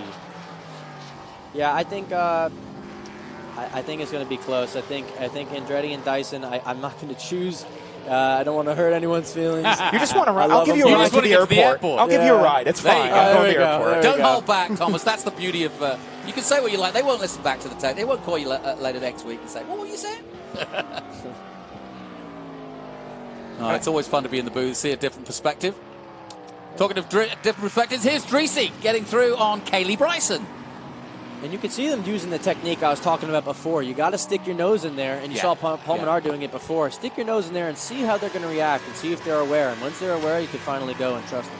Well, Kaylee's really new to Trans Am. This is her first year out. She got a diversity scholarship, and really enjoying it. And she's learned quickly too, and has already had a win to her name. And so good to see. But they were struggling with that car last night, but it looks as though they've at least got it going to the point where she can finish in the top 10. Creasy just scything his way through bit by bit.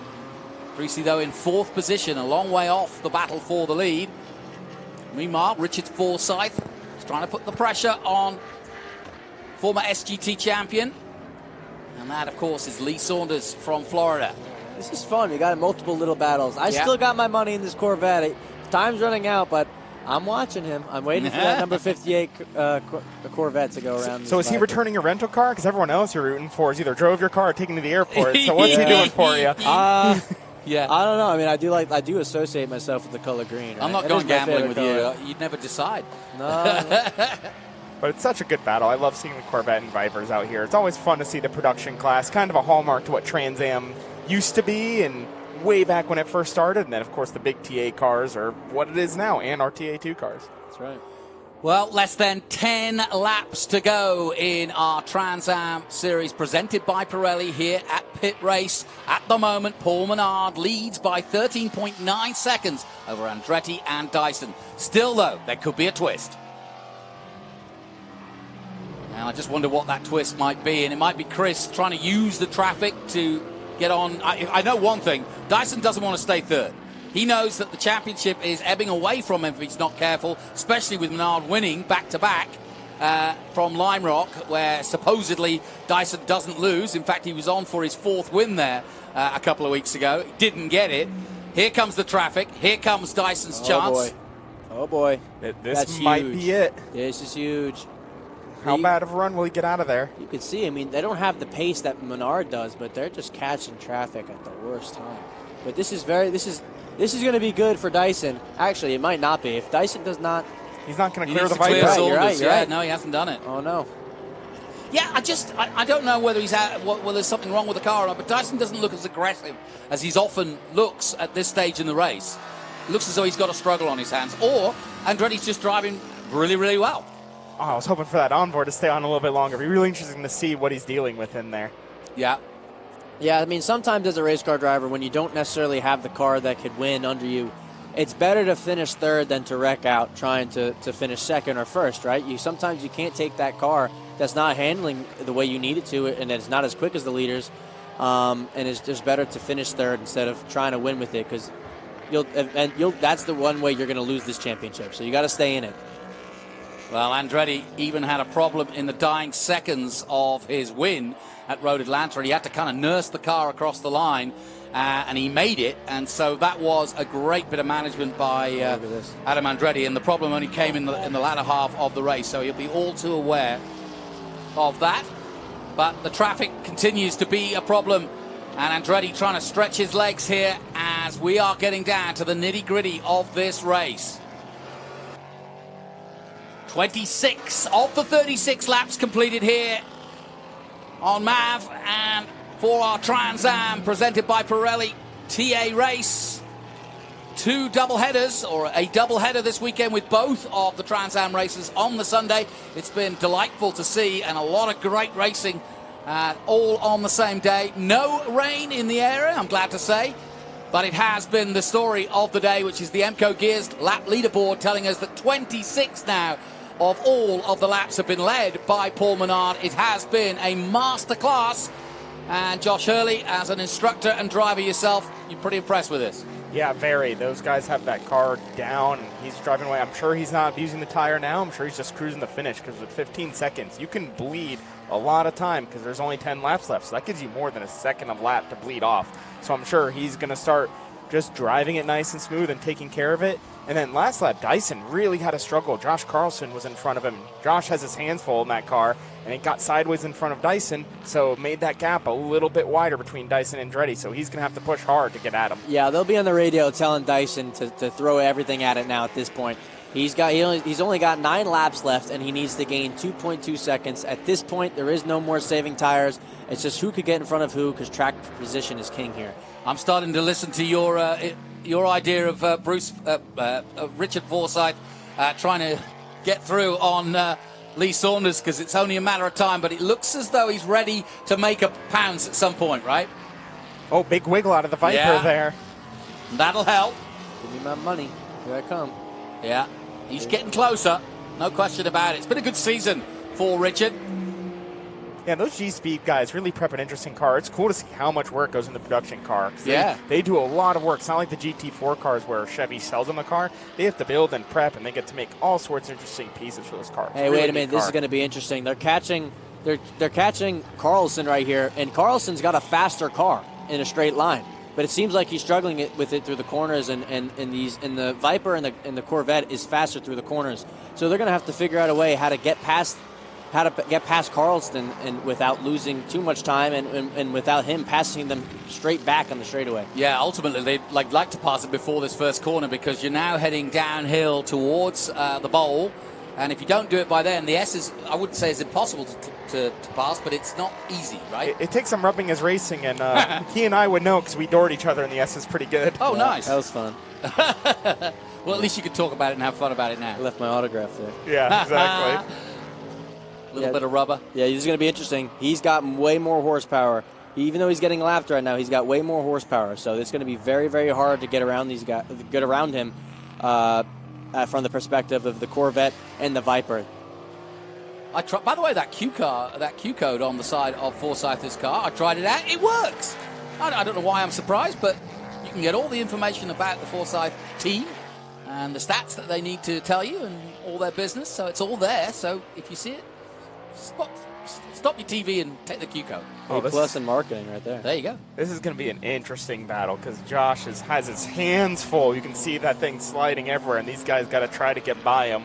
That is going to make this an interesting race. Oh, look at that rubber. I don't think they're going to get by him. Look at this. They got a 1,000-foot straightaway coming up. Yeah, he's going to take off. Yeah, this is going to be interesting. Come on. Here we go.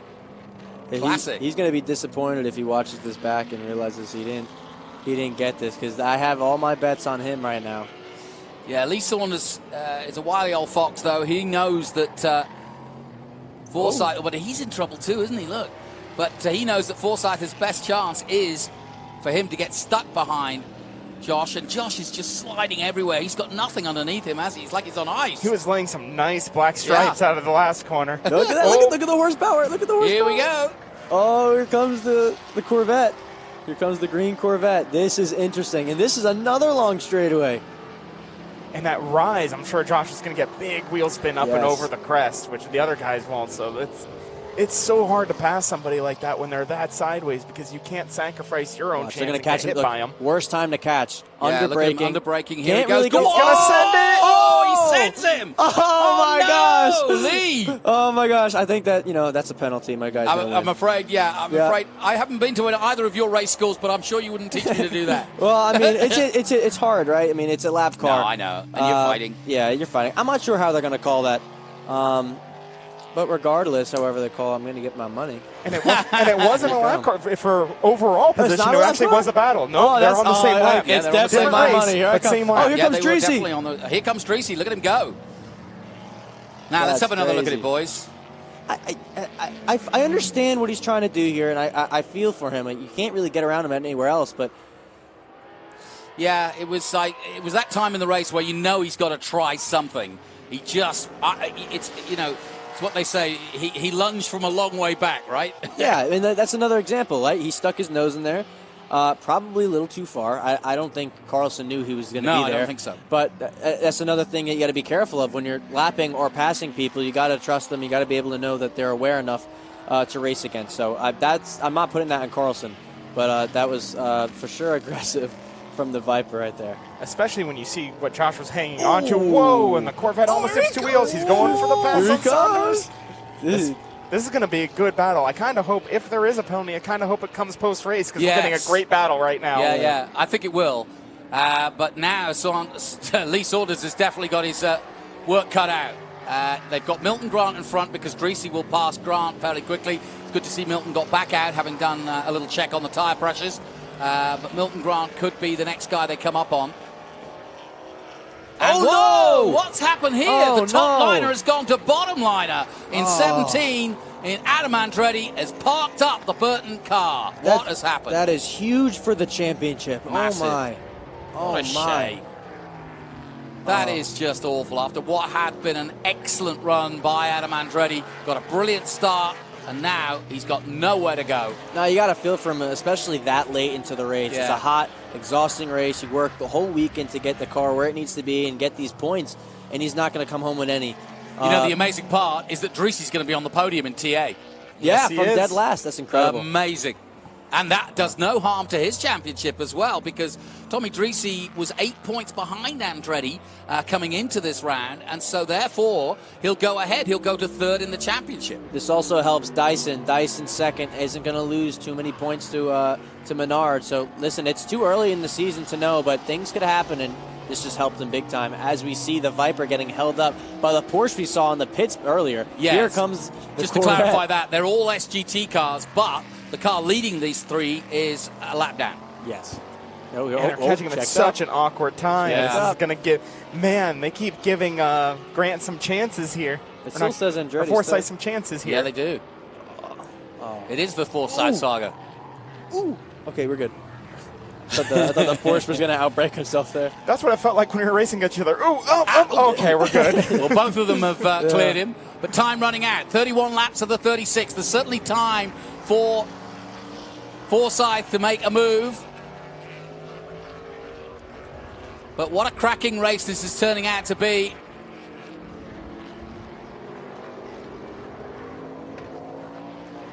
The question is, can Richard Forsythe make one last gasp?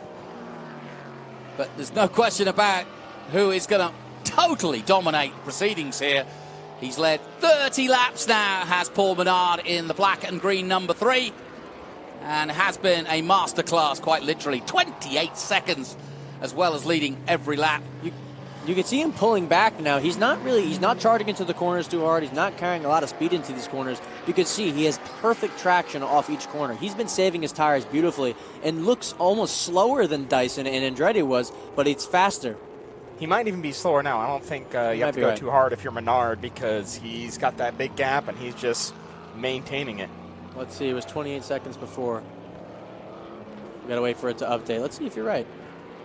At least I'd be going easy, but you know that's I want to bring it home. Absolutely, but I think that's what I'm saying. I think, yeah, Menard pulled again. I don't think Menard's pushing, but I just think that everyone else pushed too hard to where Menard's, without pushing or without trying, is still increasing the gap. The car's just fast. They nailed the setup here. Yeah, it is for sure. Tommy's got to keep the concentration because it's tiring, obviously coming from the back, but he needs to make sure he gets to the finish. We've had times where Tommy's been so close to a podium and it just goes wrong, a mistake here or gets stuck in traffic, and now I'm sure he'll be concentrating hard. He'll have Ken on the radio, I'm sure, advising him. Amy Ruman, though, still in 4th position. She's going to score good points out of this weekend. It's been a topsy-turvy weekend for the team, coming late and not getting the practice that they wanted. And so it's not been an easy weekend for them at Nichols 23. But again, like Tracy, she's going to get some big points out of this one, the former champion. But it's still Menard, Dyson, and Dreesy. And now with 32 of the 36 laps led, we welcome our viewers back on MAV TV, your home of Trans Am racing. And it's been a cracking race of different sorts for the aficionados to see Menard have a 30-second lead, having led every lap so far. Meanwhile, this battle in SGT has roared on, and it's not over yet. Richard Forsythe trying desperately to get on level terms with Lee Saunders, a former champion himself, and this is a great little battle. Lee has not done the full season, and at the start of this season, Richard Forsythe has been dominant. But as you can see, boys, where is he going to finally make the move? That's a good question. I don't know what's going on at this point. I mean, they're so close to each other, but it looks like the Viper just gets better exits at each corner, and it looks like the Corvette gains on entry. So I'm not sure. I mean, it looks like the Corvette might be struggling with some understeer. Yeah.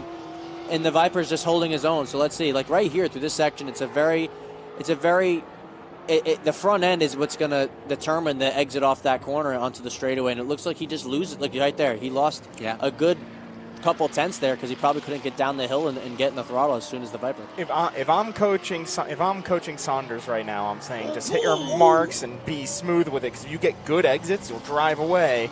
You just need to open up a little bit on the exit so you can get away from that brake attack from Forsyth there. So if this is me, if you're looking at that right now, and when you're behind a driver for this long, you study where they're weaker and where they're stronger. If I'm the Corvette right now, the Viper is its weakest point in the last and final corner under braking. That's where the Corvette is gaining its most time.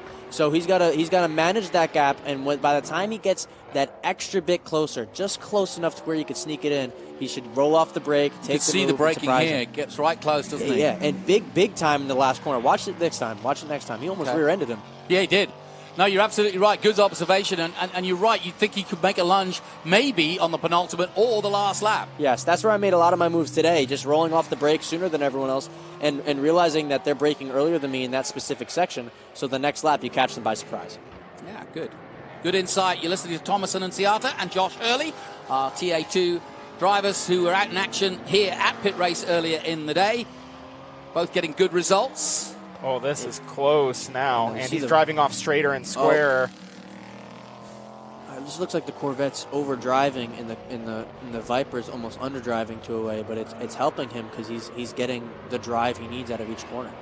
Yeah, if I'm the Viper, I want to underdrive just a little bit because a mistake is what will cost you the spot. If you can keep it clean and get good exits, I think he can hold on to it. I'm surprised that Corvette hasn't lost the front end yet at this point. Those tires are gone. I was about to say, how about tire deg on the production cars? Is it worse or just the same? It's actually usually a little better, especially in the GT class where you have some of the aids the GT4 cars have. But they have bigger tires relative to their weight than like you'll see in the TA2 or in the TA. You just have so much power and so much load. It's easy to blow the tire off. So it's usually a little better in the production classes if you get the car set up dead right. They're a little harder to set up because you're kind of stuck with some street car habits. So that can hurt a little bit.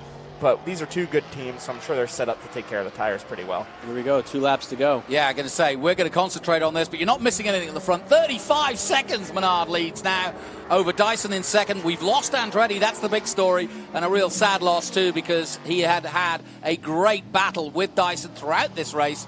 Dyson now gifted second place, and Dreese even more so gifted a podium, having started right at the very back, swapping cars overnight due to the fact that he couldn't get the setup right in his prime car, if you like.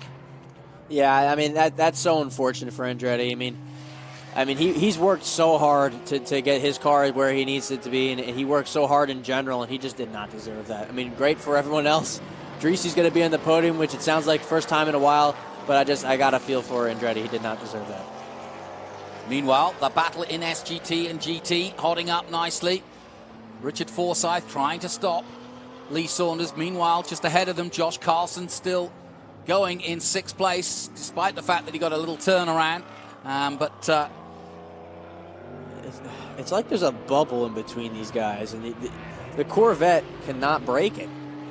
Chris Coffey will win in GT if he continues to stay in 9th position at the moment. Great name, by the way. Yeah, Chris Coffey, great name, great car, great scheme. You should see his logo for Coffey Motorsports. It's fantastic. Is it Coffey? Is it a Coffey mug? Yeah, it is fantastic. It's beautiful. Time running out then, 35 of the 36, but it's all been green and black all afternoon. And this man, Paul Menard, is putting on a masterclass here in TA. Decided to run the full season, and he isn't going to be disappointed because he's led the championship for the entire season so far. All right, here we go. Final lap. Come on, boys. Come on, boys. Come on, Richard. Make that move. Yes. So is this going to end in tears, or is this going to end pretty? Paul Menard takes the white flag. Oh, come on. He might lap him before they get to the end of this thing. This could be interesting. Final lap then for... Come on, don't fail me, Master Corvette. Force Tools Ford Mustang. Don't fail me here. Deep on the brakes. Look at that. Yeah, look at that. nicely See that? done. Look, yeah. They're both doing different things. Yeah. That's the beauty of the production cars, because the cars are just different enough. They have different strengths and weaknesses, where when the cars are, all the TAs, there are strengths and weaknesses, but they're small. Here you can see big deltas. Huge gains. Right there. Come on. Lee's got the windows down. He's getting plenty of fresh air. Not using the air conditioner, getting extra power. That exit speed of that Viper. That torque, big V10. Crazy. Yeah, that's Watch where under he gains braking. it. But under braking, you can see. Where's he going? Okay, here we go. I think you're right, Atta boy, Thomas. I think Craig. he's going to make a last lunge on the last corner. Oh, boy. Come on. He's got to get closer than this, though. He's got to get closer than this. Do it right. Cube 3, turn 17. And That's here what he's comes gonna do. Menard Turn right 17. behind them. Yeah. And Come on. good all ended tears. Oh, boy. He is struggling as Lee Saunders just to keep it on the straight and narrow, the car underneath him. Come on. And if I'm Menard, I see this in front of me, I want no part of this. No. I'm throttling back because I have the gap to do so. Yeah, you would. No question. Is he close enough? I don't think. Wait a minute. Yo, what? Come on. This is going to be really close. He's going to have to send it. He's going to have to send it. Come on. Yeah, it looks as though Andretti had no engine power. Here it comes. Here it comes. Here it is. to the inside. Oh, He's going to get crossed over. Lee Saunders, the wily fox. No. Says no. Yes, you can overtake me, but I'm taking you back, and I don't think he's going to have time to do it. And Enciata called it perfectly, but unfortunately, he hadn't questioned the fact that Lee Saunders was ready. Oh. And he comes across the line, and Menard wins in style here at Pitt Race. What a magnificent Menard's effort there by Paul to win well ahead of Dyson. That means we have one more lap of this SGT battle, doesn't it? Yes, we do. What's going on? My word, What's going on? That. Wait, what? That's a good point. Oh, my gosh. Well, here's your second place man in the Jim Weed 16, and we've seen it's a familiar sight as he goes for yet another title. He's dominated TA over the last couple of years and was planning to do the same in 2024, but he's had a struggle on, has Dyson, but the season is only halfway over, and we've got a long way to go. Great result. Here he comes, takes second place. Great result for him, and unfortunately... There we go. That's the pass. Yes! In a weird Dude, corner. It's so hard to pass in that slide job. corner. Okay, wait. The Viper's got serious speed Here on comes exits. the grunt of the Viper. Oh, boy. Get those mice pedaling, guys. Oh, my gosh. What a move.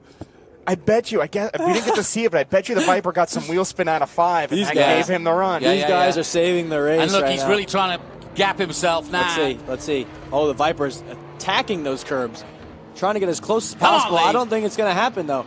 Well, this is his best chance. This is where the Viper can open up because it's just 2 kinks after this point, isn't it? I don't think he's But we've seen Forsyth is so good on the brakes. All he has to do is hit his marks. Don't make a mistake and not buckle under the pressure. I'm glad we got that extra lap. That's fun. Yeah, that was awesome. Hey, look, I got it. You got it. I got it. You called it. I told you guys. I called exactly where he was going to pass.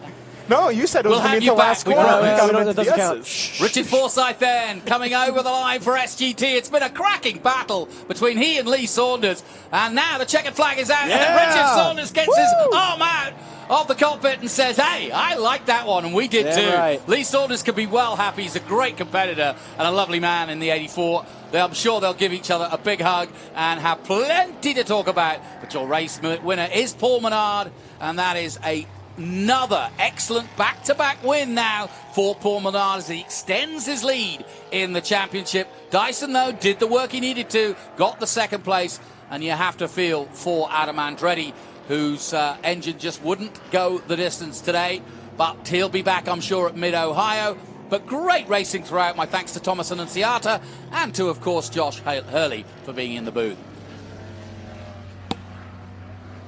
Whew, take a breath.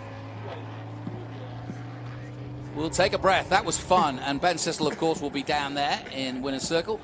Nice call, Thomas. You called that one. Yep, that was a great race. You see, Paul Menard, unfortunately, was suffering from success.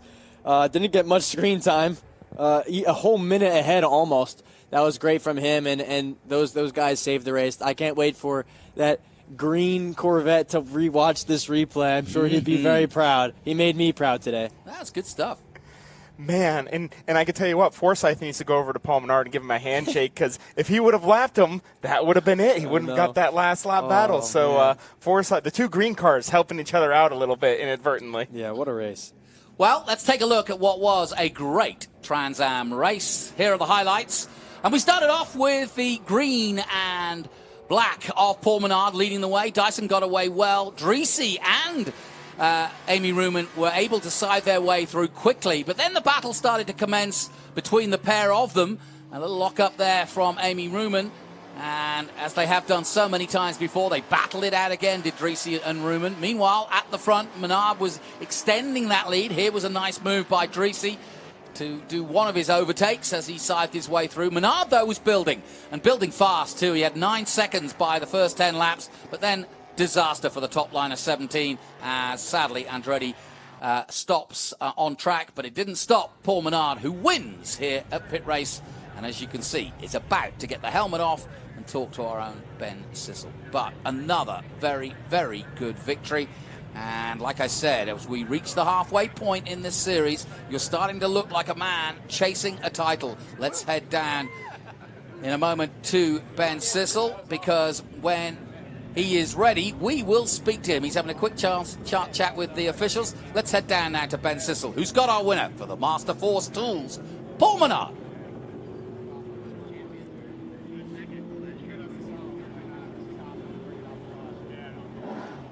Well, Paul Menard, Master Force Tools, unbelievable. That is not the outcome I was expecting, to go from green flag to checker with no full course cautions at a track that most of the drivers are unfamiliar with. But, man, what a great race. Yeah, great facility. I mean, the track has room to pass. It has lots of runoff. I saw there's some cars out there kicking up dirt, grass, and whatever, but awesome facility, man. You don't get race cars like this very often. I just I pushed hard at the beginning, kind of set a gap, and then just try to manage the tires. This is it's hard on tires. This facility is, the surface is. I think we saw that with Chris and Adam. Just trying to save tires in case a restart came out at the end and never did. Just so proud of Tony and John, Paul Gentilozzi back home, putting together this race team and let me come play with it. Well, congratulations. And you feel like you could go out there and race another 50 miles right now? If I had new tires, for sure. It's slippery. Yeah. All right. Well, thank you very much, Paul Menard. But I'm going to come back here. I want to come back here to the SGT battle, because that was kind of the battle of the race. Unbelievable. Richard Forsyth. So first of all, I just want to give it up because I think Paul Menard, he may have been able to pass there at Paul Menard's last lap, but he let these two SGT guys go. And on the last lap, about halfway through the last lap, Richard Forsyth, who's leading SGT, was able to get it from Lee Saunders, who I don't see. You can see here the G-Speed guys unbuckling him, just coming right off the track, because he did a whole nother lap basically behind Paul Menard. Richard Forsyth, come out here, man. I want to talk to you.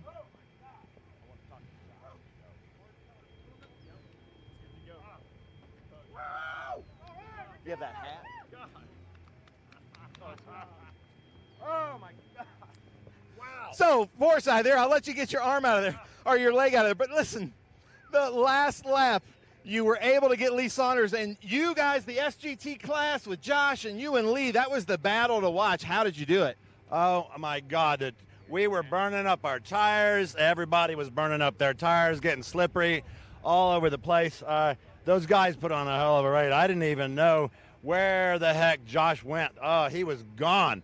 And we finally caught up to him because I guess he burned up his tires. And Lee started burning up his tires, and we were getting really squirrely coming in and out of there. And I had him on braking over and over again.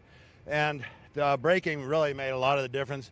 And then I kind of pushed it in, and, you know, I was side by side. We actually passed each other. I don't know if you saw that. Down there in 16, I passed him, and he passed me back. And then we came back, and we did the whole thing. Wow, unbelievable race. God, it was like driving go-karts in the old days. I love it. Well, GSP, nice job, you guys. Unbelievable. Richard Forsyth doing really well. But I want to come and talk to Josh Carlson, because I'm looking at this right here.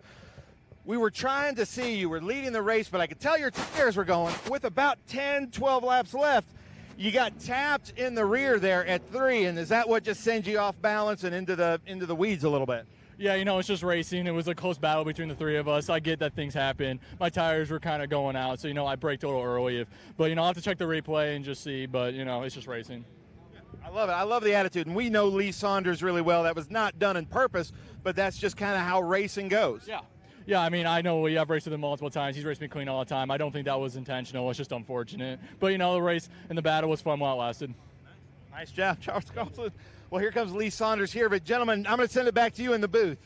Great stuff, Ben. Yeah, Lee Saunders, I'm sure will have plenty to say as well. But as we get ready for the victory circle, don't forget we've got some great action coming Thursday on MAV TV, so you'll be able to see all the highlights of both of the Trans Am races. But let's take a quick look at the highlights from some of the GT action, because that's where most of the great racing was going on.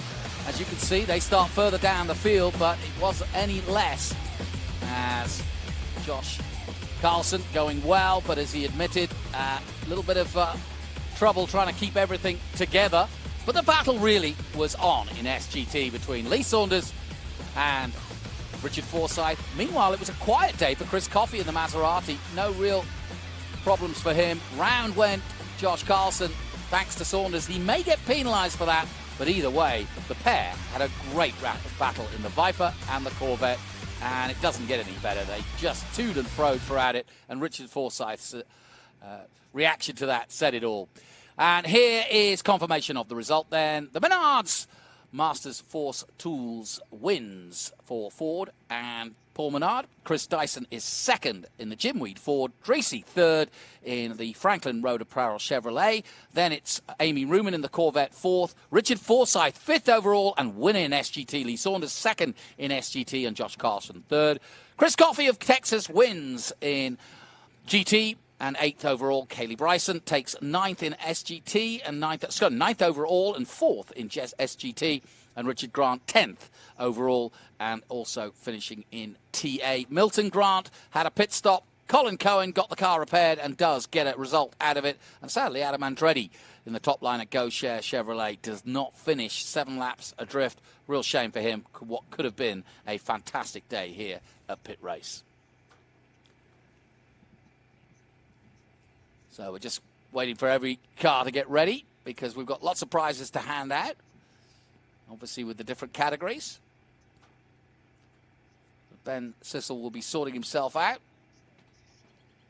And you can see him making his way down to the podium. So let's head down once again to Ben Sissel at our Victory Lane Circle.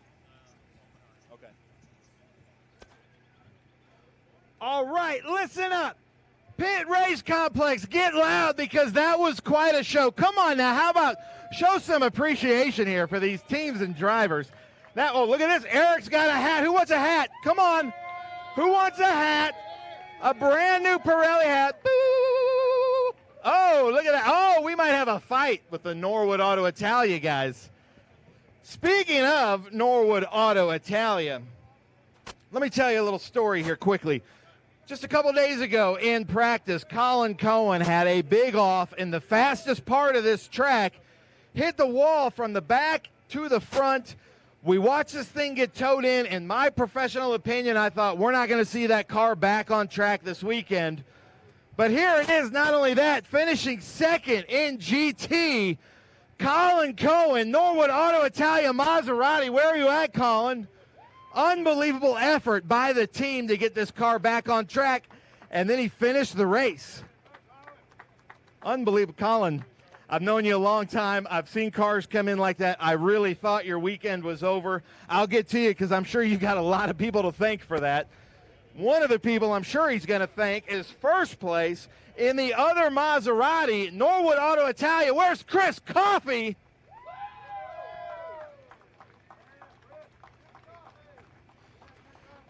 Chris Coffey probably needs some coffee. Probably hasn't slept in 3 days. Unbelievable. But Colin, honestly, as a friend, I really thought your weekend was over, and I guess you guys just don't quit, huh? Well, I was willing to quit, I have to tell you. I just saw work there. But this man here is amazing. He can make a lot out of nothing and make it work really well. He has skills that are do justice to this sport and to the things that we stand for. So thank you, Chris. How about that, ladies and gentlemen? And then Chris Coffey, have you slept? How in the world do you do it? So you got to worry about, your friend, your competitor, your teammate's car, but then you also have to go out there and drive 100 miles without any brakes or cautions. Yeah, it was no big deal, really. I mean, I got about 4 hours last night, so and worked literally until the car was on the grid. Stopped, took a shower while the guys were warming the car up, got dressed, immediately got in the car and put it on the grid. So I really got to thank the guys that are here to help me, David Rice and Xavier Willis. I can't believe they let me scream at them for 12 hours straight last night. And my wife, Morgan, my son, Sam, and most of all, Colin, because without him, I couldn't be here. And, I mean, I'm ready for a nap. And the duct tape held. Yeah, the duct tape held on there. It's actually some flashing tape, so tip to all you racers. It's cheap Bear Bond. But it worked great, and apparently the car made it to the end, and I didn't hear anything on the radio, so I couldn't be happier for Colin. All right, ladies and gentlemen, how about that? Norwood Auto Italia, 1-2 here. Colin Cohen, Chris Coffey. That was fun to watch. So, do you have the energy to give us one of your patented woos? Woo! How about that? Come on now. Little Ric Flair, nature boy. All right, who wants a hat?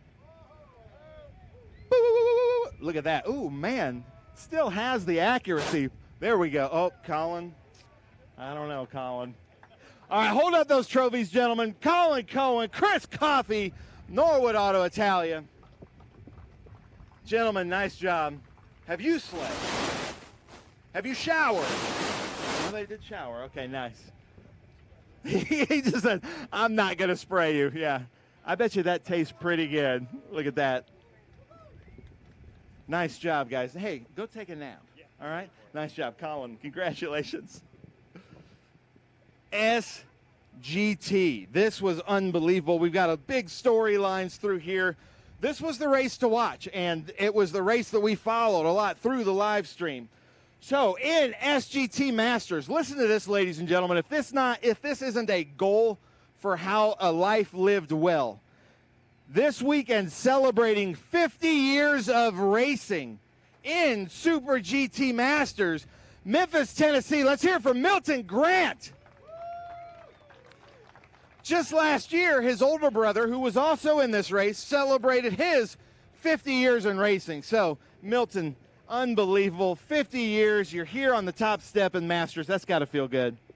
Yeah, and it's unusual to come to a track I've never been to before. So that was, took a little effort, you know, which was exciting. A great track. Really enjoyed it. So it was really nice. And I want to thank my crew chief, Mike Hoover, for what all he does, and my wife for putting up with me for 54 years next week, I think. So it's good. So thank you very much. Nice. And when are we going to see Kerry back? And will Kerry hit the 50-year milestone? I don't know. He's been talking about fixing his car lately, so maybe he's getting ready to. Nice. Well, how about that, ladies and gentlemen? Milton Grant, 50 years of racing winner here at Pitt Race for SGT Masters.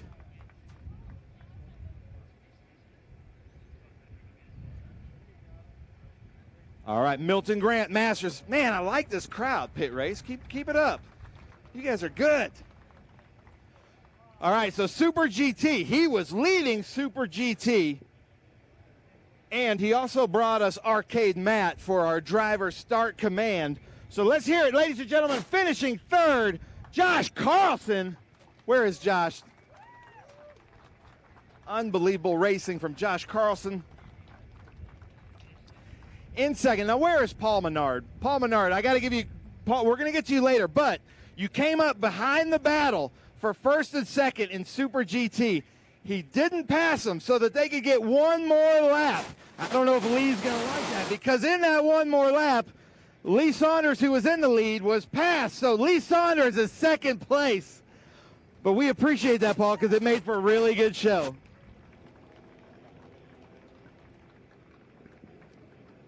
In first place, making that last lap pass at a place that I was not expecting a pass. Current leader at Super GT, let's hear it, Richard Forsythe. I don't know what it is about these Dallas racers, but they're looking pretty good.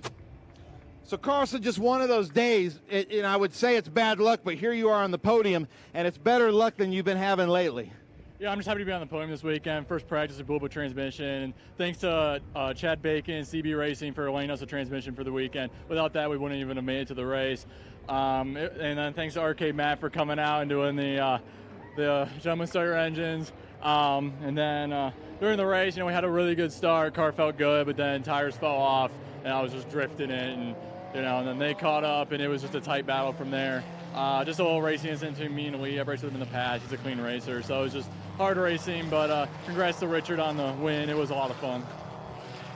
How about that, ladies and gentlemen? And then how about the camaraderie of the paddock coming to our drivers' rescues and letting them borrow a transmission? That's just what's so cool. Now, Lee, you and Richard, we were watching you. You've got that V10, but then it seemed like he had the brakes, and it was really fun to watch because you were strong in some areas, he was strong in other areas. Tell us about your race. Yeah, first of all, I'd like to thank my Lord and Savior Jesus Christ for just letting us come out today. Beautiful day, great crowd, fantastic country we live in that we can enjoy this freedom to come and race. And I want to, apologize to Josh. What an awesome start, and his tires did fall away, and he's being very gracious because I saw an opening that closed, and we got into each other a little bit, and apologize for that. But and then Richard just, man, he kept me honest, and I thought we had it. I never been wanted to be passed more in my life by Paul. I was like, man, do I just stand on the brakes and park him and let him go by? But no, he just, both of them, awesome race. And Richard got me, and he was gone. So he did a fantastic job today. So thanks to my crew, to Kevin and Eddie for coming up, KSR, and man, they just put a great car today together, and the idiot behind the wheel just made a mistake at the end. So I love it. Well, Lee Saunders, how about that, ladies and gentlemen?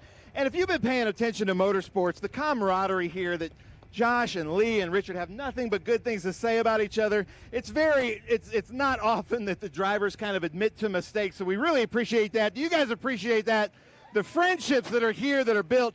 This is the Trans Am family, and it's so apparent here, so much fun. Lee, thank you. Josh, thank you. But Forsyth, man, I've never seen you so excited to get out of a car. Well, yeah, that was the most unbelievable ending I've ever had to a race, and I've raced a lot of races. And Lee, for his part, was just amazing, and we were drifting coming up out of 6 like you wouldn't believe. It was like go-karts in the old days, And Josh is a gentleman, and he tried to keep it clean too as best he could until he hit him. But anyway, so I want to thank our paddock mates, Chris and Colin. They are the best paddock mates guys could have. And most importantly, my team with Lewis, Jason, Ian, and Corey, and our support group, Mike and Sandy back in the home day, and Mike's my driver, and Cook too. And we appreciate all you guys. And that job these guys did, repairing the fuel tank issue we had last night till all hours in the morning, unbelievable. But Lewis and G-Speed back home, I just can't say enough about all the support you've given me over the last few years. How about that, ladies and gentlemen? Richard Forsyth. Hold your trophies up, gentlemen. Josh Carlson, Lee Saunders, Richard Forsyth, Super GT here at the Pitt Race Speed Tour. Oh, who wants a hat? There we go. Nice. You guys got pretty good arms. Paul Menard was treating that like it was a bouquet at a wedding banquet. Arcade Matt, thank you for coming out, sticking around. Did you have fun? He said he had a blast. I love it. All right, come on now, get loud, Pitt Race. One more time. Josh Carlson, Lee Saunders, Richard Forsyth with G-Speed. And just love the family camaraderie atmosphere here at the Trans Am Series presented by Pirelli. Is Carlson, you getting sparkling water? Look at that. How about that? You know, just a little celebration, but they don't want to spray it in each other's eyes. They got a long way to go. Nice. And poor Josh can't spray his like that. One for the homies, Josh says. Yeah. There you go. Hey, Lee, thanks for coming back, man. Love seeing you out here. Nice job, gentlemen. Nice job. All right, Pitt Race, you are ready now for the monsters. The 850, 900 plus horsepower, no driver assist, carbureted behemoth monsters of TA. In third place, starting from the rear, in a brand new car to him this weekend. Hadn't been in it yet. Let's hear it. Tommy Dreese, Showtime Motorsports, Lucas Oil, Mav TV, third place. Tommy, nice job. And I don't know if you guys have been paying attention, but when Tommy's on the podium, we have a little tradition here that we're going to do. So stay tuned. Second place, three-time TA champion, all the way from Poughkeepsie, New York. Let's hear it. The Jimweed Ford Mustang, Chris Tyson. He is three-time, right? I just had a brain fart. Yeah. No. I don't know. We do have a one-time champion here in Tommy Dreese, too. I just got to point that out. And then, ladies and gentlemen, basically from the green flag to the checkered flag, just showing us his speed. Unbelievable Master Force Tools Ford Mustang 3GT Racing, Paul Menard.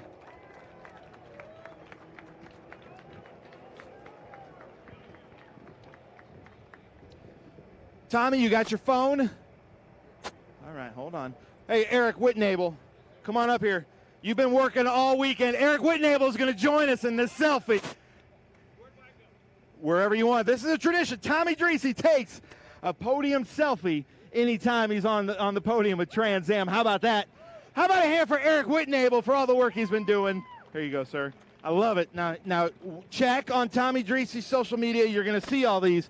Tommy, unbelievable. You had a great race out there, and it seemed like kind of you were digging this track.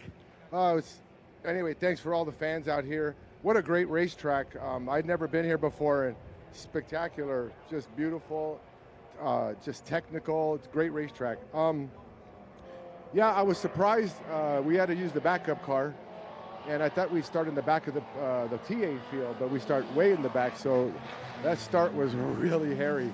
So we got through clean, and then we started to go to work, but by the time I started, clicking laps off, I could see where Dyson and Andretti were about the same. We were about equal. So I would have loved to run with them. Congrats to Menard and the 3GT team, first class. The Dreese Motorsports team, you guys never gave up this. I got a little upset, after the first session. You calmed me down, so thank you. I got to thank the sponsors, Mav TV, Mission Foods, Lucas Oil. God dang it. There's a couple more stickers on there. Showtime, Jim Weed, Ken Twaits. I want to, Gary Felix, and all the guys and girls. I got to dedicate this whole race to Parnelli Jones. We lost one of the greatest drivers of all time. He was a Trans Am freak. He was just a monster. Rufus, God bless you. And Lacey, Jagger, Elon, I'm coming home. Nice. How about that, ladies and gentlemen? And I love that you mentioned Parnelli Jones, too. 1970 Trans Am champion. And does Tommy Dreese, does he get bent out of shape? I haven't seen that. Showtime? I'm getting an emphatic yes.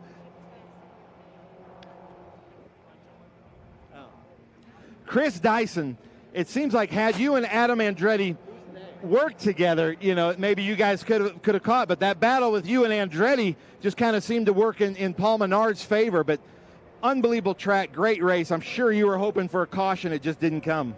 Yeah, no, this place is definitely unbelievable. Wow. Anyway, the car was difficult today. The first half of the race, we were basically kind of keeping in touch with Paul and Adam, and then about halfway, once we started to burn fuel off, it became really unwieldy.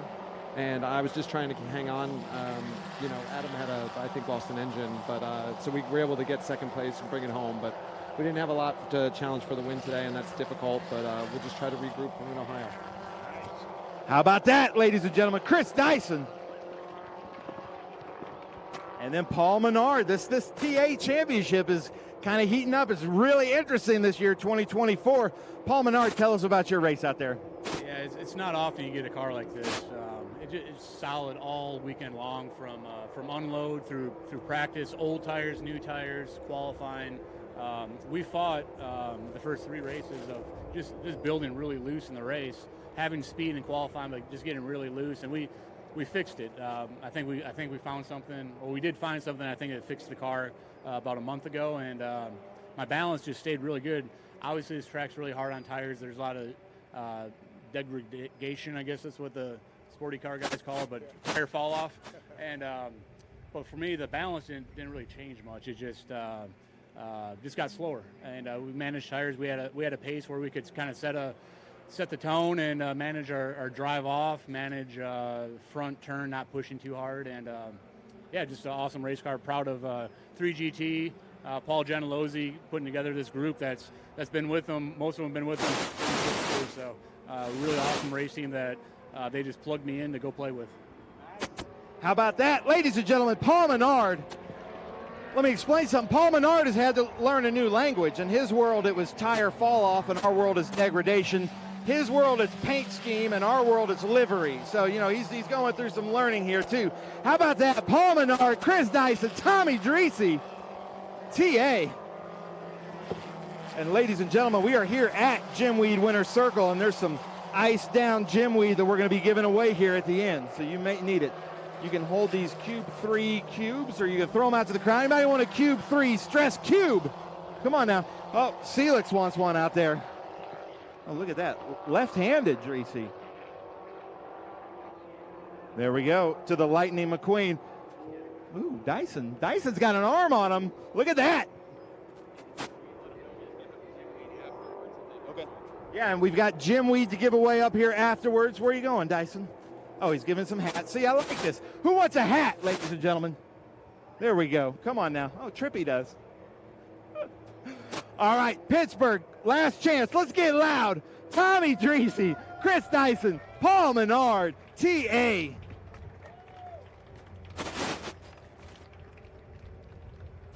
Where's Aaron Creed? Aaron Creed was wearing a Low Shack Racing shirt. I got to say, though, Gary Celix, Lawrence Loshak's record was broken this weekend. Uh-oh. Oh, I heard that. All right, come on now. Tommy Dreese, Paul Menard, Chris Dyson, TA. I heard that, Paul Menard. Yeah, he said back to the SGT. He was just being a race fan. Best seat in the house. Wanted to let him go for it.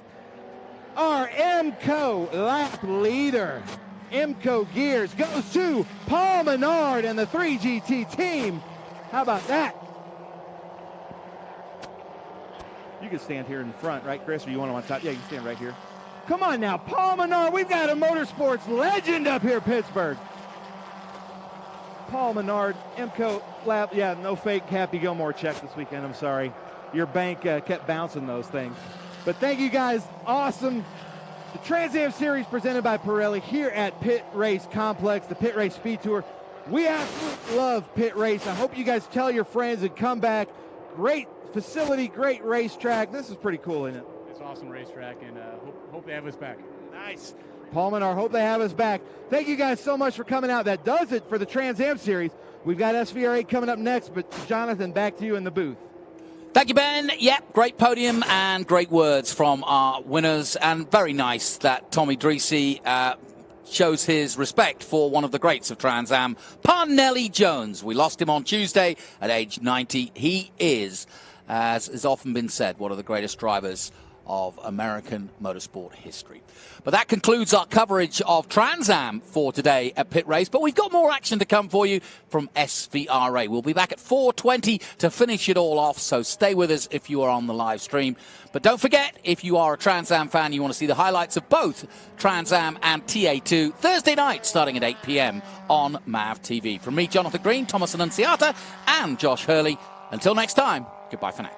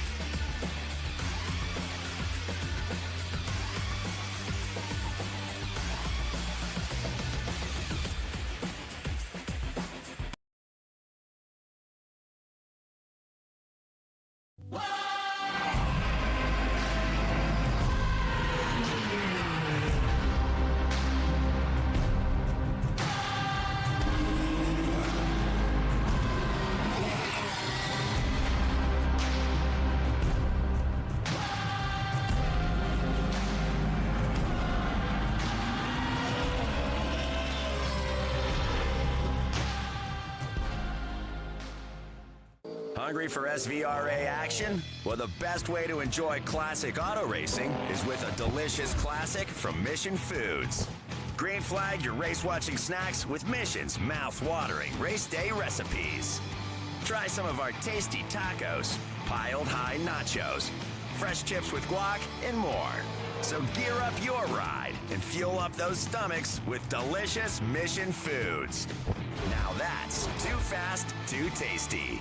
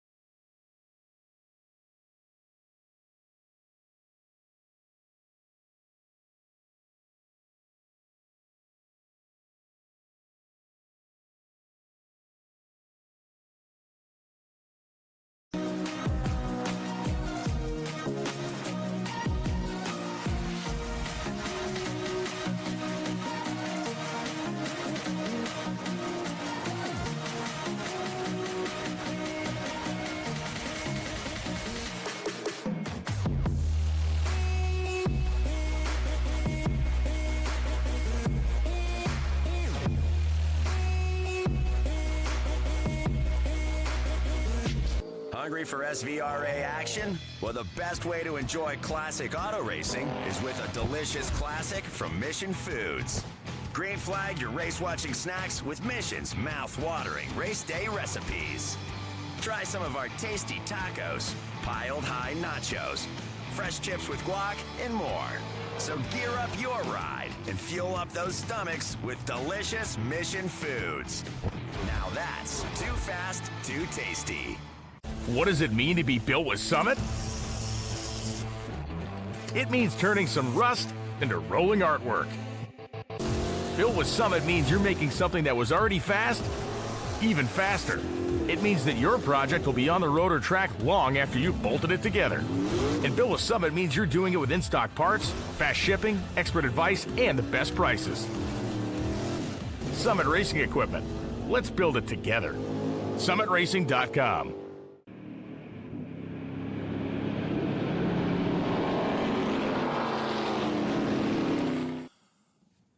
Welcome back to Pitt Race, as they call it. As you can see there on the water tower, Pitt Race, Pittsburgh Raceway. And welcome back to the Speed Tour. The weather stayed fine throughout most of the day, and we've had some cloud, but as you can see, the sun has punched through it, and it's Ben Sissel and Jonathan Green bringing you the next action. We've already seen these boys in action, or most of them anyway, already today, and we've got a cracking fight between this man, Gary Gray, and Mark Mercurio this morning. So if you missed it, they're in for a cracking race again. They are. And what's funny is, thank you, as I'm hearing from race control, is they said we will move the cars off grid as soon as they move the cameraman. So Tony's being moved off of there, and Gary Gray. We had a little bit of a schedule change, so some people thought we were going out 30 minutes from now. So I went over and went on my scooter and tried to get as many people, but Gary Gray was fixing a starter. And all the clothes were off of that Radical. I don't know how they put that thing together. And then we're seeing right there the number 25. What's he up to? Is the Amsoil. We saw him earlier in the Cube 3 Architecture TA2 series. That's Chris Durbin, who was on the podium with us in the Pro-Am in TA2 from Pittsburgh, sponsored by SuperoilPro.com, 90racing.com, and Flying Wrenches Racing. Now, he's with these two gentlemen up there in the front, Randy Walker and Mark Mercurio. So we'll see if he can catch up to them and have some fun. Yeah, that's who I was mentioning, of course. And also the Radical, let's not forget, it just got out there, but that Radical was in that race, very much so. Gary Gray kept himself honest against those two big muscle cars. So it'll be interesting to see what Durbin does. But is he starting at the back? Yeah, he is starting in the back. So I went to him and saw the car and said, hey, man, if you want to join this race, come on in. And so they wanted to try something. So they've tried a new suspension setup, and they said he's going to be really disappointed if he's faster than he was this afternoon. Yeah, that'd be ironic, wouldn't it? In this afternoon's race. But we went out, and that Shelby GT350 is out there with us. So this should be a really fun. We've got Renee Tursilla there in that white and black 009. Tim Bowder in that number 70 red Mustang. Mark Davis in that beautiful Shelby GT350 there. Michael Leptuk there in that Group 10 stock car. Then Colby Hillman in that Group 6 GT Corvette. And then there's Chris Durbin in that Amsoil SuperoilPro.com TA2 car. There you go. It's been an interesting weekend. A lot of unknowns, a lot of drivers coming to Pit Race for the first time. And the Pittsburgh track has really held up. And I think actually everybody really thrilled to be here. Yeah, actually, I'm not hearing any bad reports. People just love the track. Lots of spectators here this weekend on Spectator Hill. They all had a blast, and we're excited to see Trans Am cars. We had to get some selfies from some Trans Am fans this weekend, so it's been good. There's a lot of Trans Am fans in Central West Pennsylvania. Well, we'll keep an eye on our chat, as always, to see what you guys want to say. And if we've got a good one, we'll throw it out there.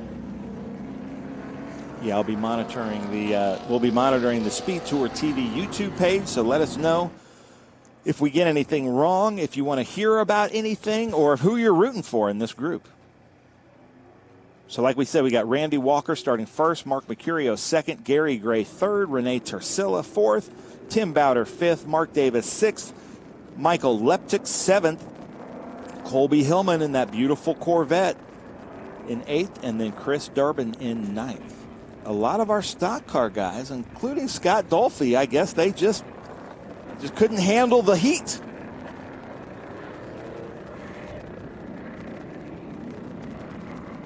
But here they come down into the Cube 3 architecture section. You can see Colby Hillman kind of let Chris Durbin by him. Saw that TA2 car and said, I don't want to mess with that. So Chris Durbin's already moved up a place. We haven't even started. So 2x2, here they come. Out of 17, the Cube 3 17 corner. Beautiful conditions as it has been all day here in Pittsburgh. And the Ginetta pulls away, and therefore we are now about to go racing in our Group 6. Second race, final race of the weekend for them. Side by side, the two Camaros, 6, 10, 11, and 12. No 12, though, in this one. I think they're moving on. No, 12 is in it. 8 is not in it. But yeah. Okay, gotcha. And immediately, nicely done, into the turn 1. Perfectly executed, too. Oh, and then there goes Gary Gray around Renee Tersilla. Yeah, so we've got pretty much a repeat of what we had in the previous race. The two Camaros out front, and then the Radical chasing it in third, and we'll see how Chris Durbin scythes his way through. But already these two are at it again. And Chris Durbin has moved up to, I believe, 5th place. But look at this battle just happening again. That is Mark Mercurio there in 2nd place behind Randy Walker, just like the last race. Yeah, I'm sure they had a chat afterwards and put a plan together for what they're going to do this time. Well, now, and Chris Durbin being in there is going to kind of throw a wrench in their spokes again. Yeah, Chris Durbin already up to 4th. He's already up to 4th, and I think by the end of this lap, he's going to be with them. So that's going to just change the face of it. And Durbin's no fool. He's going to be quick. So he's just changed the suspension, did you say? Yeah, changed some suspension points, maybe some Wait, look at this. Ooh. Go on. And Gary Gray just back there just giggling. You know Gary Gray, that's what he's doing. He's just enjoying the show. Yeah. He's not going to enjoy it when Durbin gets up on him. Here he comes. Chris Durbin in the yellow and blue from South Hills, Pennsylvania, just north of here. Yeah, and I'm trying to see if Mark Davis, I saw in a shot earlier that he was going. Okay, there he is. Okay, good. Make sure his beautiful car's out Radical there. Caught right up now. Gary Gray right behind him. And Chris Durbin. And I want to tell Alex Miller and Jeff Luckritz that I did have a talk with Chris Durbin and said this is not Trans Am racing. This is SVRA racing. We need only high probability passes. Make sure the car in front of you knows that it's there. And I did say that, that Radical might not be able to see him, and you might not be able to see that Radical. So he knows that. So just to put some things at ease. But this is our Group 12 race here with Renee Tersilla and Mr. Bowder, Tim Bowder, and that beautiful number 70. And then here comes, I think, Jonathan, both of our favorite cars. Yeah, that Boss Shelby. Yeah, there's the Shelby GT350 and then the Boss 302, which I absolutely love. Michael Leptic there in that number 1. But here's the battle. Let's see if Durbin can safely get around the Radical. Yep, he's caught up on the Radical in 3rd position. And now you see the top 4. You can throw a blanket over him. Durbin done a good job. And Randy Walker, that's the biggest gap we've seen between Mercurio and Randy Walker. Yeah. Well, you watch Durbin will absolutely scythe by in the open section. We're going through what we call the S's. And once we get to the top of the hill, because this is all uphill, he'll start to stretch his legs, if not before. Ooh. Taking an inside line there is Mercurio. Well, he did that last lap, too. Didn't make it that time either. He keeps showing a nose. Right, here we go. Coming out of this, they go through the trees here, and then they head back down the long straight. Once they come out and pop out of here, it's pretty much flat out, and that's where Durbin's going to have the power. Here we go. But Randy Walker in that 2021 Chevrolet Camaro Howe chassis TA2 car as they come into the Cube 3 architecture's turn here. It's a really hard uphill. The cameras, that camera position shows it pretty well, but it is a lot more uphill as Mercurio hangs a left side tire out. Here comes Durbin, and he's got 3rd. Uh-oh, now this is going to be a battle for 1st, 2nd, 3rd. This looks like this afternoon's TA2 race right here. It does, doesn't it? Radical had some good grunt there down the main straight, but he's finally lost out to the 25, the AMSOIL 25 of Chris Durbin, who will now go in pursuit of the other two Camaros. Yep. So now you can guarantee that somebody's telling Mercurio that Durbin's closing, so he's looking in his mirror and looking out the windshield. But Gary Gray is still having some fun right behind them. Gary Gray is in a 2013 Radical SR8 Group 11 car. As they come down into what's called the bowl section. Yeah, we had an onboard camera on Chris Durbin during the TA2 race, the TA race. And, yeah, it was good to see. Yeah. Yeah, he had some great battles out there as we see our current Group 12 points leader, Rene Tercilla, going out. He was the one I talked about early this morning that had to go into a junkyard and find a new pedal assembly. He was having pedal. Hang on a minute. Why would you go to a junkyard to find a pedal? His wife, team owner. Wouldn't you go to a Ford dealer? She did. She has the parts numbers, and there wasn't one. The closest one was in Dearborn, Michigan, at Ford. Huh. And so they're like, well, we can't make that. So they just went to a junkyard and found the part and dug it out. That's some hustle right there. But you have no guarantee what you're getting from a junkyard. How well used or whatever, you know? But it's working. Yeah. But look at this. Now, Durbin's all over them. But these two still going at it. And as they fight, Durbin's this is playing into Durbin's hand because Mercurio gets the inside line, side by side as they head up the hill. But Durbin's coming, and around the outside goes Walker. They're side by side, but Durbin's going to take both of them at turn 1. It was funny because I saw Durbin. They were about to pack up the car. They had the ratchet straps on the car, about to put it on. There he goes. And he was just about to get a beer out of the refrigerator. And I said, hey, man, you want to go race in this race? And he looked and said, I don't know. And I thought he was about 50-50, and I think the other guys talked him into it. So it's great to have him out there. AMSOIL, SuperOilPro.com, 90racing.com. Racing, here's all 3 of the Flying Wrenches racing cars all together and pretty equally yoked, Jonathan. Yeah, no question. We saw some great racing from this group earlier this morning, but here we go again. And now it's got an extra player. Walker's still leading, though. Randy Walker. Radical's doing a good job, though. Gary Gray in that Radical SR8. Yeah. And if you know Gary, you know that he's probably having more fun than anybody at one of these weekends. Just always has a smile on his face. Just loves having fun racing, vintage racing, and is in a great car for him, that Radical SR8. Well, Durbin's sniffing for the lead now.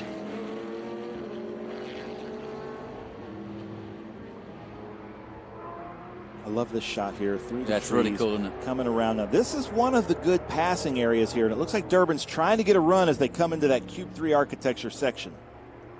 He's got good speed. He's taking the outside to hopefully gain the inside and maybe hit that apex. Yeah, because now you see Randy Walker has to go further out. Yeah. Durbin takes the better line, but now Walker has the advantage on this little left-hand kink. Yeah, this will be an interesting turn 1 because they are almost side by side as they cross the line. Still Walker leads, but Durbin now switches to the inside for an inside move at turn 1. Breaks late, goes to the inside, side by side for a moment. Walker holding on, and that's good racing. Really good racing. You know, they're all such close friends and don't want to do anything, but look at this. Walker kind of out-dragging. Durbin outbreaks him. Does not break. Well, almost anyway, but that was enough to get him through, and Durbin now leads, having started right at the back. Look at that, ladies and gentlemen. That just kind of shows you the Pro-Am, and he's had 100 miles in that car today on this track. So he knows what's going on, and he's from Pittsburgh, Pennsylvania. Yeah, there's a big difference between getting as much time as you do in a Trans Am car as you get in SVRA. They've had nowhere near the amount of time on track that he's had. Yeah, but doing really well. Yeah. You know, I always say that everybody just aspires to be a vintage racer. So maybe Durbin's having so much fun that he might look this way a little bit as well. Yeah, I know. So this is the final Group 6, 10, 11, and 12 race. 6, 10, and 11. And 12. And 12. 8 coming up. And they'll be along with another group of 4 different groups. 1, 2, 3, 4, and 5B. There you go. And 8. But we haven't seen them in action yet today. Love that car. Bullet.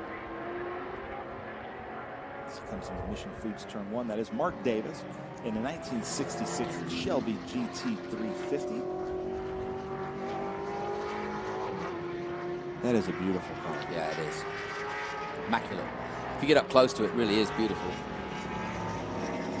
Yeah, it looks like a Concours winning show car, prepared by Kurt Vogt and the Cobra Automotive Group out of Connecticut. Kurt Vogt being the president of the Shelby Club. Shelby Club will be with us here upcoming event, but now my mind is blanking at which event that is. The New Jersey Speed Tour. Okay. The New Jersey Lottery Speed Tour, excuse me.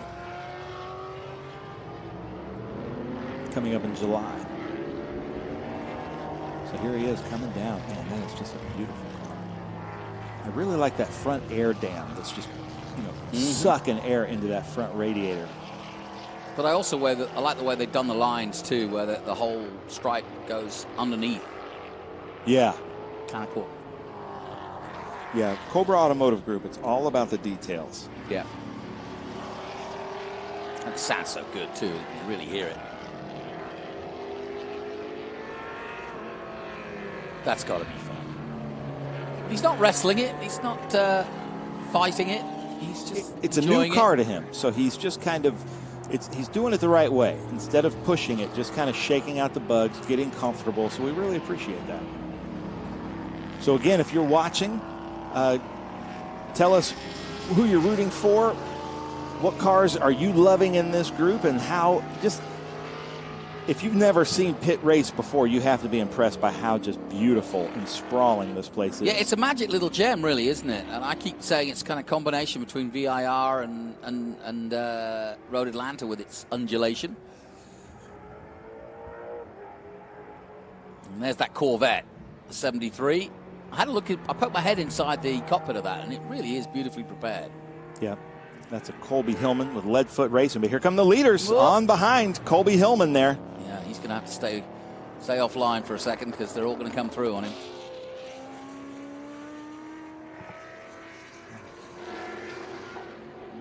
Wait, what's happened?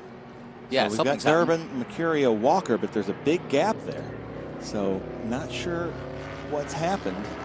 If Walker, something happened with Walker. Well, Durbin's got 6 seconds now of a lead. There he is. He's up there. And yeah, he's just built that in the last lap. But I just wonder if Walker's had a problem.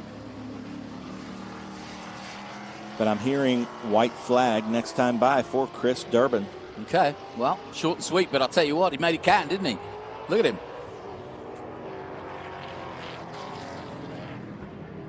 Well, that suspension changes. I'll tell you what, it's worked. Yeah. Well, it's hard to compare, really. Oh, no, and Gary Gray is in pit lane. Gary Gray comes in the Radical, parks it up. So there is our leader, Chris Durbin.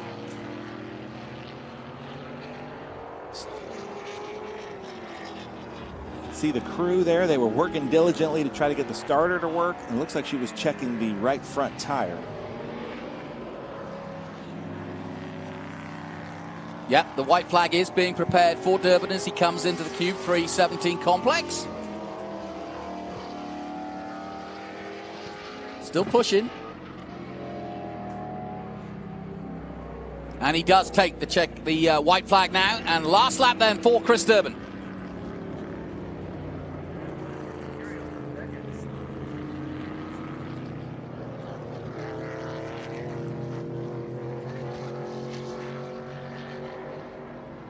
Mercurio still second and Walker third, but as you can see, they've been dropped by Durbin once he got the lead. Bowder still fifth, Tosella in fourth position, and Gray has come into the pits and he's right in front of us, but I think he has got back out, so he's going to try and sort of finish the race, but he came in to check something, so I'm not sure what happened. Yeah, me neither. What I'm curious to see now, I'd love to know what Durbin's times were in today's race in the Cube 3 Architecture TA2 series as compared to now. The weather has changed slightly, but he's going to feel really bad if he got the setup right, and now it's running really well. He wasn't really happy with his performance today. He said he just kind of missed it on the setup.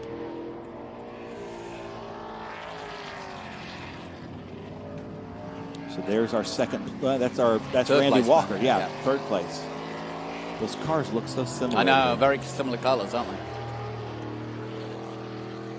There is our leader, Durbin. He wants to give a shout out to 90racing.com. He wore a hole through his gloves at Lime Rock, and they came here and delivered him some new gloves. Ah, that's great. So go to 90racing.com for all of your racing apparel needs. There you go. So just a couple of corners to go then for Chris Durbin in the 25 Amsoil, the local man taking a win. And Yeah, I think that was better than having a beer and going home. Why not take a win? I tell you, I'm relieved because I thought, oh, here it is, and then what if something happens? Oh, gosh, don't say that. Like, Checkered flag then for Durbin. So that's a big relief to me because I would hate for him to have, like, something happened mechanically and it caused a lot of damage to his car or something like that. Here's your second place, Mark Mercurio, coming across the line in the Camaro to second place. And quite spread out now as Walker, here he comes into the Cube 3 Loop 17 and just gently nudges it up the hill and over the crest. And he will take a solid third place. Not as close as the one this morning, but we'll take it. You got to see these cars up close from Flying Wrenches. They just look like, if you can say show TA2 cars. Just up close, they just the preparation on those cars is really, really good. I would say better looking than most of the professional TA2 series cars. And finally, here comes the number one. That's Michael Leptuk. 2008 Chevy Monte Carlo. He comes over the crest, and he'll now finish his group race for the weekend in the Monte Carlo. Nicely done. There's Renee Tercilla doing really well in Group 12. Finished the weekend after having to take a little visit to the junkyard. Then Tim Bowder and Colby Hillman. Nice job, Colby Hillman. Group 6 GT Chevrolet Corvette.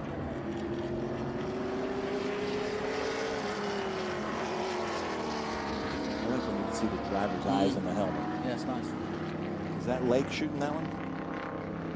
Who's turn one? Turn one's Lake, yep. Good job, He Lake. always gets the whites of their eyes. He likes to know if anybody's got, a fever or anything, so he likes to zoom in. Yeah. Well, we met Lake's parents this weekend. Yeah, lovely people. Yeah. Can't believe they produce Lake. Just kidding. Love you, man. So, good win for Chris Durbin, who came in and talk about lastminute.com. Yeah. He'll take it. He's pulling down. That's to the interesting. Why is he wrenches. coming into the pit lane? I think because they want to get measurements because they're using this as a test. So Okay, he's like, I think I would say that car looks so well balanced that he's pretty happy with that setup. He's like, take notes. This is our setup if we come back here. Yeah. Yep. Good call. So the results of all that race then, the Group 6, 10, 11 and 12. Chris Durbin with the win from the back. Mark Mercurio in second place. Randy Walker in third. Renee Tercilla in fourth position. Tim Bowder in fifth. Then Mark Davis, Michael Leptuk in seventh. And Colby Hillman and Gary Gray, sadly, having to pull out of the race in the Radical. Did get back out and is counted as ninth overall.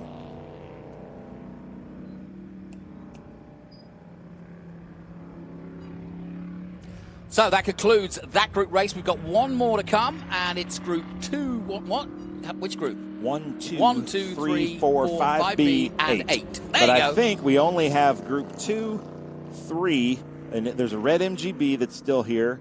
There's the 3 Formula Fords from the West Coast, and maybe the Group 8 car. We might have a Formula Ford only and an MGB out there. All right. Might be 4 cars. But remember, like we saw at Lime Rock, we had a 2-car race that was one of the most interesting races. Well, stay with us. More racing to come from Pit Race in a moment.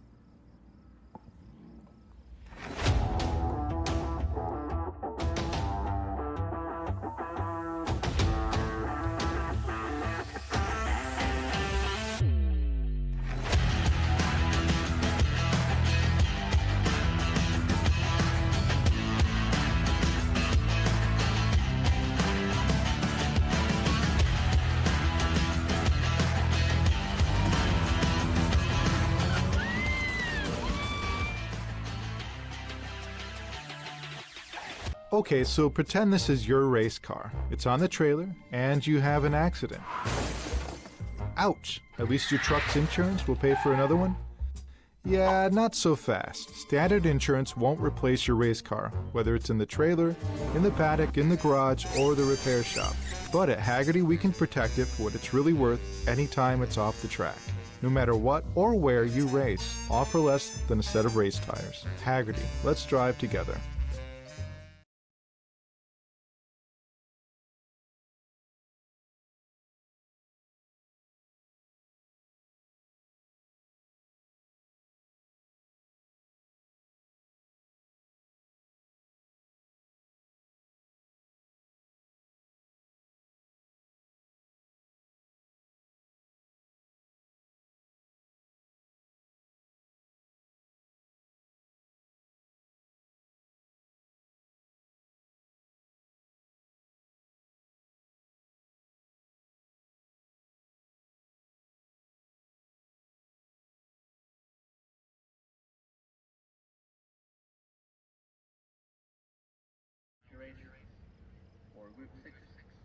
12 is just concluded.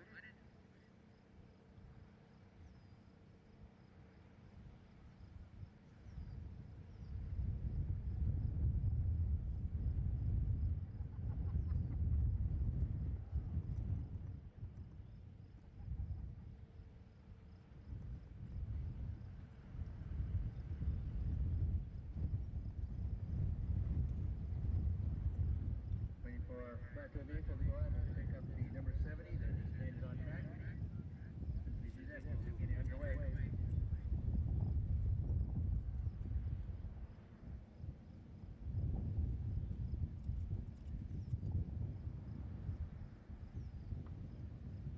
While it's quiet on the racetrack, I'd also like to salute and recognize all the Steel Cities Region SCCA corner workers and flagging and communication workers that have come out and made this such a successful Pitt Race Complex Speed Tour event, as well as the starter, Pit Panic and Pit Marshals.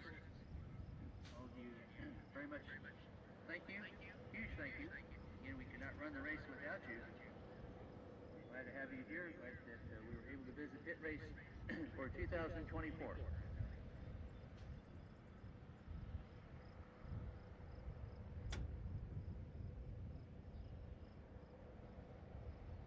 As soon as this car gets in off the track, we'll be putting the Group 1, 2, 3, 4, and 8 feature race.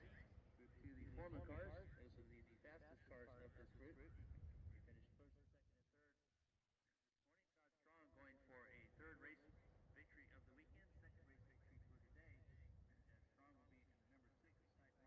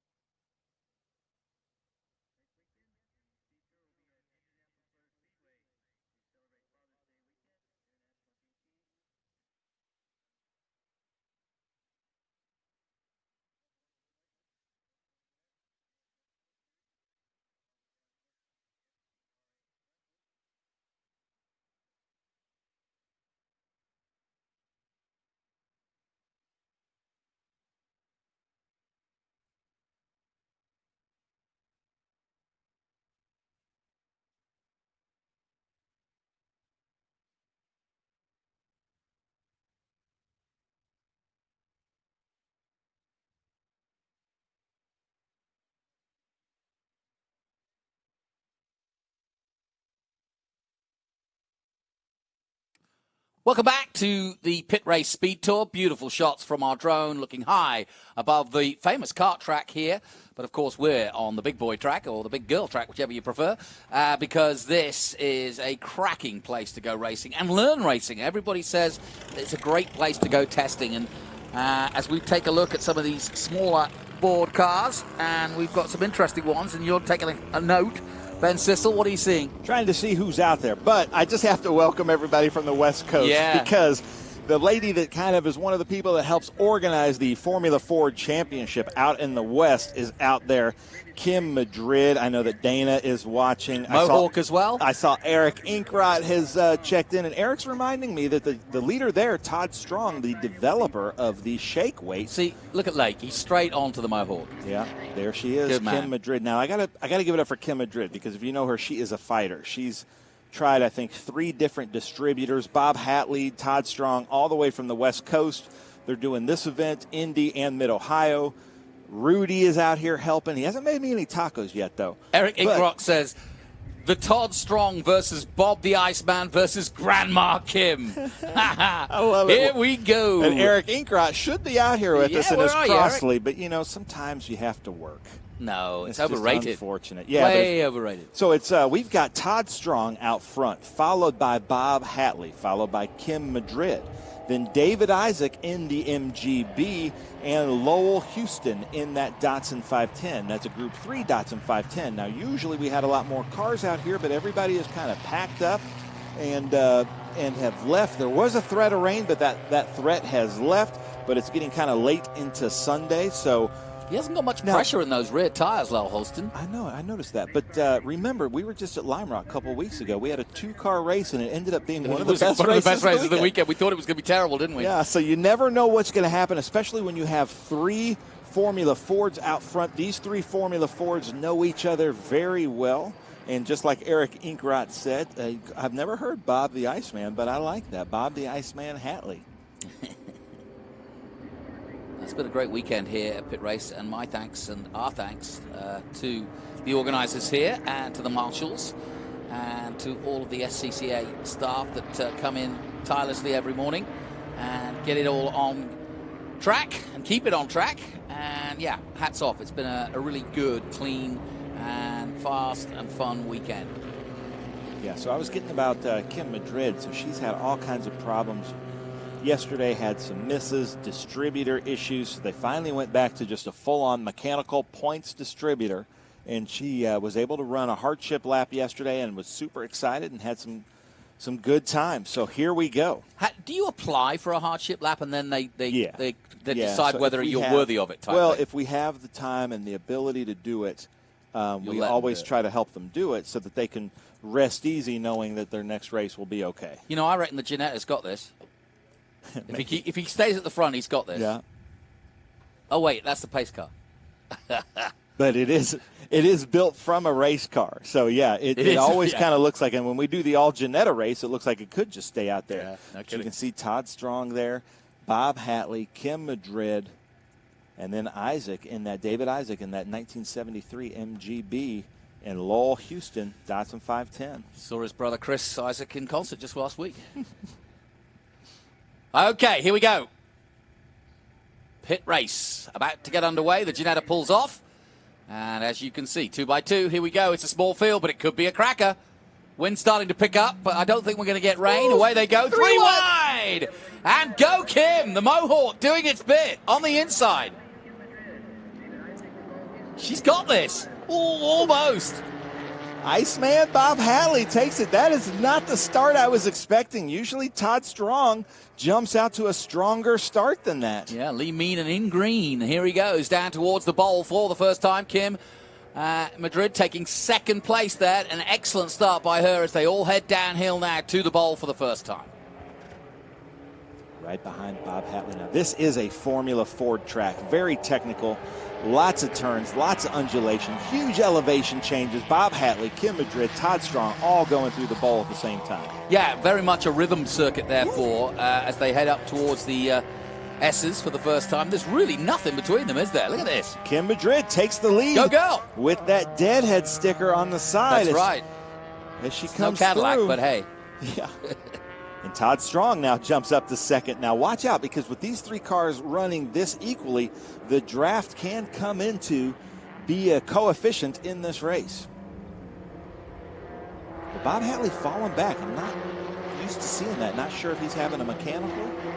We got fans in Boston cheering for Todd Strong. Go, Dad! That's what it says. No way. Oh, Sydney. Sydney Strong. Now is that Todd Strong's daughter that I met that is a school teacher? Could be. We'll find out. She'll let us know. From Boston? Yeah. Boston. Gotta say it right. Yeah. Boston. Kim Madrid then doing a really good job in this opening salvo to take the lead away and now pull away, in fact. Okay, Hatley's coming back back up again, though. Yeah, Hatley's coming back with that a little bit more modern Swift. That is a 1989 Swift DB3. Todd Strong is in a full-on vintage Titan MK6, and then Kim Madrid is in a 78 Crossley Formula Ford as they come down the main straight. But, you know, every Formula Ford race I've seen, it doesn't really matter when the Ford was made or when the car was made, what year it is. They're all very evenly yoked. Yeah, and at Indy last year, Kim Madrid won over Jimmy Vasser, was so excited, got on the top step of the podium, but Dan Cowdrey is really fast from the West Coast at Indy in his vintage. Roland Johnson's always good. So it really, yeah, you're right. It really doesn't matter. It's just kind of up to the driver. It is a driver's class as that deadhead car comes down here to smoke the bowl. Nicely done. Got you on that one. You've been waiting on that one, haven't you? Yeah, that is the bowl section of the track. That's what I mean by that. I'm the chemist from Boston. The teacher is in SoCal. Well, Sydney, I haven't met you, now we know. But the chemist, man, her dad is like an aeronautical engineer. Wasn't there an HBO series on a chemist from Boston? No. Her dad Breaking is Bad. an aeronautical engineer, I believe.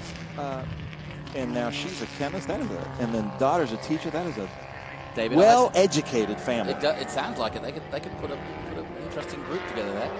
Nice to see David Isaac putting that MG through its paces, looking very good indeed.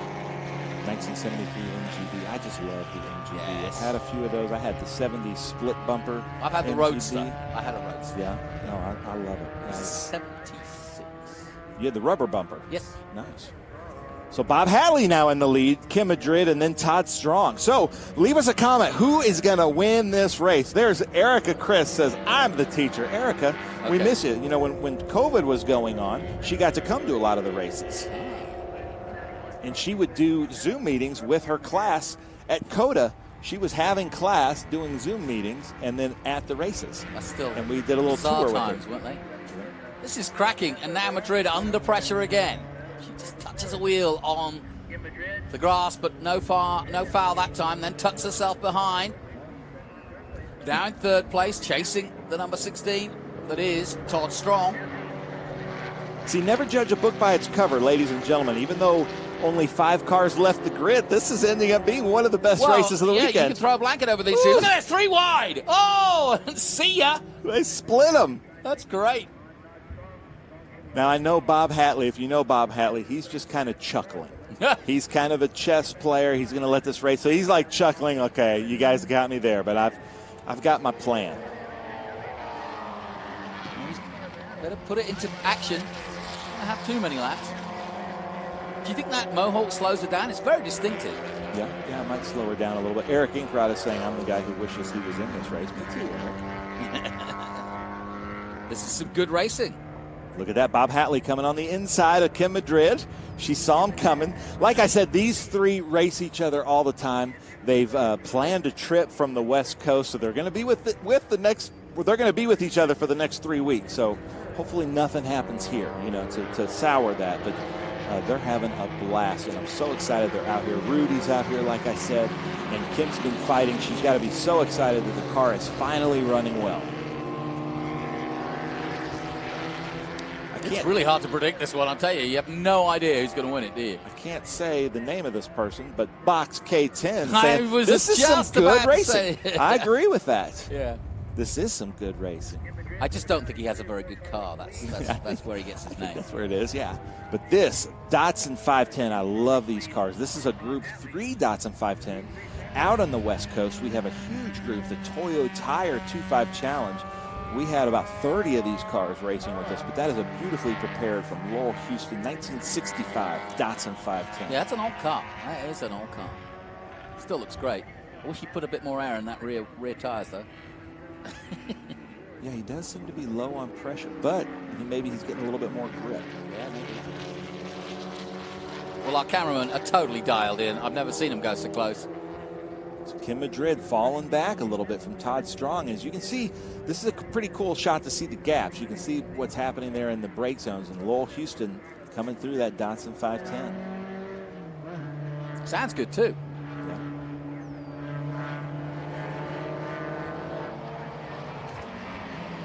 So you don't need all the aerodynamics to go racing. No, I love that. A boxy car, that'll do. I love cars that were made and somebody said, we should make a race car out of that. Like the Mini Cooper, like the Datsun 510. There's a couple Volvos that are shaped like bricks that are really fun to watch race. All those fun cars that were out today. Yeah, fun exactly. Cars, yeah. So where are the Fords? Here we go. Okay. Matley still leading from Strong. Madrid waiting for a moment. MG still circulating, but he's quite a long way behind this group. Madrid actually looks faster than the two in front of it, doesn't she? Yeah, and a lot of that just is when you're this close behind these cars drafting, you're going to get a little head of steam, and if you can really get into a rhythm through that rhythm section that they're in, you're going to be able to catch up pretty quickly. Look at that. They duck behind the trees and it changes. The man with not a very good car says he needs to change his name. And I bet that 510 is a blast to drive, and he's right there. So Kim Madrid now takes the lead as they come into the Cube 3 Architecture TA2 Series part of the corner. Todd Strong right behind. And I think, honestly, you're going to want to come into, you might want to be in second place coming through about halfway through this track and then kind of draft and then try to take it. I don't know if you have enough drafting there to drag race out. Maybe you want to be at the last turn. It'd be really, I think that's what Todd Strong's trying to do. If I can draft them going into the last turn, am I going to be able to take the checkered flag? We saw that at Watkins Glen a few years ago. Remember that with the Formula Bs? And that might be what they're trying to calculate here. Just back into second, Madrid now back into the lead. So they've all had a chance to lead this race from the front, and they're still glued together. Eric Inkrot, I'm putting you on the spot. Who's going to win this race? Kim. Who is it, Eric?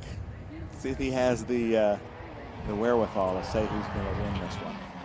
I say Kim. He's kind of the only one in here that is what would you say, a neutral party? Yeah. He's not answering, Eric. Come on now. He's going to wait till the last he's going to wait till we come down out of 17 again. So it's Kim Madrid, Todd Strong. You can see these S's here, and these S's are kind of downhill and uphill, and just a really cool view. The curbing is different at every turn, which makes for some really interesting racing. And then a lot of people try to cut this corner and use a little bit of that other track for the, I think it's the south track there. But Kim Madrid coming through. And right now, I would say, let's watch what happens there. If Bob Hatley comes up behind Todd Strong and they stay in this order, coming through the last corner, let's see who takes it at the line, because that might be what they're trying to calculate here, is who can get the best draft off. Well, it's all about what we saw this in TA2. It's all about getting late on the brakes into the Cube 317 coming up now, and then taking that inside line if you can, because it's uphill from here on in. And so if you can... And lap traffic. Yeah. If you can build on getting good exit out of here, then maybe you can take a run at So let's the see. finish. Let's see Here who drafts, who's going to cross that line. So Bob Hatley's ducking out. So Kim still takes it. Yeah. And Eric Inkrot yelled at me in the comments in all caps, Todd. And Sydney Strong says, yes, Todd Strong. Why, what did we say? You said Kim, right? Oh, I see. Yeah, so he's saying everybody, Todd, I'm being strong-armed. He's saying is what Todd you're saying. Strong is going to win. But Kim Madrid coming up, this is the turn 3 left-hander down in. Oh, there we go. We have our cameraman in the booth with us, ladies and gentlemen. That's nice. Good to see the man of the moment, Mr. Garcia. Oh, Hello, there he is. Hi, everybody. This is fun. We didn't have our makeup applied yet, Jonathan. But this is a super close finish that Collins K10 says. Well, and we said 4 cars can make a good race. Yes. Yeah, the Datsun 510 came in. We saw that. Hatley. Bob Hatley takes the lead over Kim Madrid, followed by Todd Strong. Now, I'd be interested to see how Madrid approaches this final corner this time while she's in second place, because she is, in my opinion anyway, the strongest of the 3 at the moment. Now, they're going through the S's, or the Z's, as Andretti called them. He said they're not S's. He said they're too tight for that. They're Z's. That is about right. That's a pretty good remark for that. But you think Kim is stronger than Todd Strong? At the end, well, there you go, yeah. But at the end as they come out of here, you've got 2 big kinks, right? Here's one. Yeah. Now Eric Inkrot is saying, or Bob or Kim. So he's trying to stay neutral. Here's the second kink, and then here's the final corner. And she's not close enough this time, but look how close they get under braking. So, yeah, you've just got to be closer than that if you're going to make a real run for this we're one. about to see the white flag. We'll see. Yes, I can't see it in the hand of the marshal, so we're about to see that white flag. Not this lap, the lap after that. No, maybe not. He's just watching. Look at that, though. Todd Strong ahead of Kim Madrid, but Bob Hatley maybe using that arrow, that more modern Swift. Let's see if these two can work together to get back up to Bob Hatley. Yeah, they're already there. Look, down towards the bowl then. Waving. There's a lot more straights than we give credit to on this circuit, isn't there? Yeah, there is. But this is my favorite section here. Down into the bowl. Then there's a really hard uphill that these Formula 4 drivers were saying the faster way is to go down into first gear. Okay. I believe they were telling me that yesterday. Everybody else is going into second, but because they need the torque to go up that uphill. That is a really steep uphill. Yeah. Eric Inkrot, come on, man. He couldn't decide. These are all of his best friends out there running. He was with us. I'm so glad to see him back in his Crossley. He was with us at Thunder Hill. Really good Formula 4 driver, sponsored by his wife. Here we go. There's that Mohawk, Dana. She's still thinking that the Mohawk's going to win, and she might be in the right seat as the white flag will be displayed this time by Jonathan. How are you seeing it now? It's nip and tuck, isn't it? It really is hard to call. Hatley's led this whole lap, and let's see what happens. Ah, look at this. Todd Strong. Here comes Strong, making a move. That shake weight's coming in handy. Now His hands are not getting tired. Now Madrid needs to get right tucked in behind Hatley here. Not close enough. We're going to get the white flag coming up. Weather's held off nicely here in Pittsburgh. Really pleased for that. Always helps the racing. And there goes the white flag then. Okay. Last lap. All right, Strong commenters. leads. Leave us a comment. What's going to happen? What's going to happen at the end of this race? Who is in the right seat at the right time? Remember, Madrid led early on. She got a great start, went to the inside, and it was a three-way battle for the first turn. She almost got the lead then. Here we go. Here comes Hatley again. He thought about it, didn't he? He did, and I thought he had it. Maybe he's trying to stay in that part. Maybe he's seeing something we're not seeing. Maybe he's like, I want to go into the last turn behind Todd Strong. Well, Eric Inkrot, you're our expert. What's he wanting to do here? Now, up the hill for the final time then. And into the S's for the final time. Strong, Hatley and Madrid. It's been that way the whole race. Small group, but just as much fun to watch. I love the blue on Todd Strong's car. Yeah, I like that green too.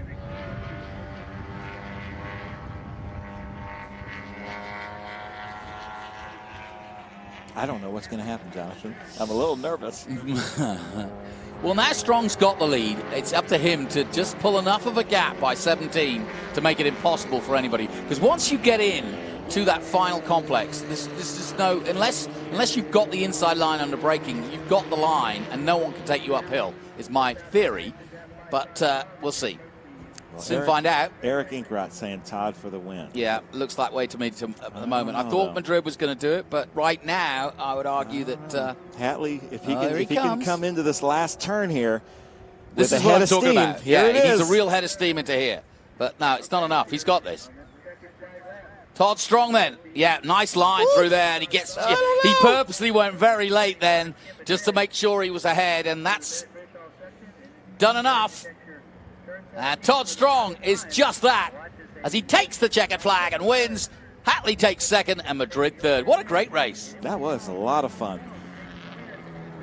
So thank you so much for joining us on YouTube. Yeah, all the family and comments. friends. How cool was that? Get to hang out with my friends on the YouTube chat. Always good fun. And these three racers, along with many others, are going to be at Indy. We have one of our biggest Group 2s at Indy next weekend for the Indy SpeedTour. I believe over 40 Formula Fords at Indy. How about this? Yes! Go, Dad! Nice, Erica. They reckon Madrid needs a new Mohawk design to get it more aerodynamically efficient. Yeah, I'm sure, Todd, who is an engineer, maybe he said, you should wear this Mohawk. Just to give her a little drag. Good race. I agree, Colin. Awesome. Good stuff. Thanks, Ben. Now, the MGB's still racing. Yeah, he's still going. Because he was he almost got overtook, but he's got one more lap he's still to complete. going. Yeah. And if you know anything about MGs, being a British car guy, is if you finish a race in a British car, you're doing pretty well. Ouch. Now that's just not nice. That's just the truth, though. You know, I was telling somebody the most frustrating thing with my MGA is it runs so well. I'll put it in the garage, don't change anything, go out the next day ready to go, got my wife with me, and then nothing. Yeah. No starting, nothing. No explanation either. He doesn't. Well, it's because the MG, she doesn't want to go out with your wife. She wants to go out with you. See, she wants to go fast and strong. Here it is, David Isaac in that 1973 MGB. I'm not used to seeing David in this car, and you can see he's looking at his gauges. Yeah. It's never a good sign for a British car driver. I think he's got it. Yeah, looks comfortable. So it comes out of the Cube 3 Turn 17 complex for the final time, and he will cross the line now. David Isaac will finish 4th, and Lowell Huston will finish 5th. Here he comes. Here we go. And there is the checkered flag. Well, let's go have some fun at Winner's Circle. That'll be fun. Go and enjoy it.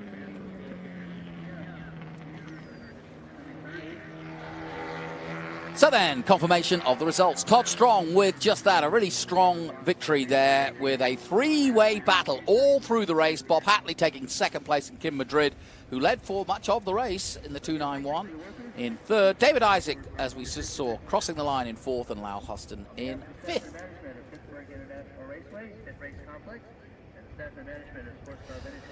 And let's take a look at some of the highlights from that race. It got off to a great start, and Kim Madrid almost took the lead, but it was Hatley Strong in 3rd, and at the start, the MG was holding pace for a while. The Datsun dropped off, but it didn't matter, and the 3 single-seaters went at it for the rest of the race, and it was nip and tuck. Madrid had a lead, Hatley had a lead, Strong had a lead. They squeezed sandwiches out of the green car and squeezed him on the main straight. The MG just going about his business. Likewise, the Datsun, they lost a lot of ground, but it didn't matter. They were having fun. That's what historic racing's all about. But in the end, it was Todd Strong with the win. Well, my thanks to Ben Sissel, and my thanks to the entire Greenlight TV crew, who've done a great job of putting on some excellent racing over the weekend. That's it from Pitt Race. In a few weeks' time, we'll be back for Trans Am in mid-Ohio, and as you heard Ben say, SVRA will be in Indy. It just doesn't stop. The racing goes around the US of A. I'm Jonathan Green. Until next time at mid-Ohio for Trans Am and for Indy and SVRA. We'll see you next time. Bye-bye for now. Taking on the challenge, moving ahead. It's about going further, faster. At Customers Bank, we know that great things happen when you combine the best of technology with a deeply human touch. So we offer a wide range of personal, small business, and commercial banking solutions with outstanding personal service, giving you the edge you need to take on tomorrow.